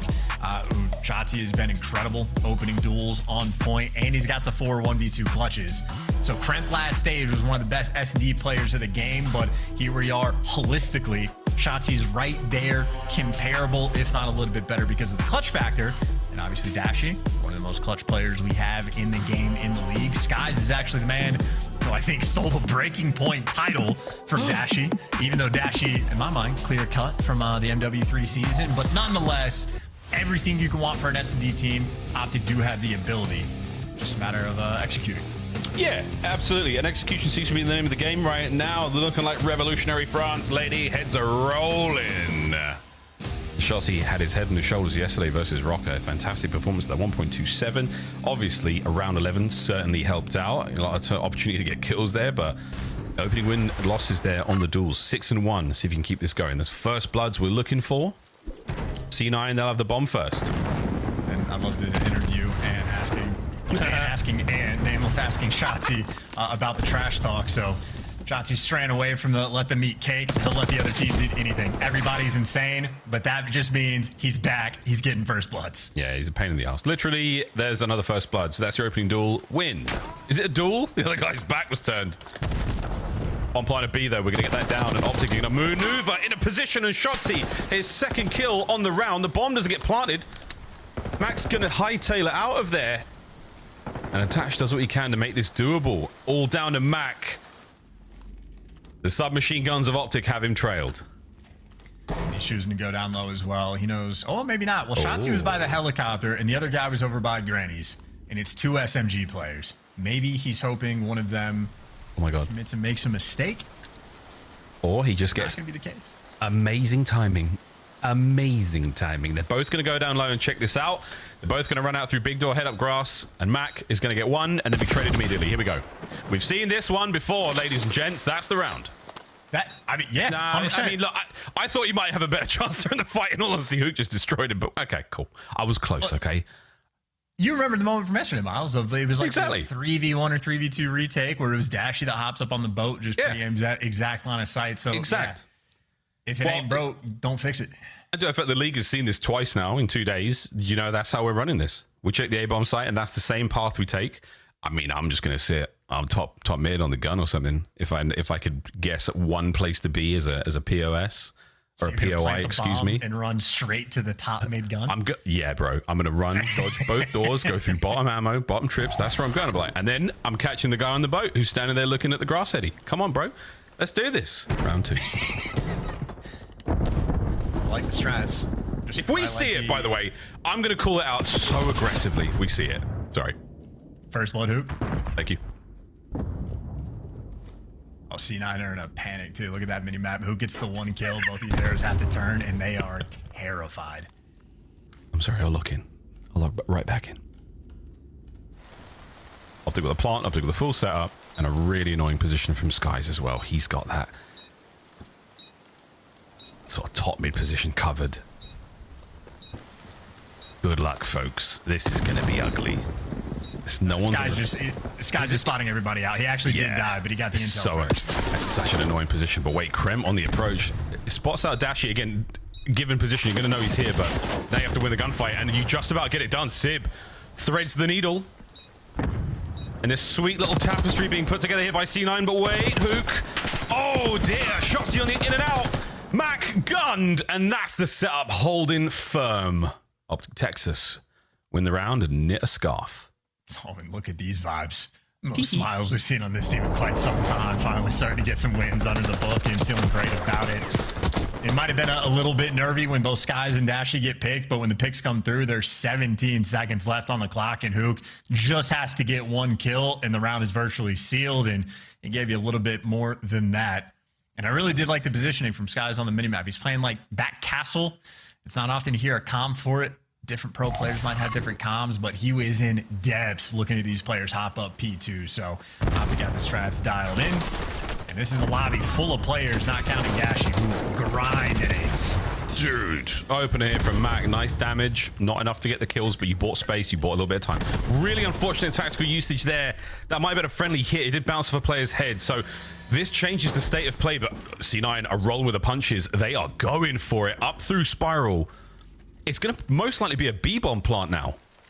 Or maybe a re-wrap back. Skies is trapped on my boat. Is Kremp going to chase it? Absolutely is. And Skies is trying to do the dance down low, but he's off the map. You get 2 seconds down there. Doesn't get away with his life. Get a 3v2. Yeah. And Shotzi Dashy very much in position to take care of Sib there. That is a freebie and a 5 spree now for Shotzi. Hello. No way. No way. Well, Attach, you're in a bit of trouble, brother. Uh-oh. Timing. Here comes the teammates to back him up, just in case this doesn't go the way you thought it was going to go. But Shotzi pins him down, holds him in position, and an unfortunate timing on the reload there nearly cost him a tough one. But the spree continues. Yes, and I believe Optic Texas are still almost completely 2v4ing. Dashi robbed Shotzi of this kill. I think Hook and Shotzi combined right now are like 10-2 or something like that. Literally 2v4ing.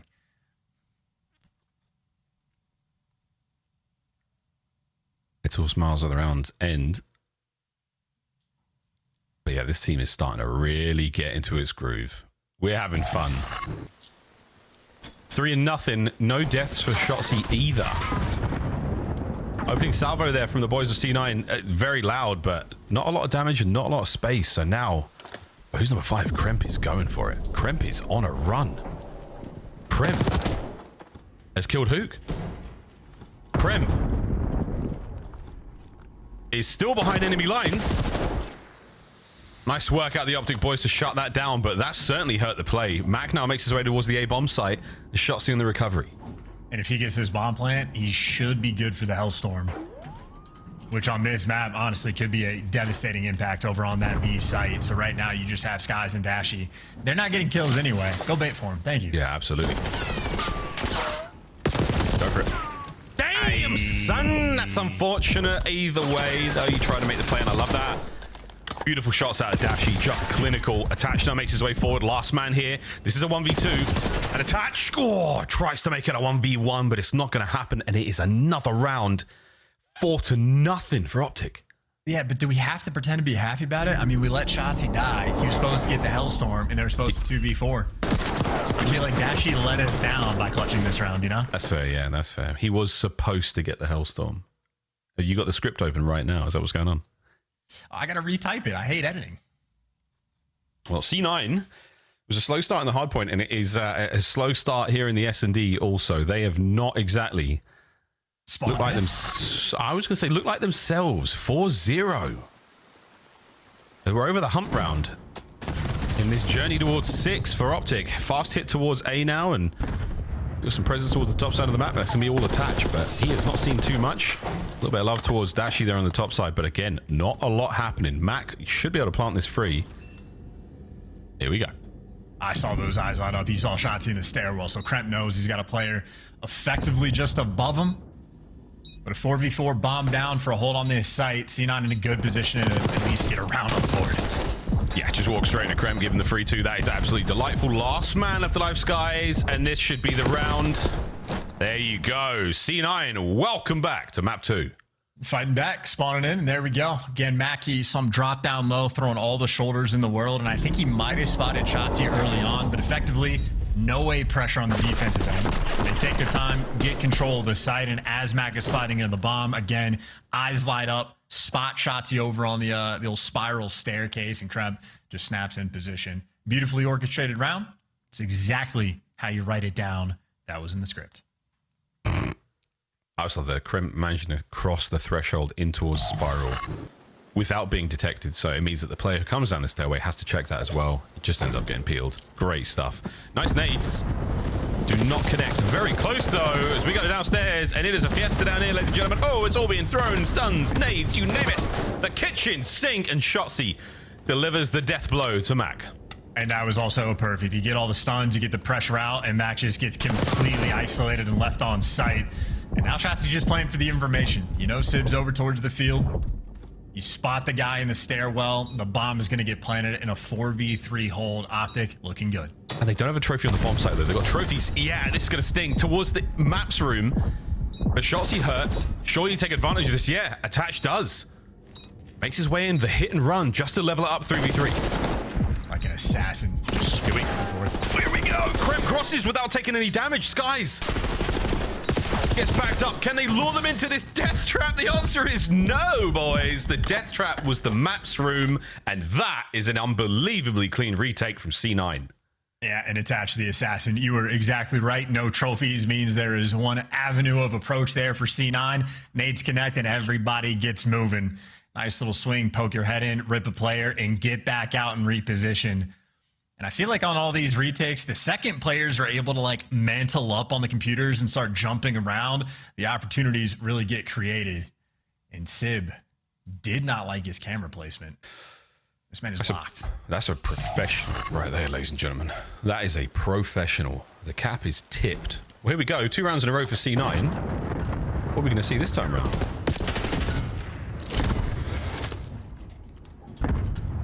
Nice work out of Mac there again, providing... Oh, you sneaky cramp. I love it. He hit the detonator immediately there, trying to get the RC to catch the player there on the inside of maps, but nobody home. So now, towards the top side we go. I'm worried about all the space we've given up. So this is a dangerous approach towards the bomb site. Oh, and well, yeah, Optic with the information on Kremp. Free for, again, shots he's able to catch him in the middle of the map, and he does get traded out because C9 are just everywhere in their spawn. They were terrified of all these pinches, and the fear pays off. You get a 3v2. 45 seconds have gone by. They've yet to get out of spawn, but still in a good spot nonetheless. And Sky's last man standing. Ziv just gets to play with them. Yeah, this is great. That's fantastic work out of C9. Wow, you turned a bad situation into a much more, let's say, winnable. Not over yet, though. Far from over. Skies, he's going to be able to get the full regen. Doesn't have anything to throw at this bomb site, so now this is a 2v1 retake. Good luck, mate. Oh, cross, spotted out. Damn, good shots out of attach. 3 in a row. Yeah, clean as well. Sky's actually faked the kill cam pretty well, so I think Sib's calling out that he was like running towards Grandies of the drop down, so one player was hard committed to the elevator, but Attach trusts the instincts, ready for it, and takes the fight. A single bullet away from death, and Skies, who has been dubbed by some most clutch player in the league, could have had an opportunity, but no dice there. C9 remain alive. So all the little things, though, you do set yourself up for the opportunity to even do it. It's one thing to just fly forward when you're weak trying to catch a player on a sprint, but in BO6, it doesn't happen that often. You need a jackal for that sort of thing, really, but opening gambit here doesn't do too much here for either side. Whoa, wait a minute. Dashi first blood there on a crimp, so that's going to be that player in P1 ripped. Gives Hook an open avenue to get over towards B. Yeah, Kremp continues to try to make plays, and he repeatedly has been shut down. And if Hook had the bomb, he could plant it, but yeah, I mean, his team is fighting a completely different battle right now. Yeah, this is... I mean, he's got it. I'm trying to get to the bomb site, dude. I'm trying. I swear to God, I'm trying. But they're shooting me. They're throwing stuff at me. I've got the bomb now finally in position. A sheer miracle we managed to make it across. But Attach rapidly hitting the backside of the map now. He should be in a position to maybe catch out shots here, or at least pass over the intel. You're never going to account for Hook, though. Yeah, that is going to work out. 4v2. Bomb planted. Yeah, that's great comms from Hoog as well. I'm assuming he was just saying, like, guys, I'm here. Guys, please, if you could just make it to me, we win the round. And Dashi, I mean, he can be late on this. Even if he lets Skies die here at this moment, that's fine. Dashi should be in a good spot to help lock him down. Shotzi with the checks. Oh, what a save from Hoog. That is unreal teamwork. What an exciting journey Hoog had on that entire round, man. Getting across top mid, holding the bomb site, guaranteeing it for his boys, waiting for the players to make their way forward, and then picking up this 2-piece towards the end. Well played, young man. And on the game plan front, I know we were showing off Shotzi versus Kremp on the comparison, but right now the playmakers primarily have been Kremp and Hook. Kremp has gotten shut down every single time. Hook continues to just find these avenues, get behind enemy lines, and cause all sorts of problems. Yeah, this is really good stuff out of Optic. They are reading Kremp and dealing with him. A player who we have called at times one of the best search and destroy players in the league as an individual has definitely been dealt with here. So good stuff. Great homework being done there by the Optic boys. And right now, more presence again towards the bottom side of the map, towards A, outside of Dashi. This could be a B plant. Damn, that is just too much to deal with. Kremp makes his way down low. He's not going to be able to catch the second player out. Again, far too many mans to deal with right now for Attach in the 1v4. This is for the map to stay alive. Knives out. But the mystery has been solved. It's Optic Texas who win the search and destroy. And honestly, C9, I think, looked a little bit scared on the map. Like, not able to make a play, just knowing that their fate has almost been sealed and unable to get anything done. And it was the ARs in map number 1 from Optic Texas that took over. And granted, Dashi had a solid final few rounds, picked up the 2 wicked kills over by helicopter. But ultimately, map number 2 decided by the SMGs. So the duos of Optic Texas taking turns beating New York Cloud9 down. Unreal, man. This is not how I thought this series was going to go so far, folks. 6-3 final score there on S&D, and that is a very, very exciting performance. We saw a couple of the first 3 rounds from Optic Chance, nearly perfect search and destroy. Everything working out for him. And this series is blasting by. Hussey under control here at the half as Optic find themselves up 2-0 over a very, very formidable foe in the form of C9. C9, man, you got to turn this around right now, chaps. I mean, right now. To the desk. Move him down a tier. Whoa. That's a good call. Might have to get moved. Might have to get moved. Little swap tier arena. gameplay so far out of my guys on Cloud9, and move Optic up because they're playing pretty darn well. Let's talk about what we've seen from Hook, the nuke. They take game 2 in addition to game 1. Al, we didn't see this coming. No, I think that round right after C9 win 3 in a row, so I believe round 8 is a perfect example of what Optic is doing right and what Hook is doing right.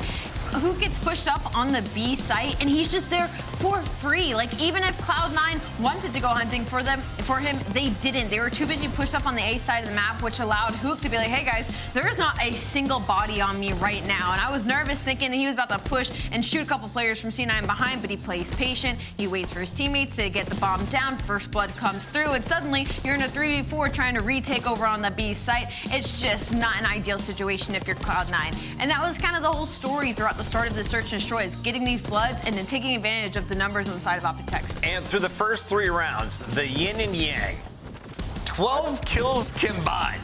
I'm absolutely vibing. Listen, like, they clearly watched a lot of VOD on C9. They know how they like to play it.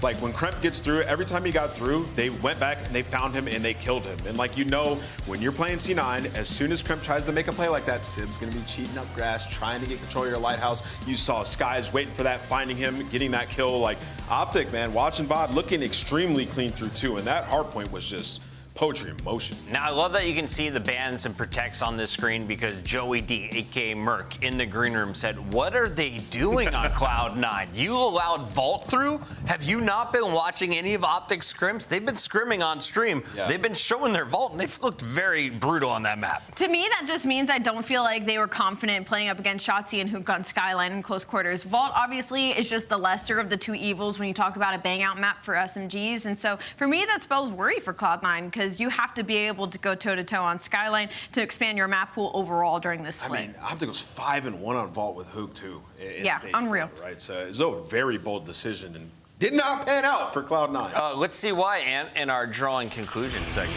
Yeah, I mean, in hardpoint right now, Hook is Optic's most important player. We have to talk about some of the plays that he's making on the map, and we actually have multiple throughout this one, so I'm going to try to be quick here. But we're in a situation here where we're on street, and you see Hook, he's number 1 on your mini-map. So just look at the patience on Hook. Off rip, he's just going to be watching the pinch, make sure nobody splits through, gives a glance over towards street, right? Just kind of like taking his time, letting his teammates make the plays. When they fall, right? When Dashy, when Skies fall, Hook then, he knows, like, they're going to spawn up here, and I have to alleviate pressure on this street. So when he spawns up, what he's going to do, he's going to go through mid, find a kill here, and then instantly repinch and find another kill on the players off the spawn on the side of C9. They're all going to be coming from there, right? So Hook making huge plays, adding some layers. This is one of many plays that he makes throughout this map of like alleviating pressure in these pivotal moments, right? Because there's 50 seconds left on this time. C9 are trying to soak time. They know that Optic's going to have positioning for next. So now we're going to jump on here with Hook. He finds a huge kill, alleviating a little bit of pressure instantly on his ARs who just spawned. And now he's like, okay, we have numbers. I can apply that pressure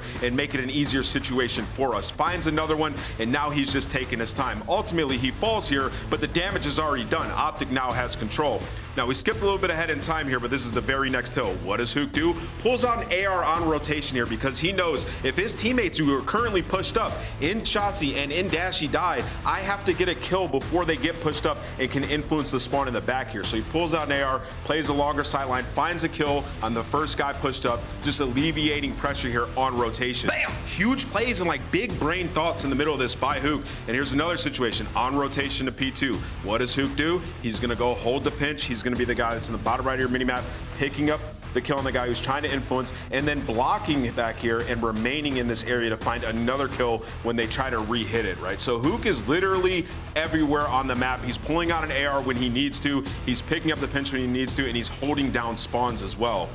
Hook, cerebral player right now for this Optic team, and in my opinion, the most important player in hardpoint. Helps with Dashy's 22 and 9, and Skies is cooking as well. Optic doing that because of him. Cloud9, everybody winning their ones, and it gets easier when Hook sets the team up for success. Absolutely, and I think that's a really good point to show him making those heads-up decisions, because this is an Optic team that throughout stage 2 split, we were just like, we're solo challenging, there's no leader, there's no team chem, so to see Hook making heads-up plays is huge as far as Green Wall is concerned. And real quick question, is Hook brainless? Because I've been told that by the chat. No, I mean, right there, Hooks uses brain. I mean, the entire map, right? Like, it's just a question of, does he lose his marbles when we get to land? Sometimes that can happen. Players have dubbed him that type of player. But right there, in that situation, he's playing flawless. 3,000 IQ, just like these guys. We got Miles and Chance. Go ahead.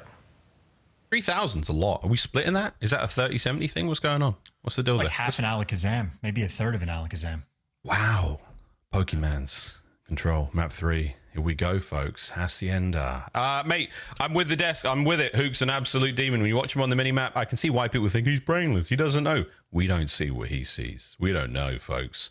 This whole time. Madness, mania.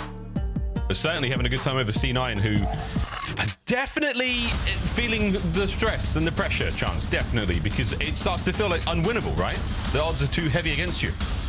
For sure. I don't know what the vibes in the camp really are going to be as well, because again, overall, solid performance at the old stage 2 major. They had some tools to work with, but I mean, thus far, very flat performance. Of course, it could just be the case that Optic Texas are like back, like firmly in the driver's seat, in a flow state that they are happy to enjoy. And I mean, back within a mostly original roster in stage 1 where they were undefeated online. You swap out one player, and I mean, Skies has had a decent amount of success so far. So until the major, we won't have all the questions answered, and well, we got to answer more on this map as well. That is a 4-man wipe in the feed there for C9, and how many players can they stack on the zone off the back of it? Well, they're trying, Mac. How many can you get out of office? The answer is just enough. Good stuff. Well, that's going to be the second segment on the way out for A now, and then yeah, we can jump on B when we want to, lads. But right now, getting the tough stuff done first. Attach 3-1 off rip, makes it 4.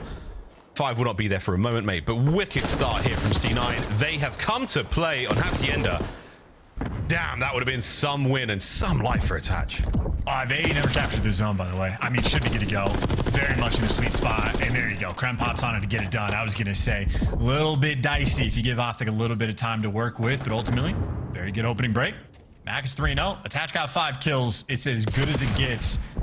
And now you just got plenty of time to go and get that B zone. Yeah, you got a lot of time. You don't have the manpower necessarily. Sib's got to get a 2-piece here to keep this one going. And the dance was on, but his dance partner Krem got there a little bit too late. Here comes Attach now from way outfield, and he's been dealt with as well. So again, this attack from C9 New York has been relatively slow. If Krem can stay alive here, find some kills, oh dear, that would have been much nicer. Staggered approach continues. Yeah, you can dance if you want to, but if you leave your friends behind, you're not going to be able to capture a zone. The stacks are going to be a massive deal, and they get the first 2 kills. They get the entries, and you got a little bit of space over towards top plat, and Mac picks up a freebie. They got a triple stack going. The point's going to fly. Hey, Sib, what a beamer that was. Guys, eviscerated on a Krem. Can't get away with his life, but that is a nice stack. Mac could even drop in here and try to make this happen. Nades up over the top. Trophies are working. Oh, yeah. Here we go. C9 New York. Sky's going to be the last man here to make a play happen. And Attach is dancing, and what a dance this is. Contest is on. Optic arrive, and they arrive as a pack. And drain the segment, stay alive for a moment longer. 9 lives left. Yeah, I was going to say, I think I would have liked the stack there in that moment, but considering you are slaying like this, it's not going to matter. Great shots rolling through. Max should be able to deliver maybe the third. Dashy actually, the Overseer, picks up 3 in a 13v7. C9 have to be a little bit careful. A minute and 20 on Hacienda does not feel the same as a minute and 20 on the other maps. Oh, not at all. Good read out of Mac. Hold it! Krem got tagged up there. 5 lives left for Optic, 11 now for C9. Let's keep this going. They've got the patience. They don't have the corners right now. That's Optic have just given them nothing. They've shown not a single hand. Quick contest. Sib's in. Sib's alone, and Sib gets feeling 3 I'm dead. feeling it. 5 lives to 8. Krem's got to go big, and he's been red. Yep. No way, 45 to go. Dude, I felt that collapse, the 17v9, and here we are. Maybe a final push. If C9 get a few trades, they could get some secondary lives back in the mix, but they got to get some of these kills. Yeah, gotta try. Sky's perfect timing in the retreat. Max trapped. Hook. Oh my god, could go massive here. Knows exactly where the next man is. Or does he? Doesn't matter. They get away with a second though. One life separating them. And Mac is able to get on a B. He's close enough, but they're trying to play for the kills. Oh no. Off these rounds. Oh no. 3v2. Skies. Oh! Gets peeled. On to the time we go. Dashy, last man. Is he going to get gunned? He's so hurt. The capture's still continuing. He has to find the kills on both these players and get the contest.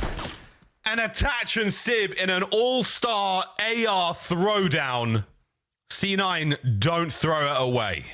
Oh, I need to watch that one back and just look at the mini-map because Optic had most everything covered. There was just timing, I think. Skies, who was overplaying like Connector or you, it was Attach that was able to slip through, and then Sib obviously just guns him out of his shoes. But even prior to that, if Skies just spots out Attach on the cross, I mean, I think Optic more than likely end up clutching that round. But could have been weird timing. No idea if Sky just was there late or how the map played out, but a round rather, excuse me, that came down to the wire when C9 should have dominated it. So as far as I'm concerned, that's a moral victory there for Optic, even with the round loss. Yeah, really great grit. A tenacious attempt at trying to pull that one back. A hot opener here.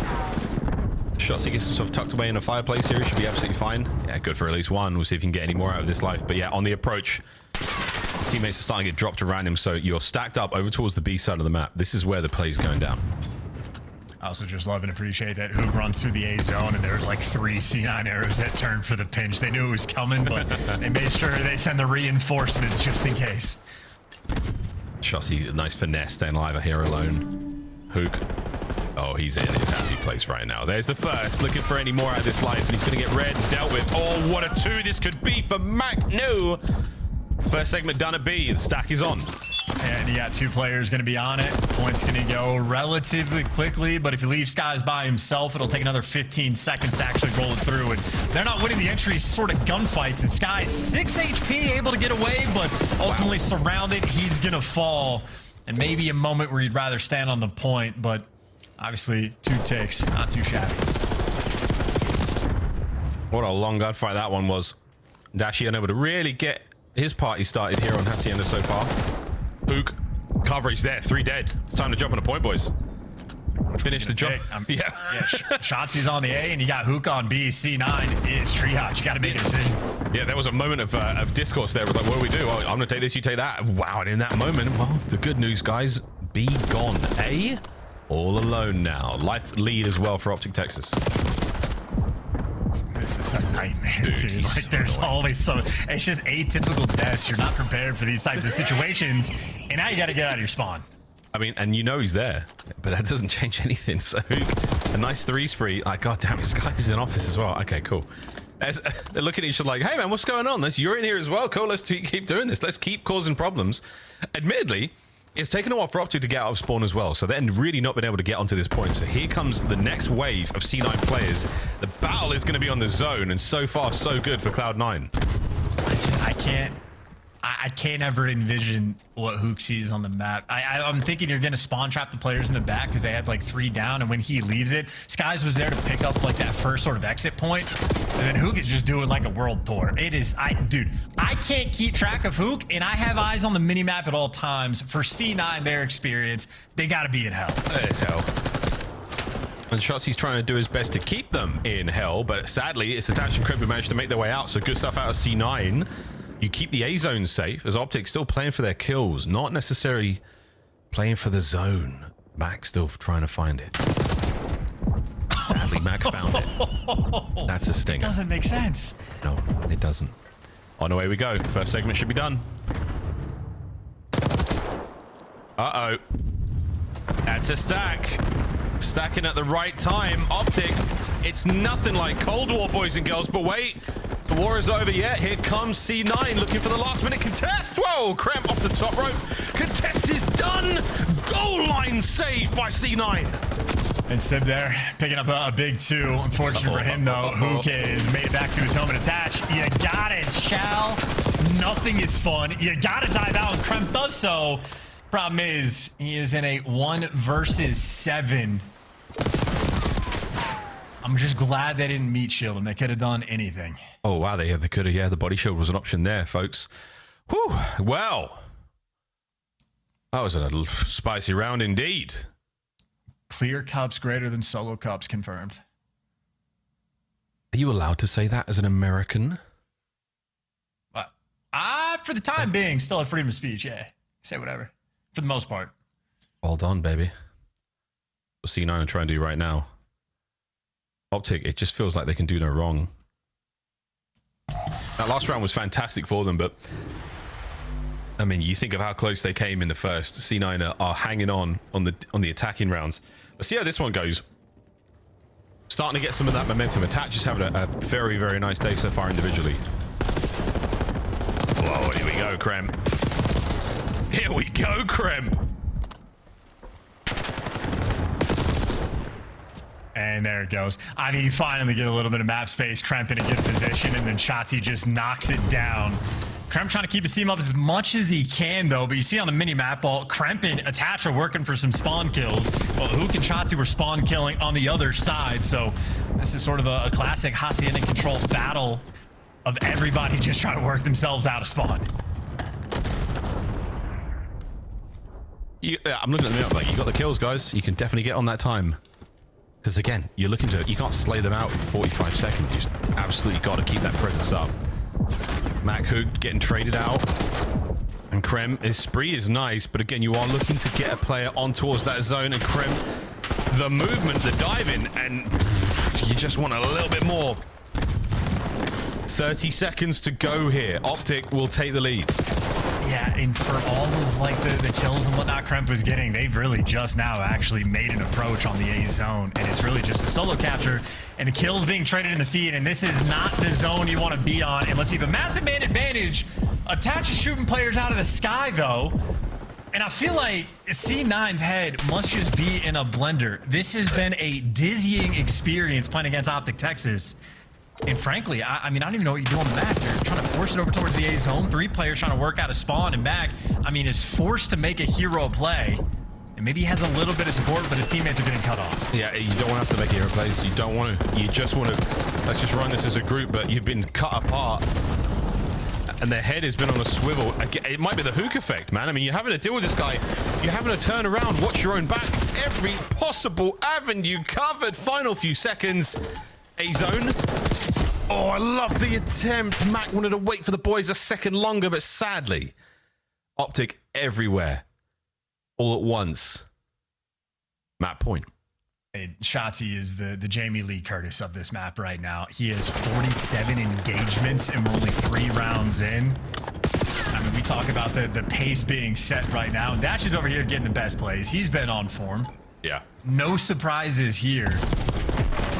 I just feel like, again, just trying to visualize and read the minimap, even when I'm looking at it, I'm having like difficulty comprehending it. I can't imagine the experience right now for C9 where it's just constantly, you're trying to problem solve novel situations incredibly quickly. And then even if you solve them, you still have to win the gunfights, and it's a nightmare. Yeah, I mean, between us, the C9 boys, the observers, Optic are making this one hard for everyone. 27 and 20 there for Shotzi. He's having a good time. Imagine trying to solve a Rubik's Cube that changes the colors of his face whenever it wants. That is not easy, boys and girls. Here we go. Shotzi has somehow cut his way through the line and now has made it over towards the B zone. Yeah, you say not easy, and then someone like Shotzi does it blindfolded in 8 seconds. So it's just no different. 20 now. Damn, son. Wanted it. Mac wanted it more. Finally gets that kill. Minute to go here. C9 playing this one slow and steady. Back to Old Faithful. Just keep bodies on points. Make sure that, yeah, you've got 3 down now. Looking for Dashi. You know he was last spotted on this side of the map. Attach was there for the fight, but not enough on the kill. And now the spawners. I love this. Mac trying to get the play there towards spawn. Sib in lobby brings one down before being traded. This is far from over yet.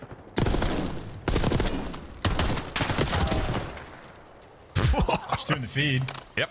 Touch the A zone, stop the clock. Everybody from Optic is here. Yeah, we're looking for the stack as well. Going for the kills first now. Attach is going to be there. And Optic do not opt to go for A. They go for the B play as well. So Hook now in full setup over upstairs. Sky's making his way out spawn. Yeah, you've cut the players down. 19-19 life count, but 28 seconds on the game clock, boys. We've got to capture a zone here. C9 still fighting out spawn. Dude, I wonder how many players or like pros run Ninja at this level, especially in this type of fashion. Because I feel like he can just hear you coming. It seems to be the way. Well, B zone captured. There we go. Minute 27. 3 life difference. Optic Texas certainly in the driver's seat at this point in time. Again, an absolute maelstrom right now, and they are the conductors. A zone has got their name written all over it. Oh my god, it's just a weird. What are we watching? It's surreal. Sid picking up 3 pieces with the assault with the jackal. What's going on? I think Sib has had enough is what's going on. They're down 2-1. He's, I mean, nearly double negative, and I think his experience of trying to run assault rifle, like, again, they just look like they're in hell. So yeah, pull out a sub and see if you can get a bit more active. Look at this. And once again, the map just looks insane. We got a top half, bottom half situation going on. It's not ideal, and it feels like we're just waiting for Optic to figure it out and get the A zone. Everyone is just running. I mean, everywhere you look, there's a player. Oh, Hook's been spotted. Doesn't seem to matter. Finally, Matt gets it. It's the most awkward series of trades, and a slow cap here from Shotzi. Crimp's not going to pick this spot. Still get the capture done here from this position. Snaps was sweet, but not enough to get the kill. And again, just an awkward series of back and forth we go. Oh, Jesus. Okay. Are we guessing it? Are we just running around hoping for kills here? 10 and 6. 17 seconds on the clock, and we're in. First segment done. No way. 4 lives left. C9, 4 lives left. The capture continues halfway through it. Here comes the counter. Hook's there for the trade. 3 lives left for C9. Shots, by the way, 36 kills in 4 rounds. I mean, this is one of the best control performances we have seen all year from an individual player. Gotta get it done, though. 5 seconds. One life. Everybody on the zone. Oh my God. All the people to do it. Shotzi flies out. Peels him from the heady. And Optic are feeling great after that one. The hype is certainly there. And again, the energy in that roster. They've been reinvigorated by the team change. And C9 have been slaughtered. Dude, their vibe might have just gotten killed for the rest of the year. That looked like a devastating experience. I'd be asking for a PC check on Shotzi and Hook, because they were doing just the most ridiculous stuff. Every life, we'd swap to their POV, and it's like, Hook, as you called out, he's getting spotted, like running down the stairs, dead to rights, and just hits the full long slide and just slams it. I mean, this is ridiculous. Damn. 38 kills there from Shotzi in 4 rounds. 24 kills on attack. 14 of them on the objective. Ladies and gentlemen, he's back. He's back. We've missed you, Mr. Cuevas Castro. 3-0. Optic Texas. Their campaign to Major 3 is off to a fantastic start, swimmingly. The C9, the squad who I thought would give them the toughest run this weekend, have been swept. I don't have a broom. I do have a little... Back to you, Desk. That is so tiny. So cute. I love it. What is this, a vacuum for ants? A little vacuum for your desk. You know, the qualms up. USB charged. Proud of you. Save the earth. Wow. Optic 3-0. And night and day. That was belt to ass, bro. Optic are so back, actually. Honestly, we're so back. Shotzi rolls highlights. 38 bomb. He picks up the final 2 kills. There were highlight moments. Sip getting 3 pieces. Everyone from Cloud9 getting excited for a half second. And then Shotzi shuts the door. The rest of the crew right behind him. 35 and like 23. Shotzi, we are so back. Night and day from the Optic Texas we saw in the previous split. And then we're almost in territory. We could be like, all right, it was just a really rough split. We finally found the pieces of the puzzle that are working together. Even Skies looked way better on the map. Way more comfortable. Added up onto this lineup. And they stay perfect in online matches with Hook. That guy's unreal. Is this just confidence, Ant, or is this no doubt. a difference in the team's play style? I mean, there's zero doubt in my mind, Chris, that confidence plays a massive factor here, right? Like, you were online, you were dominant with Hook in the lineup. You get Skies now coming in. He brings great vibes. Now you have Hook and Shotzzy just run around. They have such great chemistry. I mean, you saw, like, it just enables Shotzzy. Like, Hook's willing to do the dirty work. He's willing to be, like, the guy who will take the back seat to Shotzzy the entire time. And, you know, this is the result of that. Like, Shotzzy can make huge impact plays. And, you know, down the stretch where you need him to call game, Shotzi's going to do it. He just pulls out a knife, knifes the guy, finds another 3 on point, 14 kills on the objective, as Chance mentioned. Like, this is the Optic team that the fans have been wanting. And boy, oh boy, you guys have this duo. Moving forward, can you be just a Vault Hacienda team and get to champs if you're Optic Texas? I mean, get to a championship match, rather. Weirdly enough, Hacienda is one of those maps that a lot of teams don't feel comfortable on. So if they can get into these series and kind of make it as one of their lockup maps, it absolutely can look really good moving forward into Major 3. But they've got to add something else like Red Card. Are they playing in a garage? Was that a Batmobile in the background? Something Shotzi's awesome. got himself, or Dashy got himself a Batmobile. They all got some nice cars, and they also earned our scuff play of the game earlier. But Allie, let's revisit it, shall we? It's Dashy. It's your hard point. It's Big Bruce doing Brucey things. Bruce. Game number 1.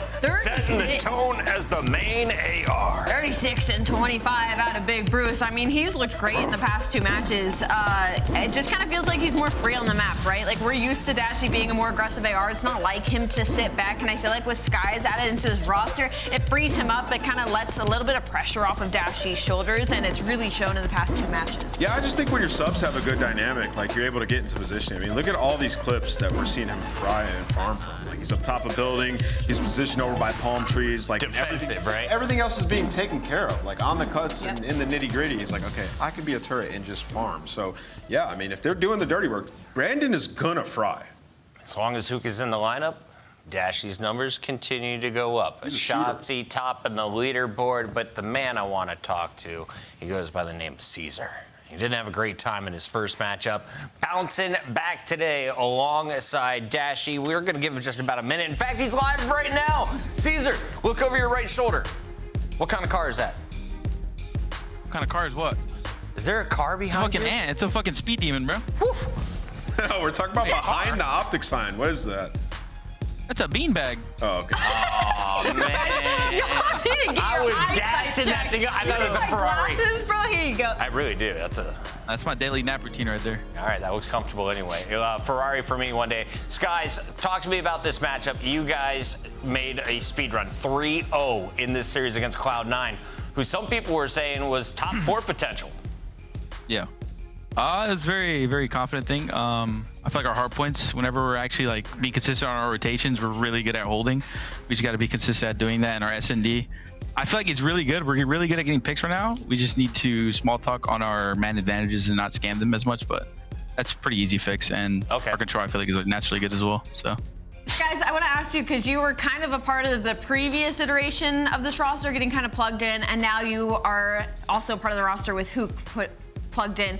What has that difference felt like? Have you felt a difference? Was it immediate? Like, what has it been like kind of being that third player on the backseat? Like, whoa, things still aren't working, and then they plug in Hook again, and now it seems like everything's clicking. Yeah, I mean, honestly, like, I had like 4 days, so I couldn't really judge it too much, but so far with Kyler, I feel like he's just banging, you know what I'm saying? But he's also like, he's game as well. So he's opening the map for Ant and everybody else, so it just feels very fluid, like naturally since I teamed with him. Mr. Bueno, congratulations on the win. You guys look good. You look good in this match. I want to ask you, how's it been dealing with like the Optic fans in the green wall? Obviously, when you're winning, it's great, but it was tough when you got plugged in and obviously not the result y'all wanted at the major. How do you deal with that? Honestly, like, it doesn't affect me as people would think. I literally look at it. I probably laugh at most of the comments, like even if like it's like a harsh one. I don't really let it get to me. But I don't really use Twitter often, like recently, so I don't really mind. And then can you comment on the tax situation with people streaming scrims in Watch Party and you guys? Oh, no comment, bro. No comment. No comment. All right. Yo, we can Watch Party their scrims? Dude, I don't know. They were mad at Brandon was mad about it. Yeah, bro. Y'all good, bro. Y'all are good, bro. We're good. We got the pass. We got the Skies pass. Skies, congrats on the double. See you soon. All right, thank you. We don't get enough viewers to warrant attacks by him, so. That's insane. Why did you? He was so positive. We were so excited, Chris, and Anne just got. Do you know why I'm still excited? Because the best team in the game, aka Toronto Ultra, takes the stage when we return. They just took down the Kings in Atlanta FaZe. Do they continue their run? It's Cammy in their way.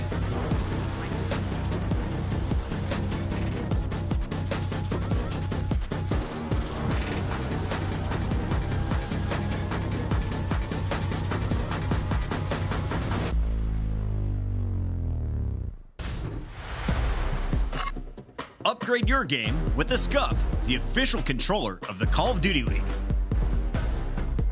The Esports World Cup is an official partner of the Call of Duty League.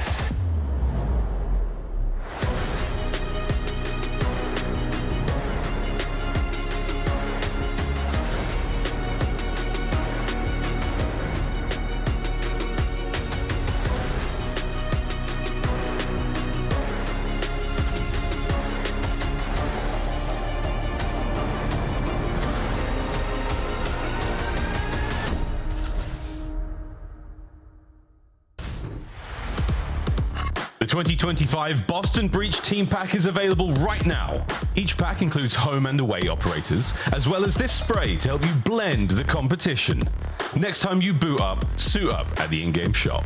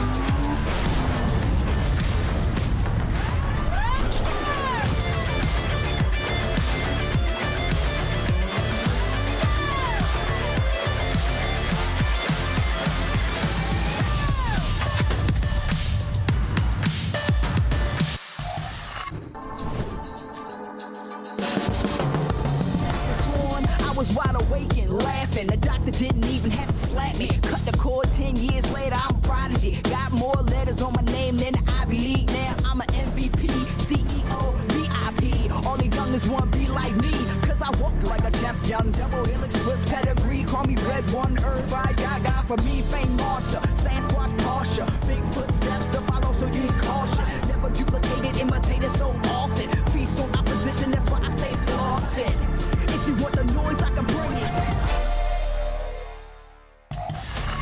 ever-present Boston Breach takes on Toronto Ultra. Cameo Crew trying to stop a squad that just took down Atlanta FaZe yesterday. Welcome in, everybody. It's Rosalie, Nameless, and Puckett at the desk. And I want to start with you, Rosalie. Boston Breach, where are they at in your power rankings? Boston Breach is in a weird spot right now. They had a really good showing at LAN, but we've seen what they've done against top teams, typically in the online qualifiers. It's where they extremely fall short, especially in this matchup versus Toronto Ultra, where they haven't won it yet this season. And talk to me about Gigawake. Is he the reason they win today? I mean, listen, they're going to need him, okay? This is Omega Gargantuan, some would say. Gargantuan Wake. No, but I would say, a lot of people looked at this Boston team and they were like, man, are they going to make a change, right? Because they haven't been able to break through. It's tough because you've had waves all year long where it's like, okay, the ARs have been underperforming, Subi and Purge are everything. And then we get to LAN and the ARs were phenomenal, putting down a ton of damage, especially in the win that you had versus the Thieves. And then Purge had a bad performance. So it's hard to single one person out and be like, that's the guy that should go out of the lineup. So they're continuing with this roster, and I think it is the right decision. And you look at it, what do they need to fix? Well, they have an auto loss map in every single series, and that's control. You're 5-16 in that game. Well, guys, we have to find a way to make the game slower, find the kills together, and then put teams in a blender, something they haven't been able to figure out all season long. That has to be the primary focus of Split. Not the worst in the league. Second worst. I mean, it's tough for Boston Breach because you look at this team and you want to be like, all right, they're going to be really good at respawn. But as Ann just touched on, their control has been just absolutely killing them in series, which forces them to be good at search and destroy, of which they're just really not. They don't have a map they can lock up outside of Hacienda when it comes to search and destroy. So their map pool kills them against any decent team. That could change. That could change. You talk about this team, the maps that got removed, you talk about Skyline and Vault, they have not been good on that 1-on-1 in Vault on the season. Hold your thoughts for the 6. maps and modes, Skyline. Nameless, as I take our attention to the opponent in this competition. We're going to Toronto Ultra. Oh, they're good. Kleenex, pretty good at this game, but it's good. Beans. It's Joe Deceives recently turning this team around, making them a true threat. They played with confidence yesterday. How do they do it on LAN? I mean, they were steamrolling everybody in the lower bracket, 3-0, 3-0, 3-0. I mean, it was really just them figuring out their hard point and becoming a world-class HP team. They dominated Skyline. People kept trying to test them there. They were just frying everybody.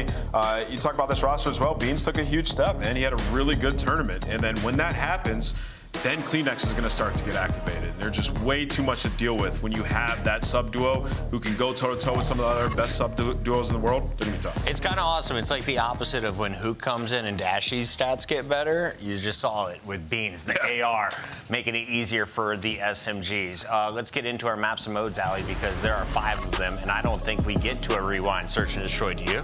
I don't think we get there either, honestly. I'm actually really excited, though, to see both Dealership and Rewind in this layout, because I was instantly noting this is a Toronto Ultra team that was undefeated on Skyline and Vault Search and Destroy. And so thankfully the maps that replace them are still kind of bang out, still kind of fit their play style. So it shouldn't hurt them too much, but there is still always that big question mark. Yeah, to what Allie just said, it's mirror opposites. You look at, Boston, the 2 maps that they were the worst that get removed, and then now for Toronto, their 2 best got removed. So this situation with Dealership and Rewind, honestly, gives Boston a very good chance. They need to be good at both of them. And if you remember throughout Split 1, Snoopy was a demon on that map, on Rewind. That was one of their better maps, so it could be good for them. I was trying to do a vibes check for the prediction, but it's Boston who's looking like they're having more fun right now pre-match. It's time for our pick'ems. Let's make them official. Boston Breach, I lost my lead because of you. I'm going Toronto Ultra. Yeah, look, listen, Boston Breach was a great win versus the LA Thieves, but you're talking about an online qualifier where they lost 5 series in a row. So I still don't have faith there. I'm going to go with Toronto Ultra for sure. Trap game. Fall into my trap card. I got to give it. Boston are going to win this series. Everybody's gassing Toronto, which I have been too. They have looked phenomenal. If there's a team they lose to, it's Boston. He got 2 upsets correct yesterday. He just called Optic. He was right there. Is he right again, Merc? No. I love it, though. I love that he's just trolling on the desk now. He's not trolling. No, he is trolling. I love it, though. Why not? He's having fun. I respect it. It's like the Patty Price. As soon as you get one right, you have 100 things that you say wrong. But as soon as you get one right, it's a victory lap. It's like 50-50. Pat's like... Yeah, but when 2 he gets for 2,000. Once he gets 2, you're... Yeah. All right. Well, we get into it. Yeah, no, I mean, obviously, Ultra favorite. They're coming off the FaZe win. They won both hard points. They're looking so good. For Breach, it's I don't know, we kind of look back to when they pushed FaZe to 5 in the last qualifier, because FaZe were working on some maps. Maybe you have some new maps in this, in the Surge. You can catch Ultra here. I feel like there's an opportunity for Breach. Just can you take advantage? There's not.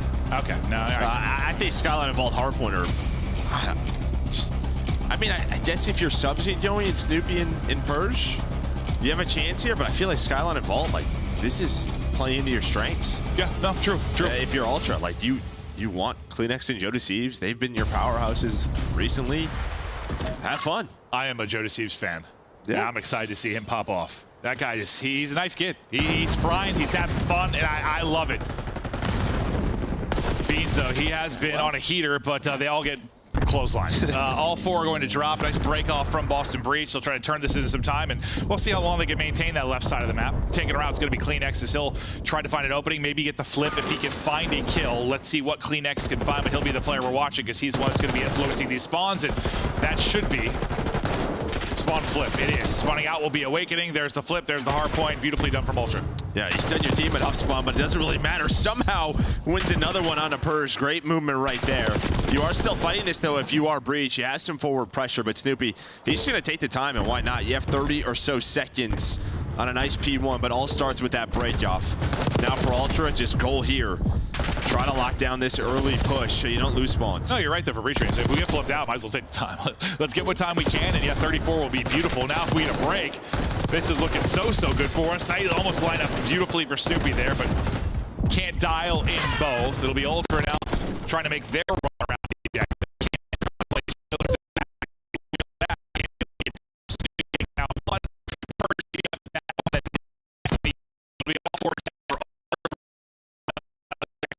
But now you have a great P1, you get a pretty early break. Can you hold, though?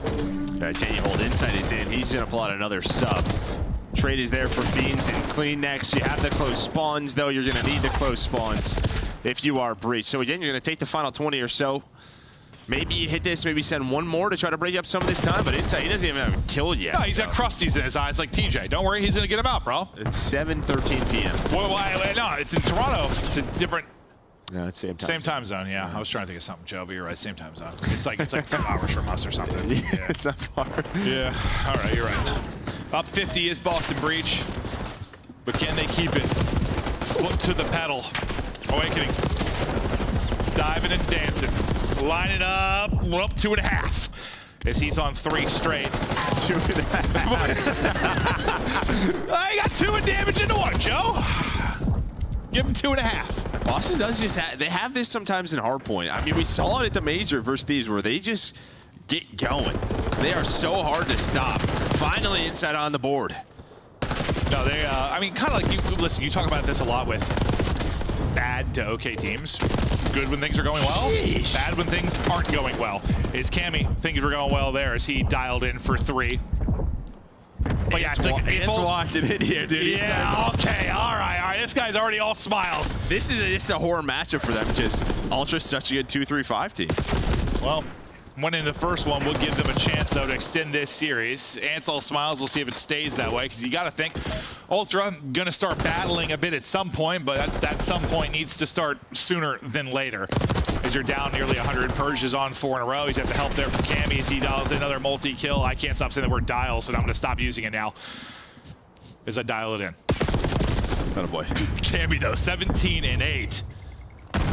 Speaking of map. Having a map. Having a map right now.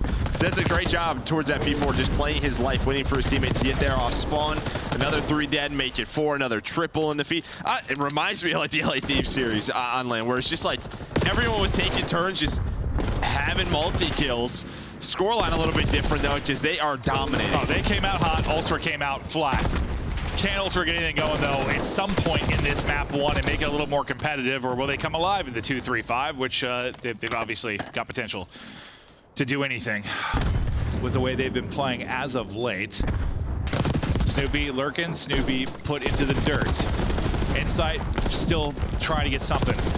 5 and 14, nothing working for him right now as they try to chip away at this advantage. Purge gets the headshot through before he falls. Time now for Ultra, and here we go. We're in this second set of rotations. You're in the P1. This is where it's a very important spot on the map. First hard point in the second set of rotations. You can flip the script.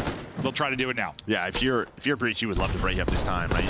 I feel like if you can get this 40, if you're Ultra, maybe carry some of this momentum, maybe an early break, flip some of those spawns. But Purge, he's able to do that. As much as Ultra have to get it going, you're up 100 if you are Breach. This is the time they can put the map away. Pressure to Breach to close it out. Let's go to listening with Boston Breach. Alright, Jim, there are 2 Jim. Jim, one more Clean Axe. Clean Axe, down main, one shot on old boys. Oh, good. I'm gonna go underground here. The next really weak on old, okay? Nice, sorry, K. Yeah, I'm going left, I'm going left. Wait. Yeah, winning. Let's see him back left, boys. In the back, glass 5, yeah. Good drop down. I got naded, boys. Give me a sec. Winning a sec. Nice, yeah, top insight, really glass flat. 3 moves, really glass flat. Time. Top back door. Top back door. Glass flat, guys. Line the desk, glass Tell me weak, top weak. I'm gonna go up top, okay? Back here, me then. Nice, yeah. That's what I'm trying to live. Yep. Let's see anything top mid, right here. Back here, then. Yeah. That's just shit. You hit front doors now. Yeah, I'm hitting front doors. Joe, back door weak, and then glass flat. Glass flat, guys. Back. Drop down. I got stuff for people on the video behind me. Weak. I can't jump. Yeah, front right. Front doors, both. Got that. Nice. You want above me? Woodwall, we going underground. Listen, slow down. Just wait. You guys should work together, okay? They can show me work mid. Yeah. I'm working mid, okay? Yeah, it's 2 now.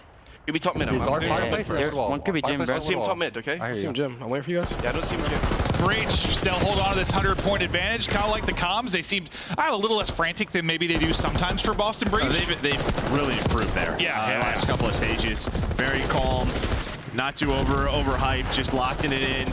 Great plays there from Snoopy to break into that P2. He had some great gunfight wins, goes on that 5 spree. They make it messy, and they've just held on to this lead. Never allow Ultra to ramp it up and really get something going, or if they do, maybe they'll be so close to victory it doesn't matter. I mean, that's kind of the goal when you get an early advantage like this. Just put it out of reach, even if the other team gets hot. They'd have to literally be perfect. We're not quite there yet, but we're getting damn close, as it's another 3 dead. Snoopy, Challen, battling and winning. Purge, the other side of that sub-duo, having a solid one as well. Really, everybody is. Leading in the hard point time will be Purge and Snoopy. Leading in the slang, they're there as well. We'll get right back over to Purge to see what he can do around the back.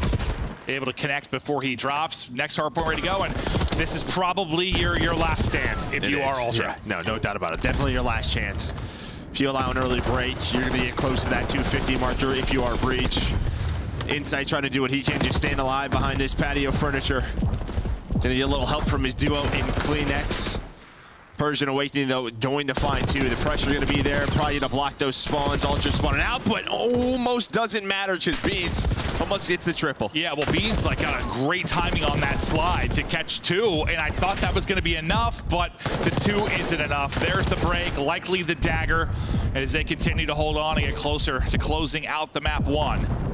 It's been the breaks, it's been the holds, it's been everything. They have dominated a very strong Ultra team as of late, and the domination continues. They can't win it here, but they will be so darn close. Start to leak out the other side will be Snoopy, and well, he's leaking everywhere. Well, that's not good. They should get that checked out. Yeah. It's never good to do that, but honestly, it's a beautiful scoreboard. Like, if you look at the Breach side, everybody is close to a minute in time. Everyone's right around 25 kills. You look up team effort, this is it. From the Breach shot, it's Snoopy, another headshot, 6 in a row. Great spree from him, couple of more seconds. Trying to do what he can next to this hot tub as Purge gonna fly on through.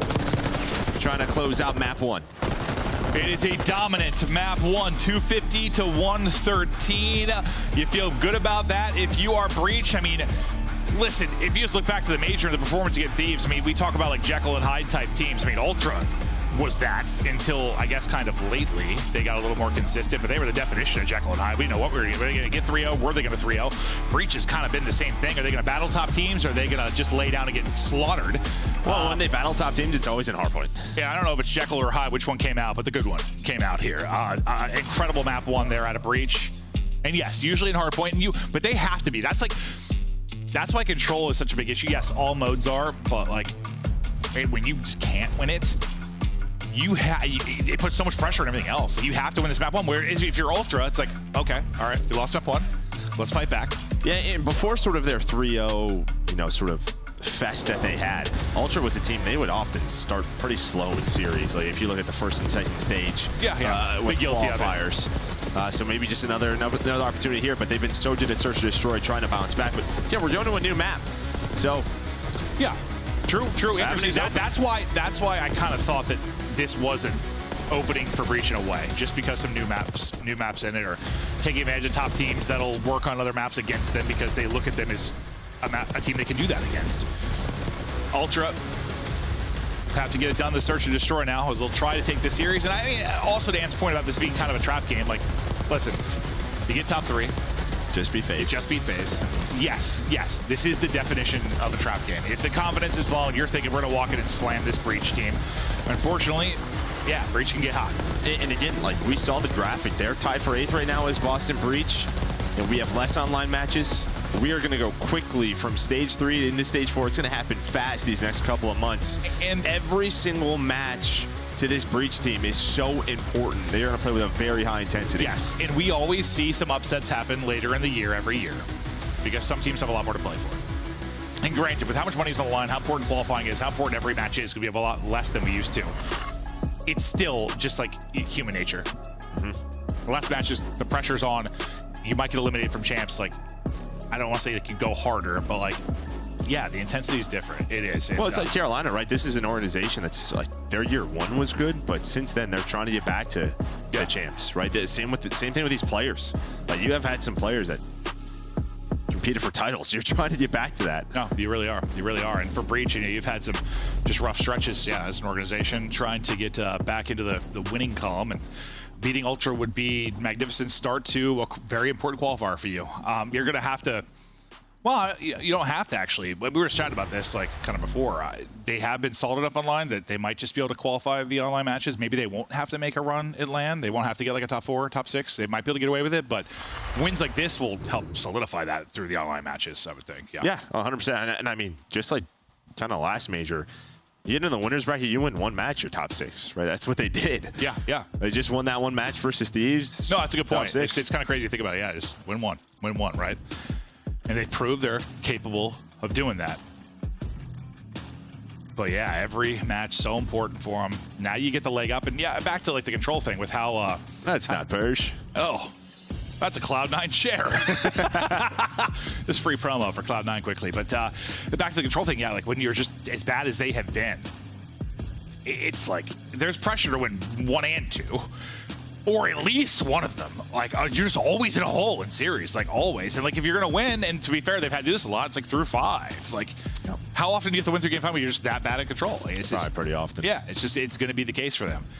Because what was it, 5 and 16 or whatever the statistic was, bottom 2 teams in that mode. And I kind of asked you and Ant, I was like, when has there ever been a good team that's been bad at control? And never. I mean, okay, maybe you've had like a one-off like run, like a one-off run or something where a team's like I don't know, one of the Rocker like runs or like a Seattle Surge like run to a win. Like there's been some one events, but I mean like a consistently like good team that's bad at control. It's just not a thing. Hasn't been a thing ever. 50-50, probably at the worst. Yeah, at the worst. Yeah, any worse than that, no. Not happening. But we'll talk about the road to the major for Boston as we're talking about the importance of these matches, and let's see what their difficulty looks like. Not bad. No, this is not bad at all. This is, I mean, compared to like Carolinas, this is great. In that one, Matt, tomorrow with Rocker is massive, right? Because Rocker's at 90, they're at 110 is Boston, or 100, so massive there. Same with Cloud9. So not only are these winnable games, but they're also games that, in terms of like the placement, who they're going at, these are the teams chasing them. Yeah, no, true. Might have a little delay before map 2. It's a Toronto Ultra match, so there's server conversations. Got it. I feel like it's every Ultra match that we'll have this conversation, but hopefully we'll be into it quickly. Probably tested some stuff out, try to get back into it. They just got slammed by Breach in map 1, so probably might lead to the issue. I mean, listen, whatever's going on there, we'll get it to as quickly as we can. But that's the road for Breach. But yeah, you win this, the rest are winnable. I mean, okay, does the Rocker matchup look scary compared with how they looked? Like, I think this Rocker team has potential to be very good because this Optic team is going to be nuts online, hopefully on LAN for them as well, but we knew they were going to be nuts online. They were with who? Stage before, 1. Yeah, Stage 1, they're insane. But the fact they pushed them to the brink, that might be a very tough matchup. Cloud9 just kind of got stomped, but still probably tough matchup. Kind of tough, but like the other two, I mean, they're all winnable, honestly. Yeah, and again, it's just teams that are chasing him, so you have to win them. Yeah, no, exactly. And that'll give you a little cushion, a little less pressure when you do get to land. Yeah, because it really is about battling over kind of the 7 and 8 spots when you talk about the run for champs. And we're chatting about it now. Yeah, it's interesting because usually I feel like we don't start this conversation too much until like a lot of times like stage 4, but with having like less matches for Major 3 and Major 4, it becomes more of a conversation. And just because of the gap, right? Like there's just that big drop off where you have 70 points right between like 6 and 7 or yeah, 6 and 7. 6 and 7. That it becomes a little bit 5 more. and 6. 5 and 6. 5 and 6. It becomes a little bit more interesting. I was trying to picture in my head, but I just looked at it. Yeah, Optic 6. So yeah. We're gonna look at the season. Yeah, there we go. Let's bring it up as we're chatting through it. So yeah, Miami get that 5 win and today. 6. Yeah, there's the gap. So yeah, 110, and yeah, so Boston they have this match, but again they play Cloud9 who's chasing them, Rocker who's chasing them. Then they have the bottom 2. Yeah, I mean, if we're assuming that Optic Texas are, I mean, let's take LAN results out of the equation. If they're going to be nuts online and win most, which it seems that way, let's say they're going to be in. Then you're battling for 2 spots between the 4 teams. Yeah, I mean, we can take the other 2 out of it, I think, safely at this point. So yeah, it's just a battle, and like what's crazy is just it's an insane battle too, because one, you've got changes on 2 of the teams, and just they're all like kind of the same. Like not the same. Well, they're all going through like they're having different trends. I mean, the one thing saving Miami is the top 3, right? Major 1. Because outside of that, you're true. You're not having a great year, but you did good enough at LAN. Yeah, not same from like a result standpoint, like how we got to this point exactly, but same from like I don't know what the hell I'm going to get every match. And that's why they're probably in this position. But if you had to guess right now, though, looking at it, what 2 do you take? Just based on we haven't seen a whole lot, but. Honestly, I'm a little nervous right now for C9. Because like I feel like that last stage was really good for them, and they were a really good 2-3-5 team, but that was not a great showing versus Optic. Well, it's tough because you just watch Optic play Rocker and you just watch Optic play Cloud9. It's like I'm a little makes you feel pretty good about Rocker's chances, but like I liked what C9 showed last stage, so I feel like they should be okay. That's true. All right, well, hey. I actually just don't know. The Maven and Merc podcast is done for now. Ultra, we're having some issues, yeah. We're headed to a break. As soon as we are good to go, I think your testing servers will get back to it. Thank you for your patience, and I hope you're having a wonderful evening. Upgrade your game with the Scuff, the official controller of the Call of Duty League. The Esports World Cup is an official partner of the Call of Duty League.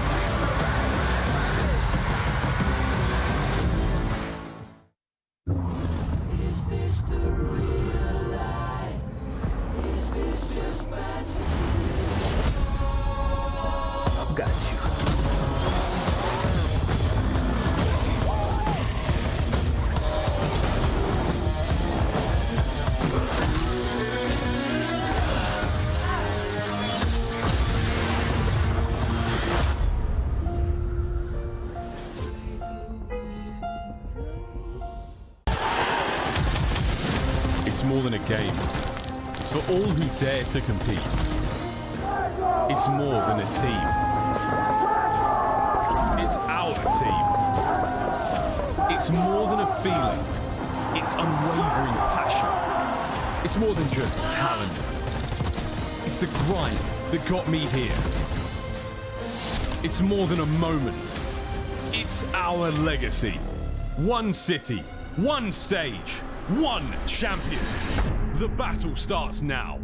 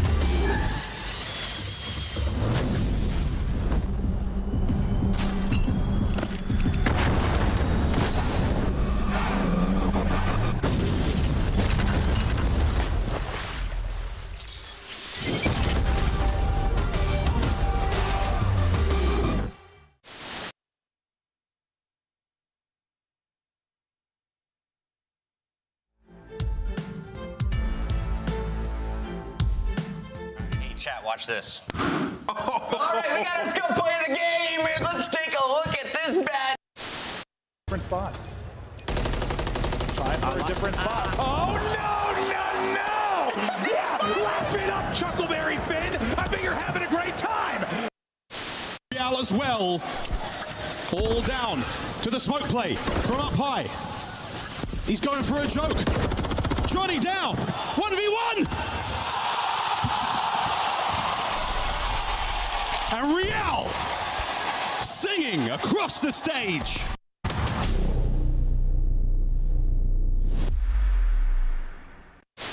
Time, man. Like when you have the Slayers, when you have the talent there, it's all about putting it together. You heard some words. Scrap and Draza now getting the opportunity to go toe-to-toe. Who gets the final chance to head to Twitter? We're about to find out. What do you think of my shirt today? It is a choice. It's a choice. Listen, guys, I put this shirt on. I felt pretty sexy, to be honest. Yeah, I looked in the mirror and thought, God damn. And then I got into the green room and everyone said, your shirt's too tight, you look like an idiot. And I was it's just a little too small, but it works.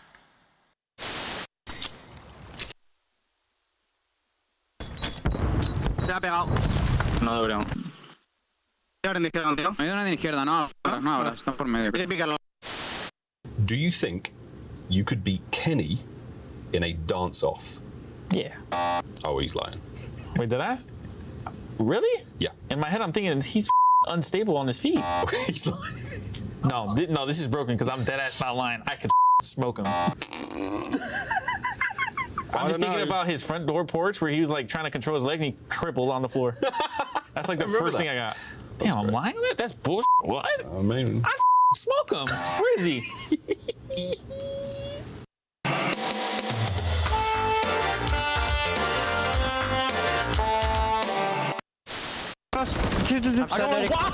Let's do 2 weak. One more. Weak. Get killed. Back on him. There's two. You can refill your secret in a second. She's one more back door. I know your secret. Back door. One shot. Holy shit, Eric. Last one. Nice, Eric. Good story, man. You can't kill me. What the frick? I have a streak. Ghosty doing his best to do it. Oh, here we go. 3 are going to drop. A chance to go. One person. It's Rods that's got to go clutch. From the position we saw Crip do it, he doesn't do it. Ghosty able to put him down. They get on the point. Everybody's up. That's not going to hit. Second bit of progress done. They got to surge on forward. A BZ with 1. Can't get through. Oh, and Sim connect. But you win it if you're Crip. Of course it's Crip. Time and time again, he wins his one-on-one. No, he's mid-desk, laying down mid-desk. The long desk, snaking the long desk. Nice play. Good Let's go, Clay. Let's go, Clay. Ran at him, bro. Yeah, you should have with the Vaz for sure. All good. Don't stare really, Hydra, please. Holy. In the corner.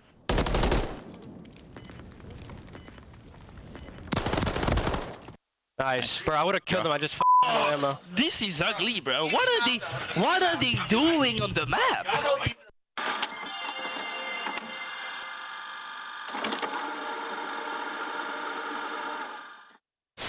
That's my shotgun.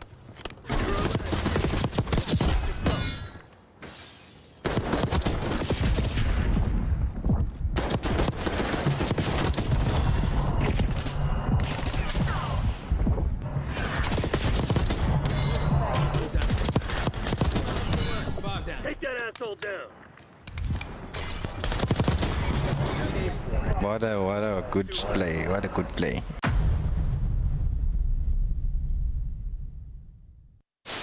They watch us play Searchlight that? Oh my god, they're shit.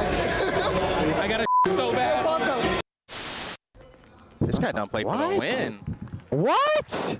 This is criminal! What was that? Play for the win. What? Why is he laying down though? Because he don't play for the win. I get. Hey Ken, you know where you died from? This guy's not real. What do we call that out? Because I knew he was there the whole time. Let's call it barrel. something was going wrong. Apparently, don't know who it was or where it was, but Linz is MIA. Linz has been, I'm not sure if you've seen Tron, the classic from the 80s, but he has been sucked inside the game. And now he has to play a series of games within Call of Duty to win his freedom. Did you feel bad about eliminating Vegas Legion from Champs? Yes and no, but yes. They're seeing him like, ugh. I don't know, actually. You are lying. I'm lying? Them guys. Yeah. My bad, Clay. I keep that shit together.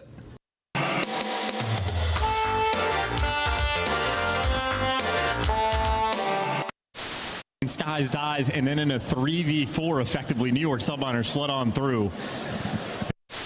Wait, find the bombs, guys. We're playing the bomb. Oh my god. God, ball, come on, give it to me. Bomb is armed. No, I don't know if he gets sound. Behind you.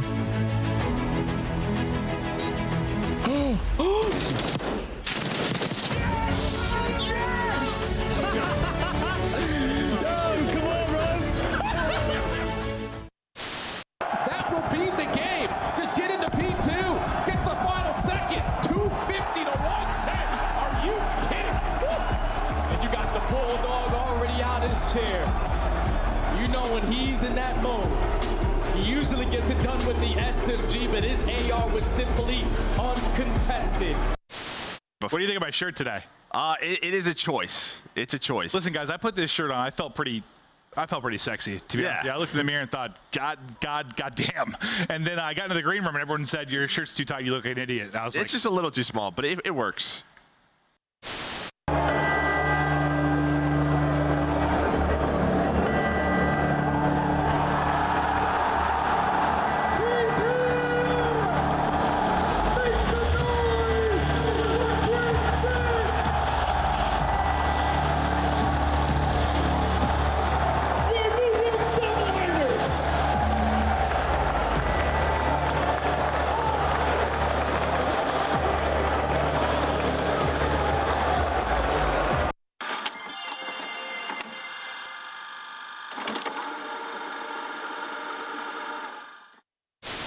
Oh no, I'm dead.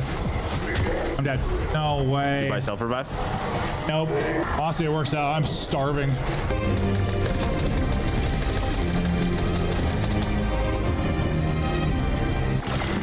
Krista calls these my old man ship.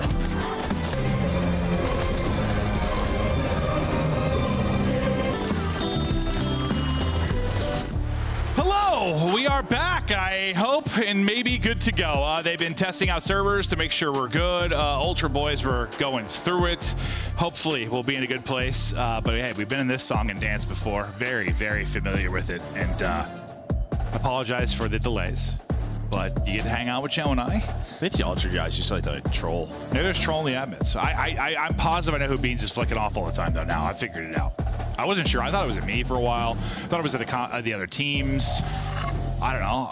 I wasn't sure, but now I know. Now we know. Now I know. Snoopy, take a look at his S&D so far in stage 2. Oh, so far back in stage 2. Yeah. Sorry, wording all over the place there. He tricked you. Yeah, no, I did. He was terrific. Can he be terrific here? They were lights out in the map 1, but now, there's some server changes. Maybe the Ultra Boys are going to be back to it. Some server changes, some map changes. We're going to deal. Yeah, we had a 3-hour Ultra series last night. Get me right back to it, Joe. It's not like I got to go back and get on PGA. I just qualified for the tour, dude. I won 2 tournaments. Like, congratulations. Back on the grind, bro. I'm a golfer. I'm trying to beat Ben J to see him because that guy can't be good at. I refuse to believe he's better than me at anything. So that's what I've dedicated my life to, Joe. There's no coordination in his body. Have you seen him? None. I'll tell you, he does have some coordination. The Purge. Oh, never mind. Purge no longer can be coordinated because Purge is dead. Snoopy sending it. Nice little gunfight win. The back dive not going to work out for Insight. Cammy, though, with the timing and the play. Suddenly, Kleenex, his opportunity in a 1 versus 3. They're not even playing. They're just hunting. Now they're going to plan. Kleenex has also been hunted. Round 1 to Boston Breach. Yeah, nice B pressure there, and then what they do is they allow Cayman to kind of lay flank mid, right? When we saw this yesterday, earlier today, defense absolutely has the advantage, but it's really all about sort of that middle building because it's just such a quick rotation for them. You have the window over B. If you can get mid control on the attacking side, it feels like you have a lot of options, but it's just not easy to do. Yeah, I was going to kind of ask you your big takeaways from the first couple of days, and you sort of told me right there. So there it is. Thank you, Joe. I got you. No, excited to see more of it, and I'm sure we'll see some. That was one of the faster rounds, right? I mean, that was before, like, yeah, even had trophies. Boston just kind of sent it B-side. No, true. We'll see what Toronto do offensively, kind of spreading it out, looking for picks, and while the pick does come in, Awakening going to get gunned. Beans will find it. And now we're jamming out. Back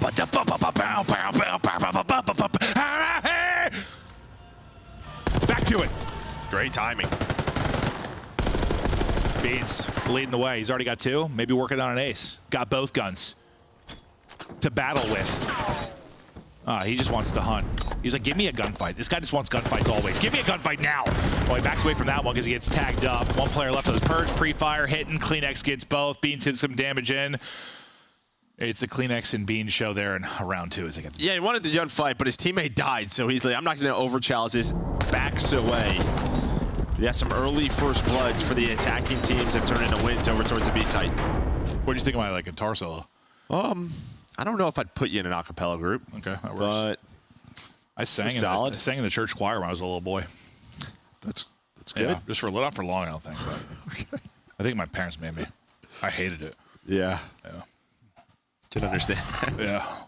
Still hate it. 1-1 now. Breach. Ultra. So far, so good offensively. Purge the first blood. They're finding openers on offense, but Purge does get traded out this time. You just tell Breach to put some time in, right? Just so decisive on their attacks when they have trophies. Yeah, we haven't seen a team like that, like really at all, right? Mostly spreading it out, like kind of playing slow. They're hitting it, but well, they get hit back. Is Insight Kleenex. Kleenex now on 4 straight. You got 2 in the last round. You got 2 already to go here. Awakening now, best of luck. Oh, doesn't need luck when you got Gunny like that. Nice win, but he's got to do it a couple more times. Definitely far more winnable now. Gets eyes on one. They spot him. I think they saw him, yeah. Bolt in a reposition. Okay, let's give him 3 one-on-ones. Why not? He's trying to get Hunter down and trade it out. He's tucked away in the corner. Good thing he chases him down. I thought they were going to let him get back to full and then shall, but you're able to trade it. Ultra, don't give up the 1 versus 3. Because I don't think why is it every time I swear to God that Awakening is last alive, like he literally is gone. He doesn't miss a bullet, I swear. It just feels like they stopped shooting. Yeah. I feel like we've casted so many almost 1v3s or 1v4s for him. I can think of like 3 different ones on Protocol off the top of my head. Like where he's like a bullet from winning these situations. The guy gets turned when he's last alive, I swear. He doesn't worry about his teammates. There's no comms. Just gets locked. Yeah, just a tough position, though, right? Just so many ways where Beans could have traded, and then the health regen just doesn't fully come in.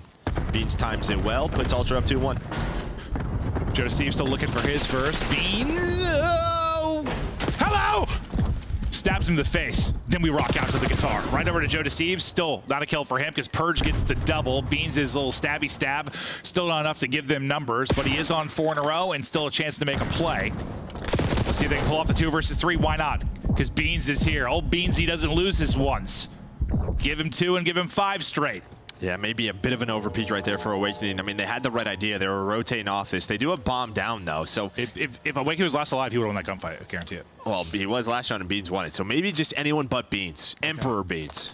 Maybe Beans is the Awakening counter. Emperor Beans.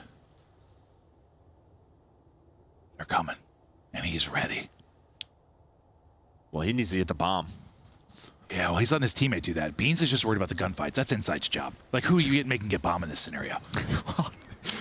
I mean, I hear you. It's just they probably help him out. Beans was too locked. He was too locked. I almost said dialed again.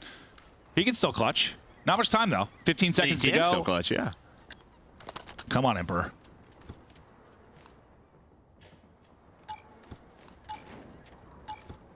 And nothing he can do now. Nothing he can do now. Even if he tried to insta-plant, maybe he got it off, but they don't let Beans make a play. I mean, he makes a great play to get that first blood, but then Purge makes a better one, finds the double over towards the A-side streak. Yeah, he was put in a really tough spot. You saw him put the trophy down. just knew that trade was coming through the doorway and had the knife out. You think he just needed to group up with inside there and just work back to get bomb? It felt like he thought he had the read. Yeah, they thought they were rotating. It's just a tough scenario. There's just bombs down. Sort of a 50-50 guess in a way, but I don't know, maybe more winnable if you just like group up, you know, at least trade and make it messy, but hindsight is indeed 2020. See if Joe Deceives can activate now. And we were talking about streaks, man. Kleenex went on 4, Beans went on 4, now it's Purge's turn to get turned.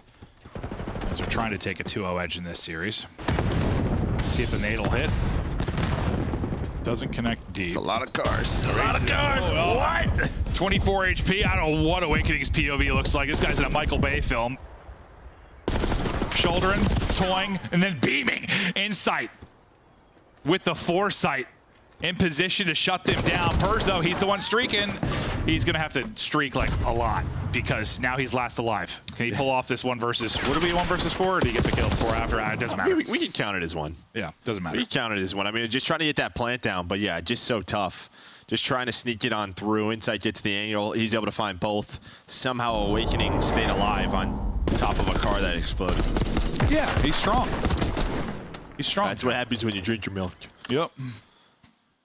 Hit him to 24, but he stayed alive. Yeah, I thought he was dead for sure, but it looked like so crazy from his POV too. I didn't know what was happening. Stuff just blowing up. If that was like a fire extinguisher, he'd have been dead though. That's your point. Or what is it? What does it show in Proto? A car, right? Or whatever, Yeah. the PC? Yeah. The PC car. We got actual cars. Not killing them. No, sir. Advantage back to Ultra, though. Playing deep for the push through will be Insight. The other 3 grouped up around the trophy and the plant. I'll get that door closed. I'm going to open it. I'll open that door. I'll close that door. Open, close. Oh, doors. What a magnificent addition.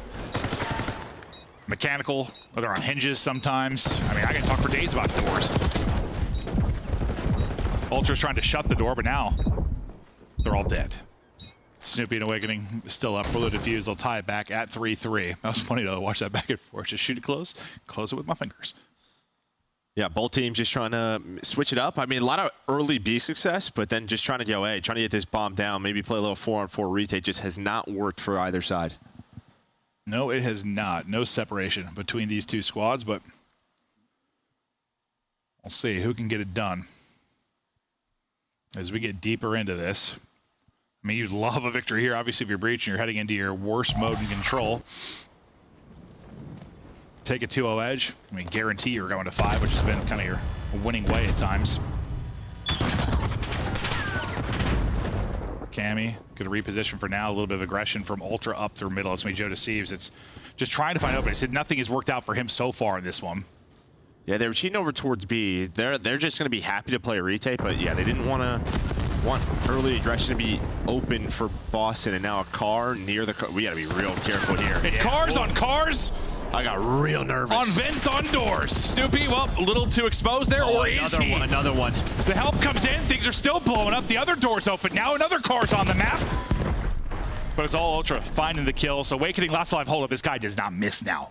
Oh, we've upgraded. Super Saiyan, Gigawake. Last alive 1v3. He doesn't have much time to go. But this is when Demon Awake comes out. He gets in to party with the rock music. Oh, I thought he was going to zap him. Don't let him do it, dude. Don't let him do it, dude. Shoot everybody. Jump in. Good job is making sure he can't get a pick and make things interesting. He had to go with a little time, but yeah, no, he tried to let his fly in that one. He's like, I got 2 players a little weak, I'm going.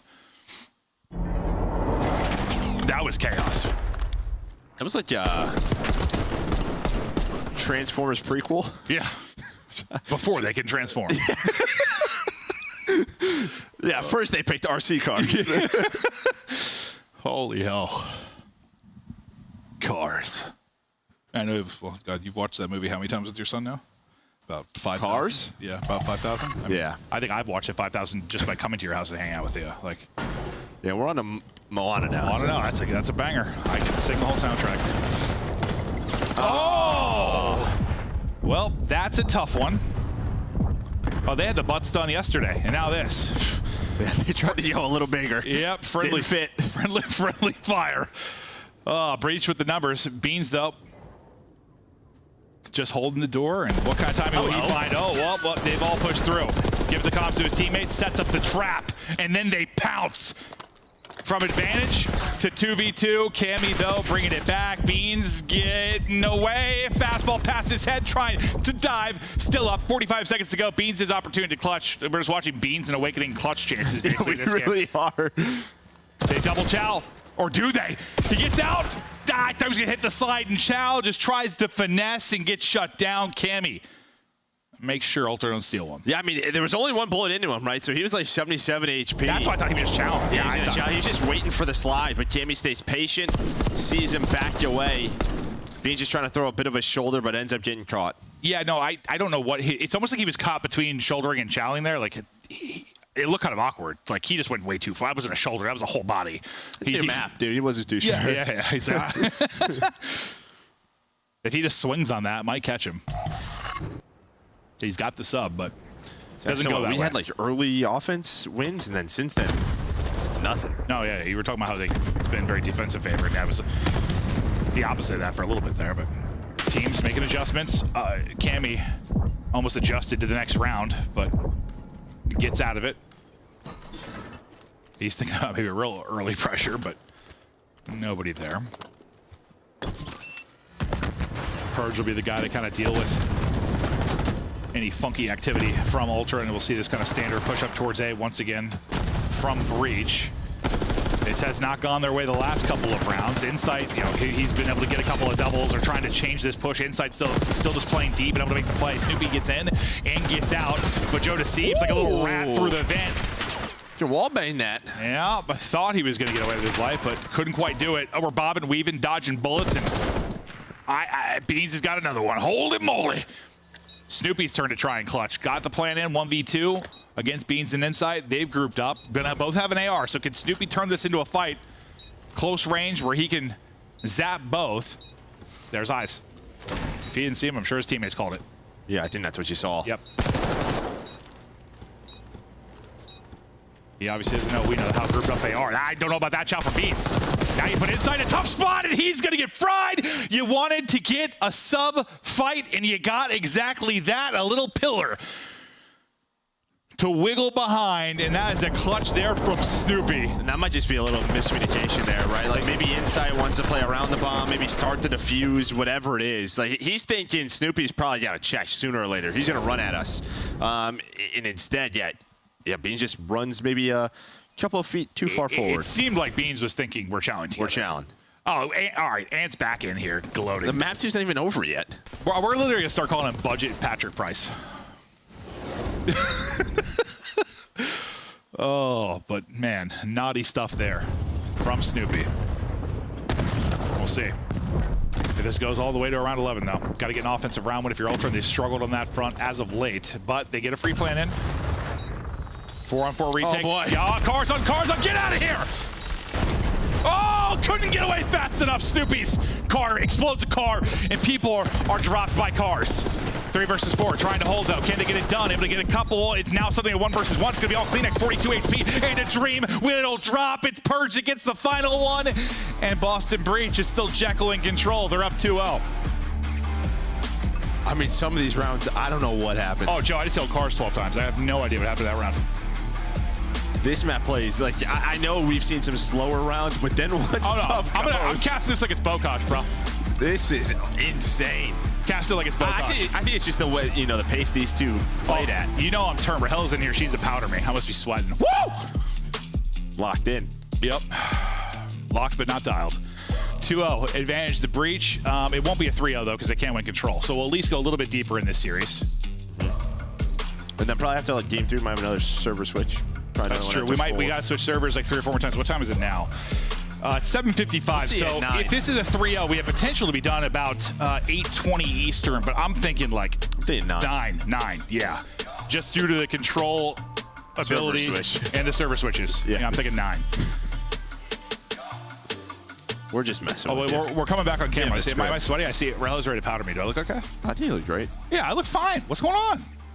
It's not even you. Maybe it's not you. Oh, maybe it's not me. That's true. Desk. It's Maven's World. We just live in it, everybody. Welcome back to the desk. It's halftime, and Allie, you got another wrong prediction. I suck at this, actually. I actually have been right there with you, really bad. picking all the wrong teams. Nameless, though, has been on fire this week. He called 2 upsets yesterday.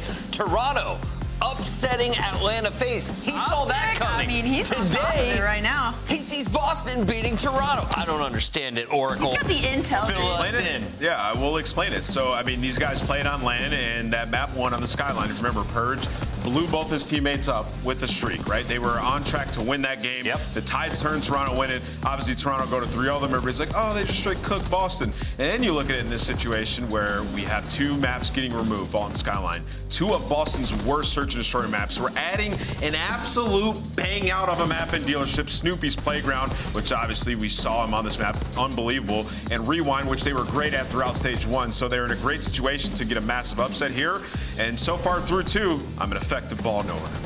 Yeah, but I do have to say when it comes to search and destroy, I mean, this is just a defensive battle. I mean, it was just defense trading until Snoopy clutches a 1v2. If you're Boston Breach, you're thanking the Young Gun for that map to win because you could have traded the defense. We could have gone to a round 11. He stops that from happening, but that Skyline was insane. Yeah. I am not spawning against Boston Breach on the Skyline anytime. Toronto Ultra, where did the Toronto Ultra from yesterday go? Or is Boston truly the best team in the game right now? Toronto. I don't know. I almost wonder if maybe Skyline hasn't been going great in scrims for Toronto Ultra. They're 8-1 on it. Or it's just been auto-vetoed for so long they don't get enough reps because they're 8-1 on it and they haven't played it in their last 5 was my point. So for Boston Breach to get that in this series is huge for this early lead because once we get to the later half, you kind of get into Toronto's wheelhouse.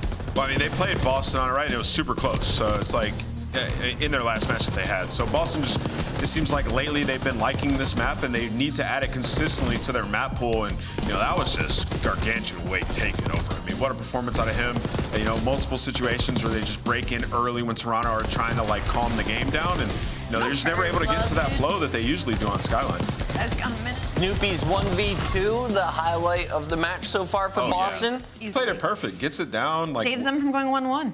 They look good so far. Boston, 1 map away, but it's Control coming up next. Allie, is there a chance of a 3-0? I think so, actually, just because Clint jinxed it earlier and saying that Boston Breach was just not going to win it at all. So, a little anticlimactic, but realistically, no. Realistically, we're looking at a map 4. Why is Vol good for Toronto? I mean, just a great control team. You got Joe Deceives to deal with. You got Kleenex to deal with. It's extremely tough. Yeah. On the side of Boston, like, this is it right here, the control. Like, this has been the bane of your existence all season long and the primary focus in this split. Like, you got to put these guys away. I agree. Forfeit on control, go straight into Vault. Hardpoint, let's get into a game number 4. Let's not play around with VPNs. Before we get into this match here in about 15 minutes, let's take a look at the road to Major 3 for Boston Breach. You started up 2-0 over Toronto. You are 1 map away. If you do that, you're going 5-0. They are in a great spot. I mean, you look at this, like, what we just saw from Cloud9, they looked ass. And then you got Vegas to round it out, LAG, who are also kind of like bottom of the barrel, and then Minnesota, middle of the pack team. Like, if they win this, there is a world where Boston could go 5-0. It's got to start here, though. That's crazy. They could. Boston is a bubble team. They play a lot of other bubble teams. You look at C9, you look at Mini. Those are massive matches when you look at champs qualification. American Maven. Game's ready. We talked about that. That's what we were talking about. He's right. That's true. Yeah, no, you are right. I blacked out. I wasn't listening. What did they say? Oh, we were just talking about how they're playing the bubble teams. Like, Breach could go 5-0 this. Oh, yeah. No. Yeah. Who the hell knows? They have an opportunity to do that. Absolutely. But I was just thinking in my head while I blacked out, like, how actually, like, if Ultra beat FaZe and then lost this, that'd be very Ultra-esque. Like, that wouldn't surprise me at all. I was hoping this wouldn't be what we would see from Ultra, but, like, that wouldn't shock me. Because they're going to turn it on right now. They're frying people, or they're losing series, don't think they should, then they're winning series, don't think they should. Like, I don't know. It confuses me, Joe. Yeah, it felt like starting to trend in the right direction after the Major 2 and 2. The FaZe win. Yeah. You think that's like a turning point and then the win. Let's see. I mean, I just... You've said it multiple times, but the fact that they're solid at 2-3-5, that's why they'll never be, like, dead in series. They have the reverse sweep potential as good as any team in the league. 100%. They can do it here. Yeah, you saw Beans yesterday. Not the best control map versus FaZe, but much different lineup here. But, I mean, look at map 1, just very slow respawn series from a lot of them. the entire Boston Breach team just kind of took over. Maybe like an insight to start better here. What does your gut tell you? Like straight behind your belly button. Game 5. Yep. Okay. Yeah, that is what it's telling. Yeah, no, me too. Yeah, absolutely. I want to see some rewind. Hell, why not? What, Vault? I mean, they played really well versus FaZe yesterday. Yeah, really well. The hard point. Well, they won like 250 to 200, but they could have won like 250 to 7, honestly. Won the game? Oh yeah, no, we look behind us and saw the players like faces. It looks like they're fighting. Joe deceives. Trying to get something going after the search and destroy where he struggled a bit. Now it's time to fry and take over. Yeah, Beat staying alive, and wow, the pre-fire pistol connects with the final bullet. So nice stuff from him just to slow it down there for Boston Breach. Doesn't allow him to get multiple players onto the point. And well, off spawn, Kleenex is going to find Awakening. Almost finds a second with the slide. Instead, though, it's Purge. He's able to find that double, get right to bottom art. And well, Insight's going to get caught. So, I mean, Breach in a great spot here. What do you think is like the single thing that... Okay, well, maybe not in as good a position now, but like this separates like good control teams from bad control teams. This is something like good ones are good at, I don't know, working the bad point on offense, or, I don't know, what do you think kind of separates them? I feel like there's always just a big skill gap in that, like, compared to other stuff. I think in this title, when you like watch like FaZe, who's probably, you know, if you look at the 2 major wins, they were undefeated in control. Just their ability to play their life, like, they always make sure there's 3 to 4 of them whenever they're making a play. Like not going 3 or 4 dead too is probably a big one, but yeah. See, Breach can work on some of that. Even the lives count, but got to work the hard point on B now. There's not usually a map you're going to be able to take it down to lives unless you've got a presence on B for... It's just not one of those you can like put one body on for a long time. Like a lot of our maps will play, but maybe he's good with a Gunny. That would have been a disgusting snap. Snoopy somehow staying up. But you've got the lives advantage. You've got bodies on it. Give us a little triple stack here. They're trying to fly at the progress is soaring. Contest now in after the second tick gets done. They might just be on fire today. Jekyll staying in control. Round 1 offense. Boston Breach dominating. Now this is that team to beat Thieves. Man, I just wanted to lose in 5 so I can laugh at Ant, though. Because I was just looking at the Ultra was just sort of yelling, so I'm assuming. Oh, like issues, probably. Yeah.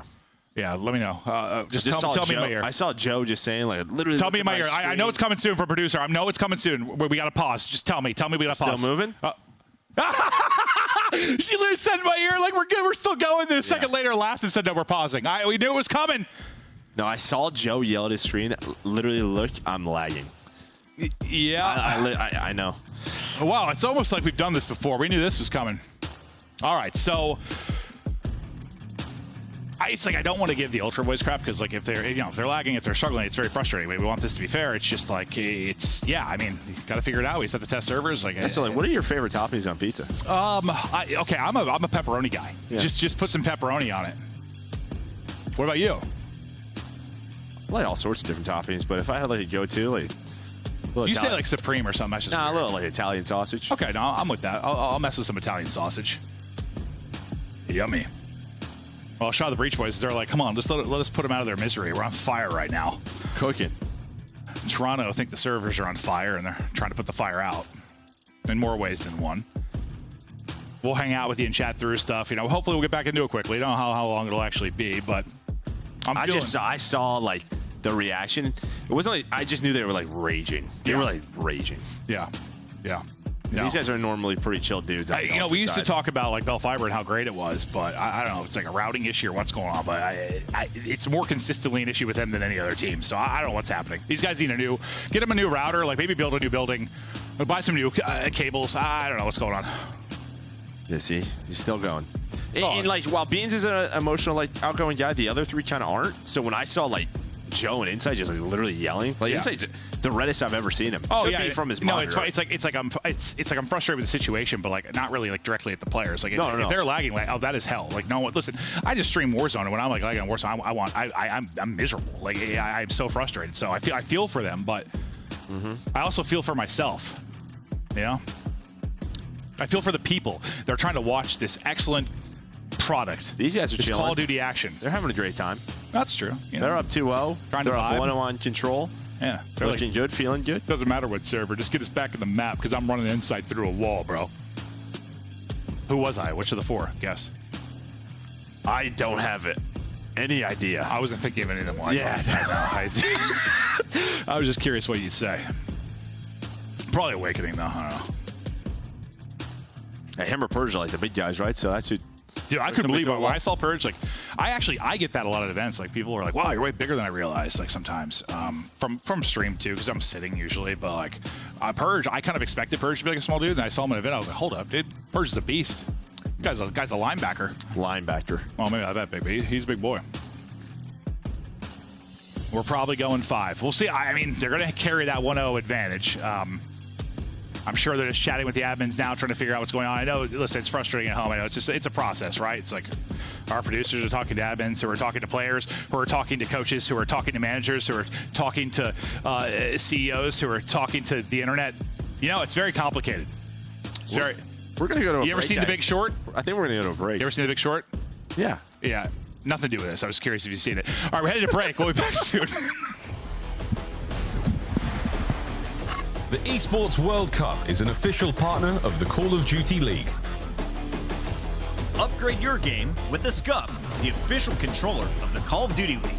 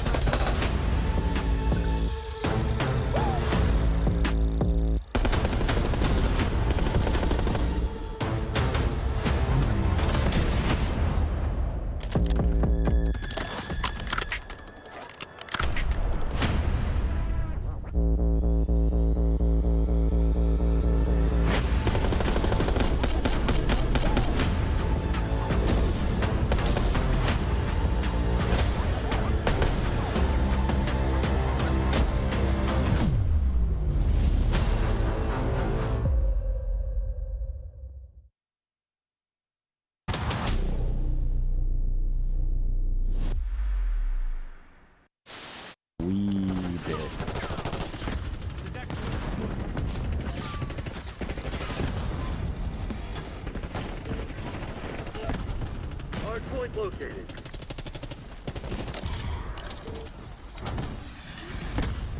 Did I just get killed by a f***ing door?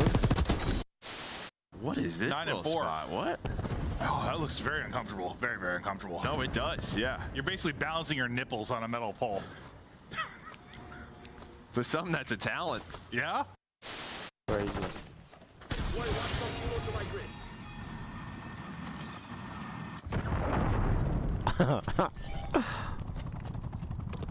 I suck with this.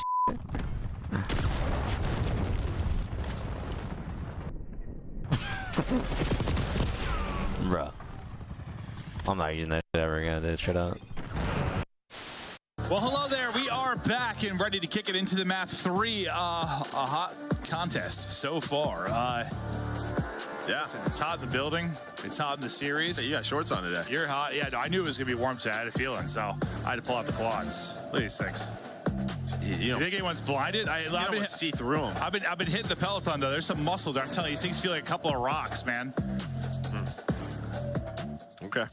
I'm so sorry about that, everybody at home. Hopefully, no one viewer discretion is advised. Had their vision affected by the bright lights of my quads. But what do you think of my shirt today? It is a choice. It's a choice. Listen, guys, I put this shirt on. I felt pretty sexy, to be honest. Yeah, I looked in the mirror and thought, God damn. And then I got into the green room and everyone said, your shirt's too tight, you look like an idiot. And I was it's just a little too small, but it works.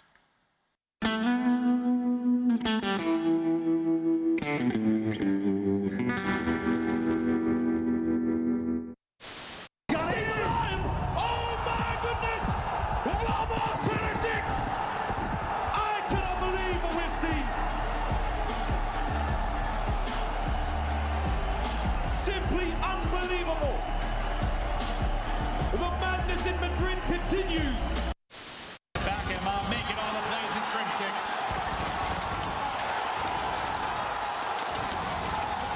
The curse has been broken. The dynasty has been cemented. They are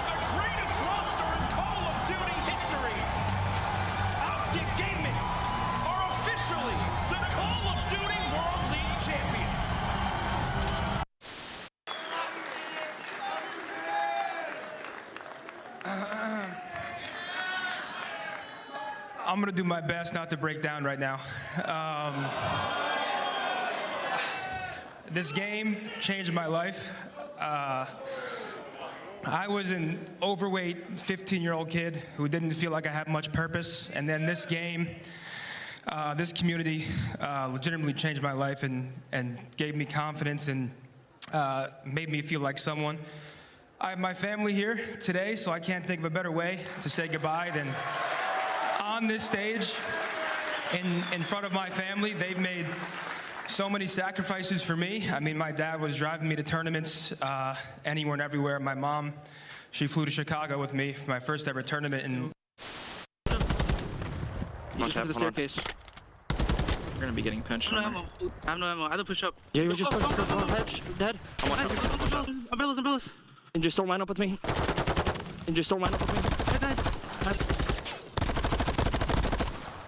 I have no ammo, bro. Dude, that's so tough, bro. I have no ammo, bro. Oh my God, here we go. They got the stack. Second tick is done. FaZe trying to go. It's moving so quickly. Can they get in and contest? They're soaring through. It's just about done. The contest is in. Shotzi kills everybody in front of him, but FaZe are able to get in. Getting the point, man. Here we go. Gotta hold with no respawns. They're holding for now. They win one. Nobody left. FaZe hold with no respawns remaining.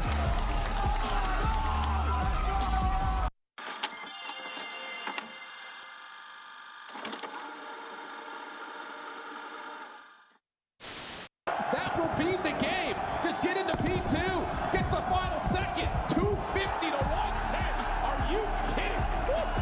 And you got the Bulldog already out his chair. You know when he's in that mode, he usually gets it done with the SMG, but his AR was simply uncontested. They're playing my court. They have to play. They are both water. One shot. There's two water.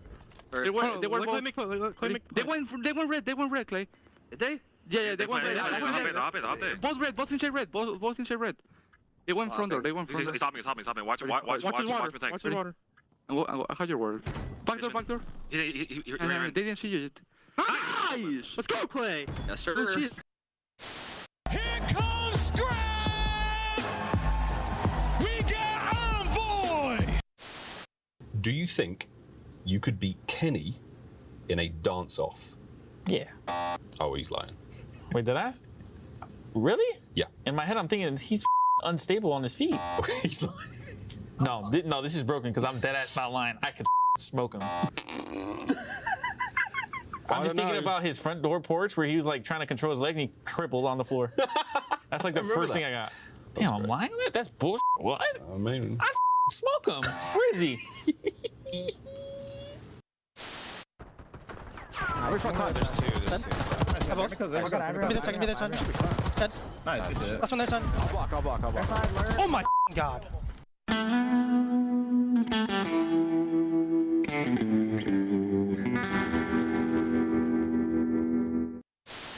Man, Wixel, so just gonna have to slide him with ARs. Oh, nice little deep shoulder coming through. Oh! Wow! No way! He gets the one through the drop, and then all.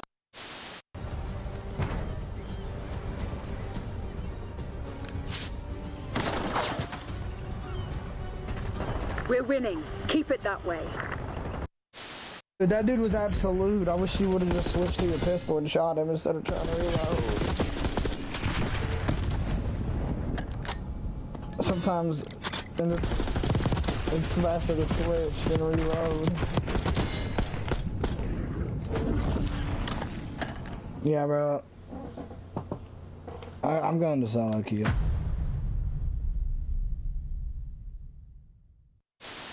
Bro, what? This is like a new person. Like, I don't even. The first person that came to mind is Joe Deceives. Who's the second person? It might be me. Nah, it can't be me. I don't wear glasses. Hixie, yeah, I'll say Hixie. This has to be MC and Real. I'm gonna do, I think that's MC and Joe Deceives. Bro, I'm gonna say MC. Yeah, I don't know who the second one is. I have no idea. I'm just gonna say MC for one of them. It's me? It's you and Joe Deceives. How? He wears glasses? That's Joe? Damn, bro. I'm getting one at least. I knew it was MC. I just didn't know who else was on there. Joda C's? Oh my god, dude. That's a good one. That's too weak. One more. Weak. Get killed. There's two. We can refill your secret in a second. She's one more back door. I know your secret. Back door. Holy Eric. Last one. Nice, Eric. Good story, man. You can't kill me. What's your... I have a streak.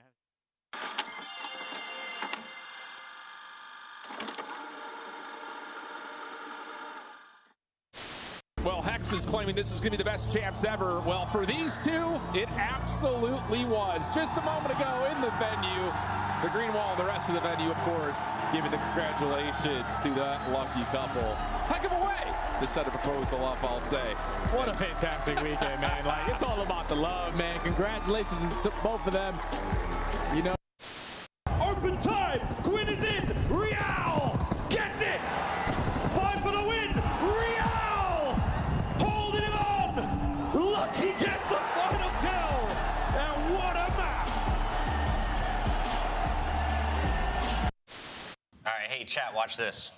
Alright, we gotta just go play the game! Let's take a look at this bad. You're better, bro. You're so much fucking better. You're good. Oh my god. You're good, bro. You're good. It doesn't matter. Yo, I'm Zach. You weren't meant to win that. Nice. Go, baby. I couldn't job, man. I couldn't stretch it. Let's go. Good job. Needed that. Can you act out the coolest kill you've had so far in Black Ops 6? Act out? Yeah, show me with your hands. What did you do? I can't show you the hands, but I can show you the Omni movement. There we go. All right, let's check it out. The chair's gonna... Yep. Okay. Oh! Hit him with the side strafe. Is it gonna come back?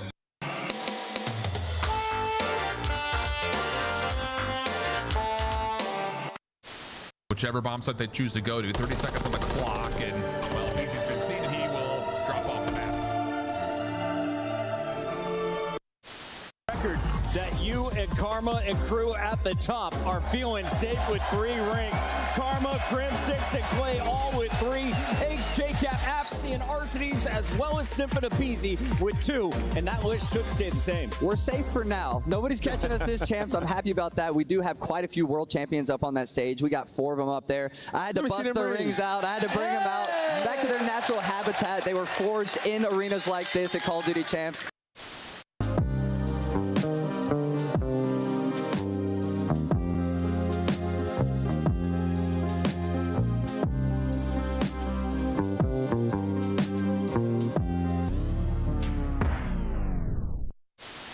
Watch it, S1. I have the cross. Crossing, Joe dead. Nice! 65! So you have 60 for the outro! Joe! What are you doing, Joe? That's a dog. Oh, come here. And backdoor. Oh, no. I'm coming alley. Oh my god. Oh my god! The paternity test is in. I am the father.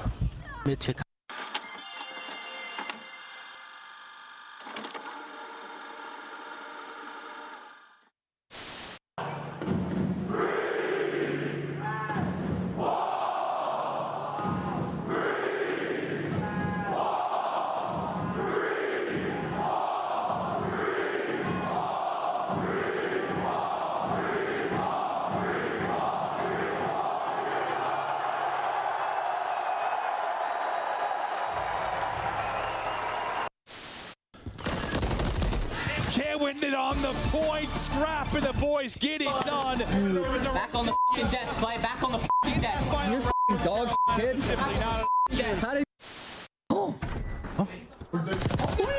C'est mis encore.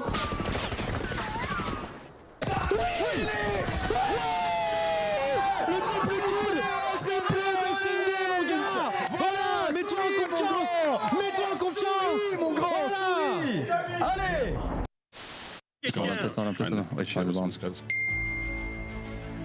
We're playing the bomb. Oh my god. God, ball. Come on, give it to me. Bomb is armed.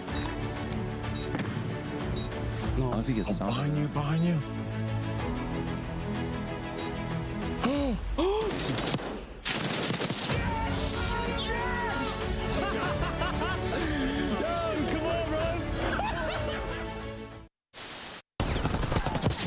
Hostiles have the hard point.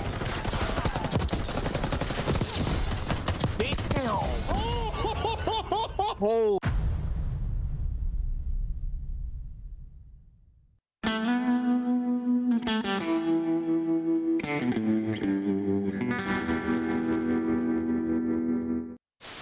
To make the play, it's been all about him all tournament long. It can come down to a 1v1. Oh! He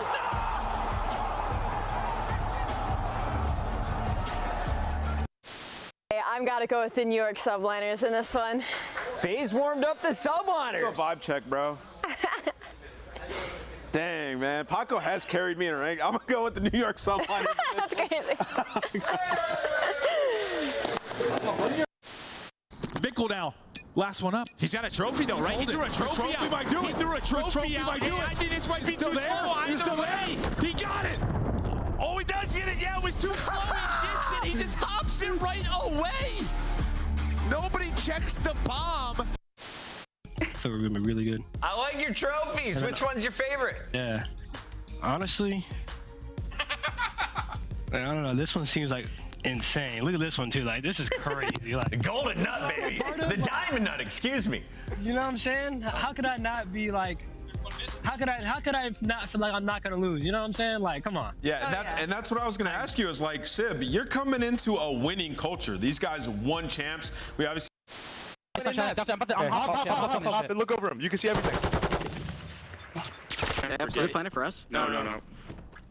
Back circle, weak. Back circle, weak. Yeah, back circle, I'm shooting. Back circle, bomb. I'm ready to move. So weak. No? Come back. Come on. Oh my god. Let's go, man. Let's go. Oh my god. My bad, bro. Oh my god.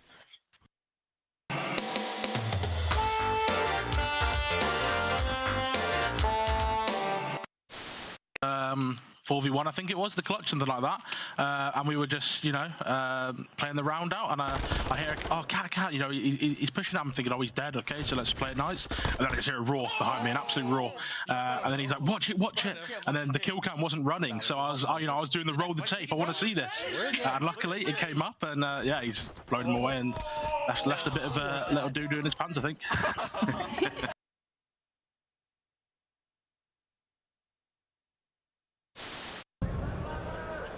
4-3 in game 5. Oh, no! 4v2. There's the check. Oh, I like it more. Spray me in the face. In the corner.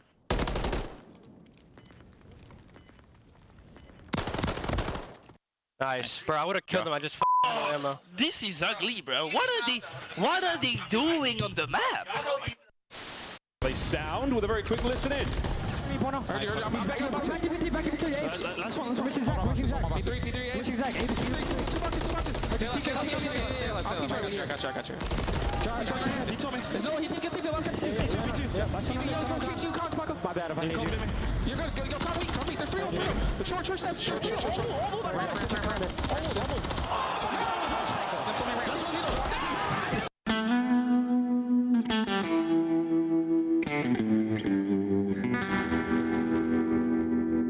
Hold.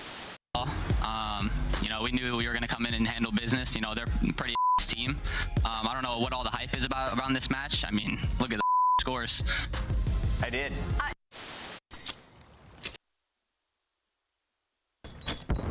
Tap out. No, we don't.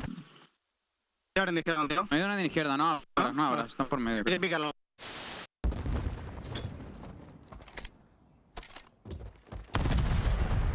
Iron Doge does it all now. Go big. Unicorn. Now the Ravens soar. Now the Ravens battle. The final 5 moments for them now. What a turnaround. What a tournament. Carolina survive. Optic Texas, go home. Time, man. Like when you have the Slayers, when you have the talent there, it's all about putting it together.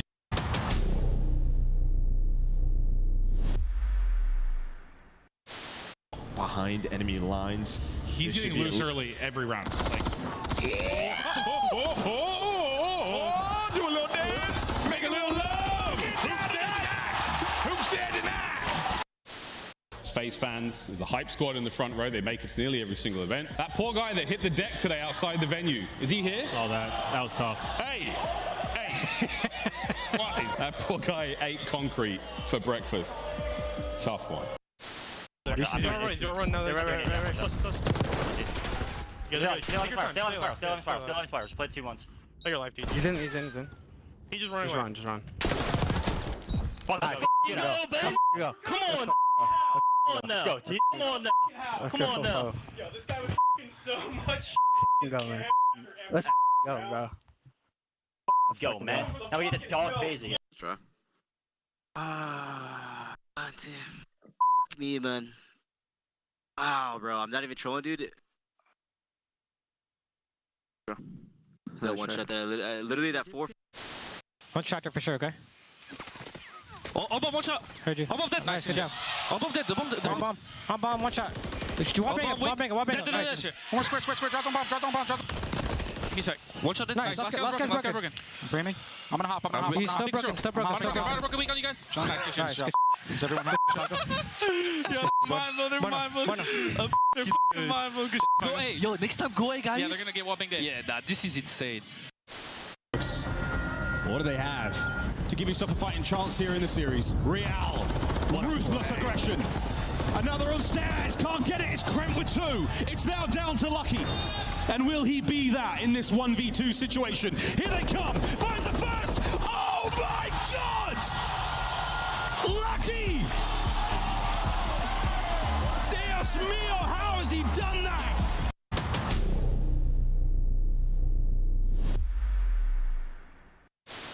There's more than just the game on the line. It's like, you know, a lot more bragging rights. I think the very first map is the most important map. If you go down that first map to Optic, chances are you're not going to win the series. I think they have like over 90% win rate after they win the first map, so it just really comes down to that first map, I think. When you go up 2-0, it's really hard to come back, and we're really good at sealing the deal and just closing the... We've been practicing pretty hard and, you know, watching a lot of film and stuff like that, so I'm just fully confident we're going to walk away with the W.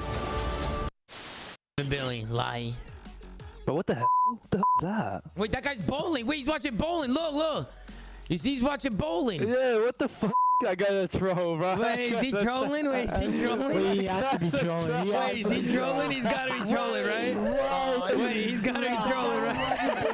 No. That's not right. That's an Easter egg from the CDL. Get back, dead. White car, sell him. On the black car, one shot, sell them. Shit on, you fucking idiot. Pillar, mid pillar. Mid pillar dead. Not playing, he's running dead. He just got fucking shit on in finals for 5K. No, core, no. Dead car right now. Shut the fuck up, get a haircut. Good. Mid-map. Come on now. Come the fuck on. Who's fucking with me? That's every single year. That's Zuma's tournament every single fucking year. Give me that 3P. I'll fucking out of here. Yeah, Scrap, you want the Twitter of me, big dog. I'm fucking tweeting it. Yeah, come on. Down to 3 for either side. This is going to be it. Last ditch attempt. Flying on the point. Joe Deceives gets his. But 3 seconds to go. You've got to get on the zone, lad. Fresh mag. Send it. Wins it. Oh my God. It's a 2v1. Diamond Con. Can you do it? The boys are on the capture. It's now a 1v1. What a round of control. Diamond Con, if you win this. God damn, what a round. Here come the thieves, they cannot allow this to slip now! And there is snaking going on. Octane and Envoy have broken through. Can finds the second 1v1! And it's Clayster looking for the last! And they put it out!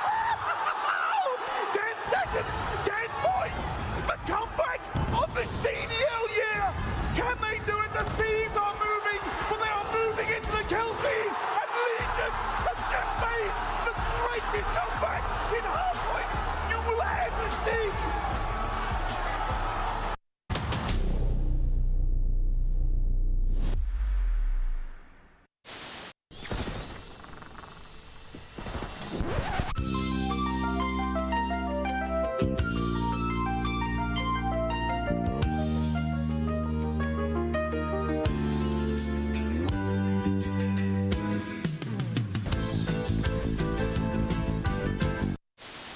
And this weekend, we will find out which team will take the largest portion of that $1 million prize pool and etch their names into Call of Duty history forever. Ladies and gentlemen, live from Las Vegas, the World Series of Warzone Global Final.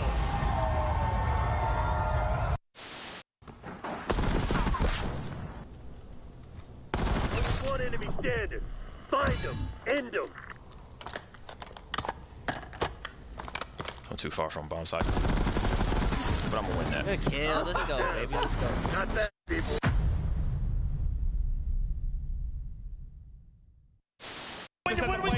He's getting caught. 9 seconds to go. Just has to stay alive. Can he get back to it? I don't know. He's so close.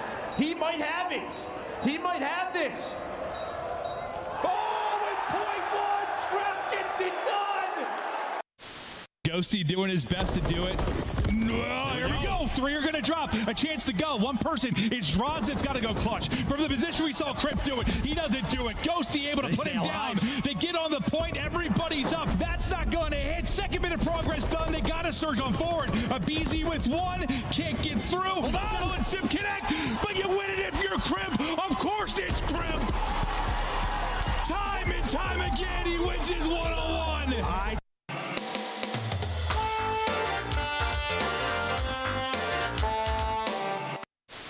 To forget about him and instead try to play for the quick retake up the middle inside. Well, he sees a lot of it, but not able to find any kills. So now Kleenex, he's really far away with the rival 9 at the moment. He's going to wait for Envoy to be the first one to move from the flank. Smoke is out. Envoy to check. No one's on the bomb, and Envoy holds his position a little while longer. Oh my! Hello, everybody. We are back officially. Toronto Ultra have decided not to finish the match. That's where we're at, Joe. So my job's done. Desk.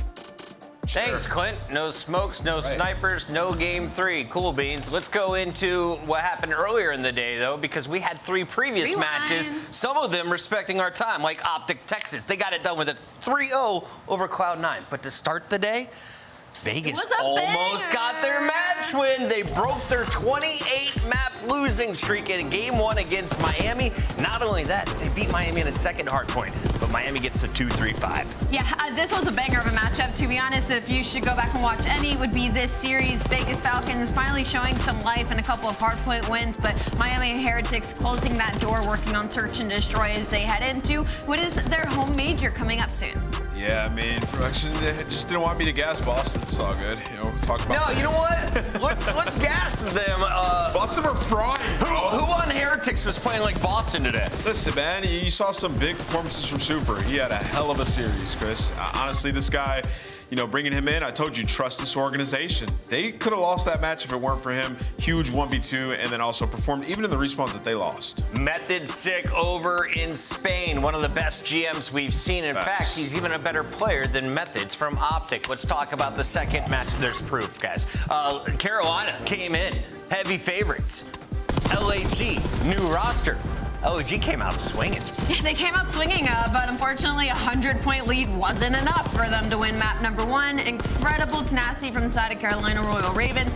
Gwyn was unreal throughout the entirety of this map and left a lot of breathing room for the rest of his teammates to catch up, specifically in TJ Halley, top 10 player in the league right now. Carolina Royal Ravens solidifying the fact that they are still right there in that top 6 conversation, really pushing for top 4. Yeah, just knowledge gapping them in early on in the series. LAG and their map pick, you know, just weren't able to take either of those first 2 maps to put themselves in a good situation. They could have won map 1, and then we get to game 4, which was Carolina's pick, and Slasher just laying it down, absolutely slamming them 37 and 20, 4,000 damage. This man was everywhere. 37 and 21 to close out the series. Slasher holds the door. Meanwhile, Optic Texas coming in back to back.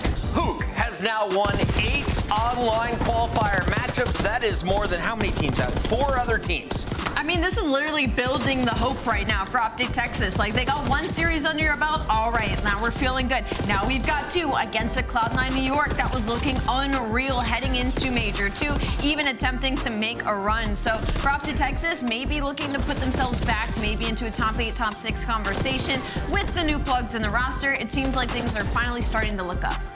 Optic are back, bro. They're so back. So bad. Are Cloud9 in it? I mean, Cloud9 looked terrible today. I mean, honestly, like worse than Toronto. It could have been a rough day. Yes. I don't know, but yes, because like I mean, all right, keep that thought in your back pocket for now. It's Puckett's Powerhouse. It's my time to talk nameless. My player of the day has to be the one and only Kyler Hook, dropping 26-16. That's a +10 in map number 1. Map 2, a 1.8 in Search and Destroy, opening up the game for the rest of Optic. They open up week 1 of Major 3 qualifiers with back-to-back dubs. But tomorrow, we've got a bunch of teams who are sitting at 0-1 and some teams who could finish 2-0 like Carolina if they can take down FaZe. Ant said it great. We've got some bangers tomorrow. We had some bangers today too, but tomorrow's stacked. Yeah, all good matches. All good matches. Thank you all for tuning in. Thank you for your patience. Go thank Maven and Merc. They're the best podcasters on the planet. We'll see you tomorrow at 2:45 Eastern. Bye.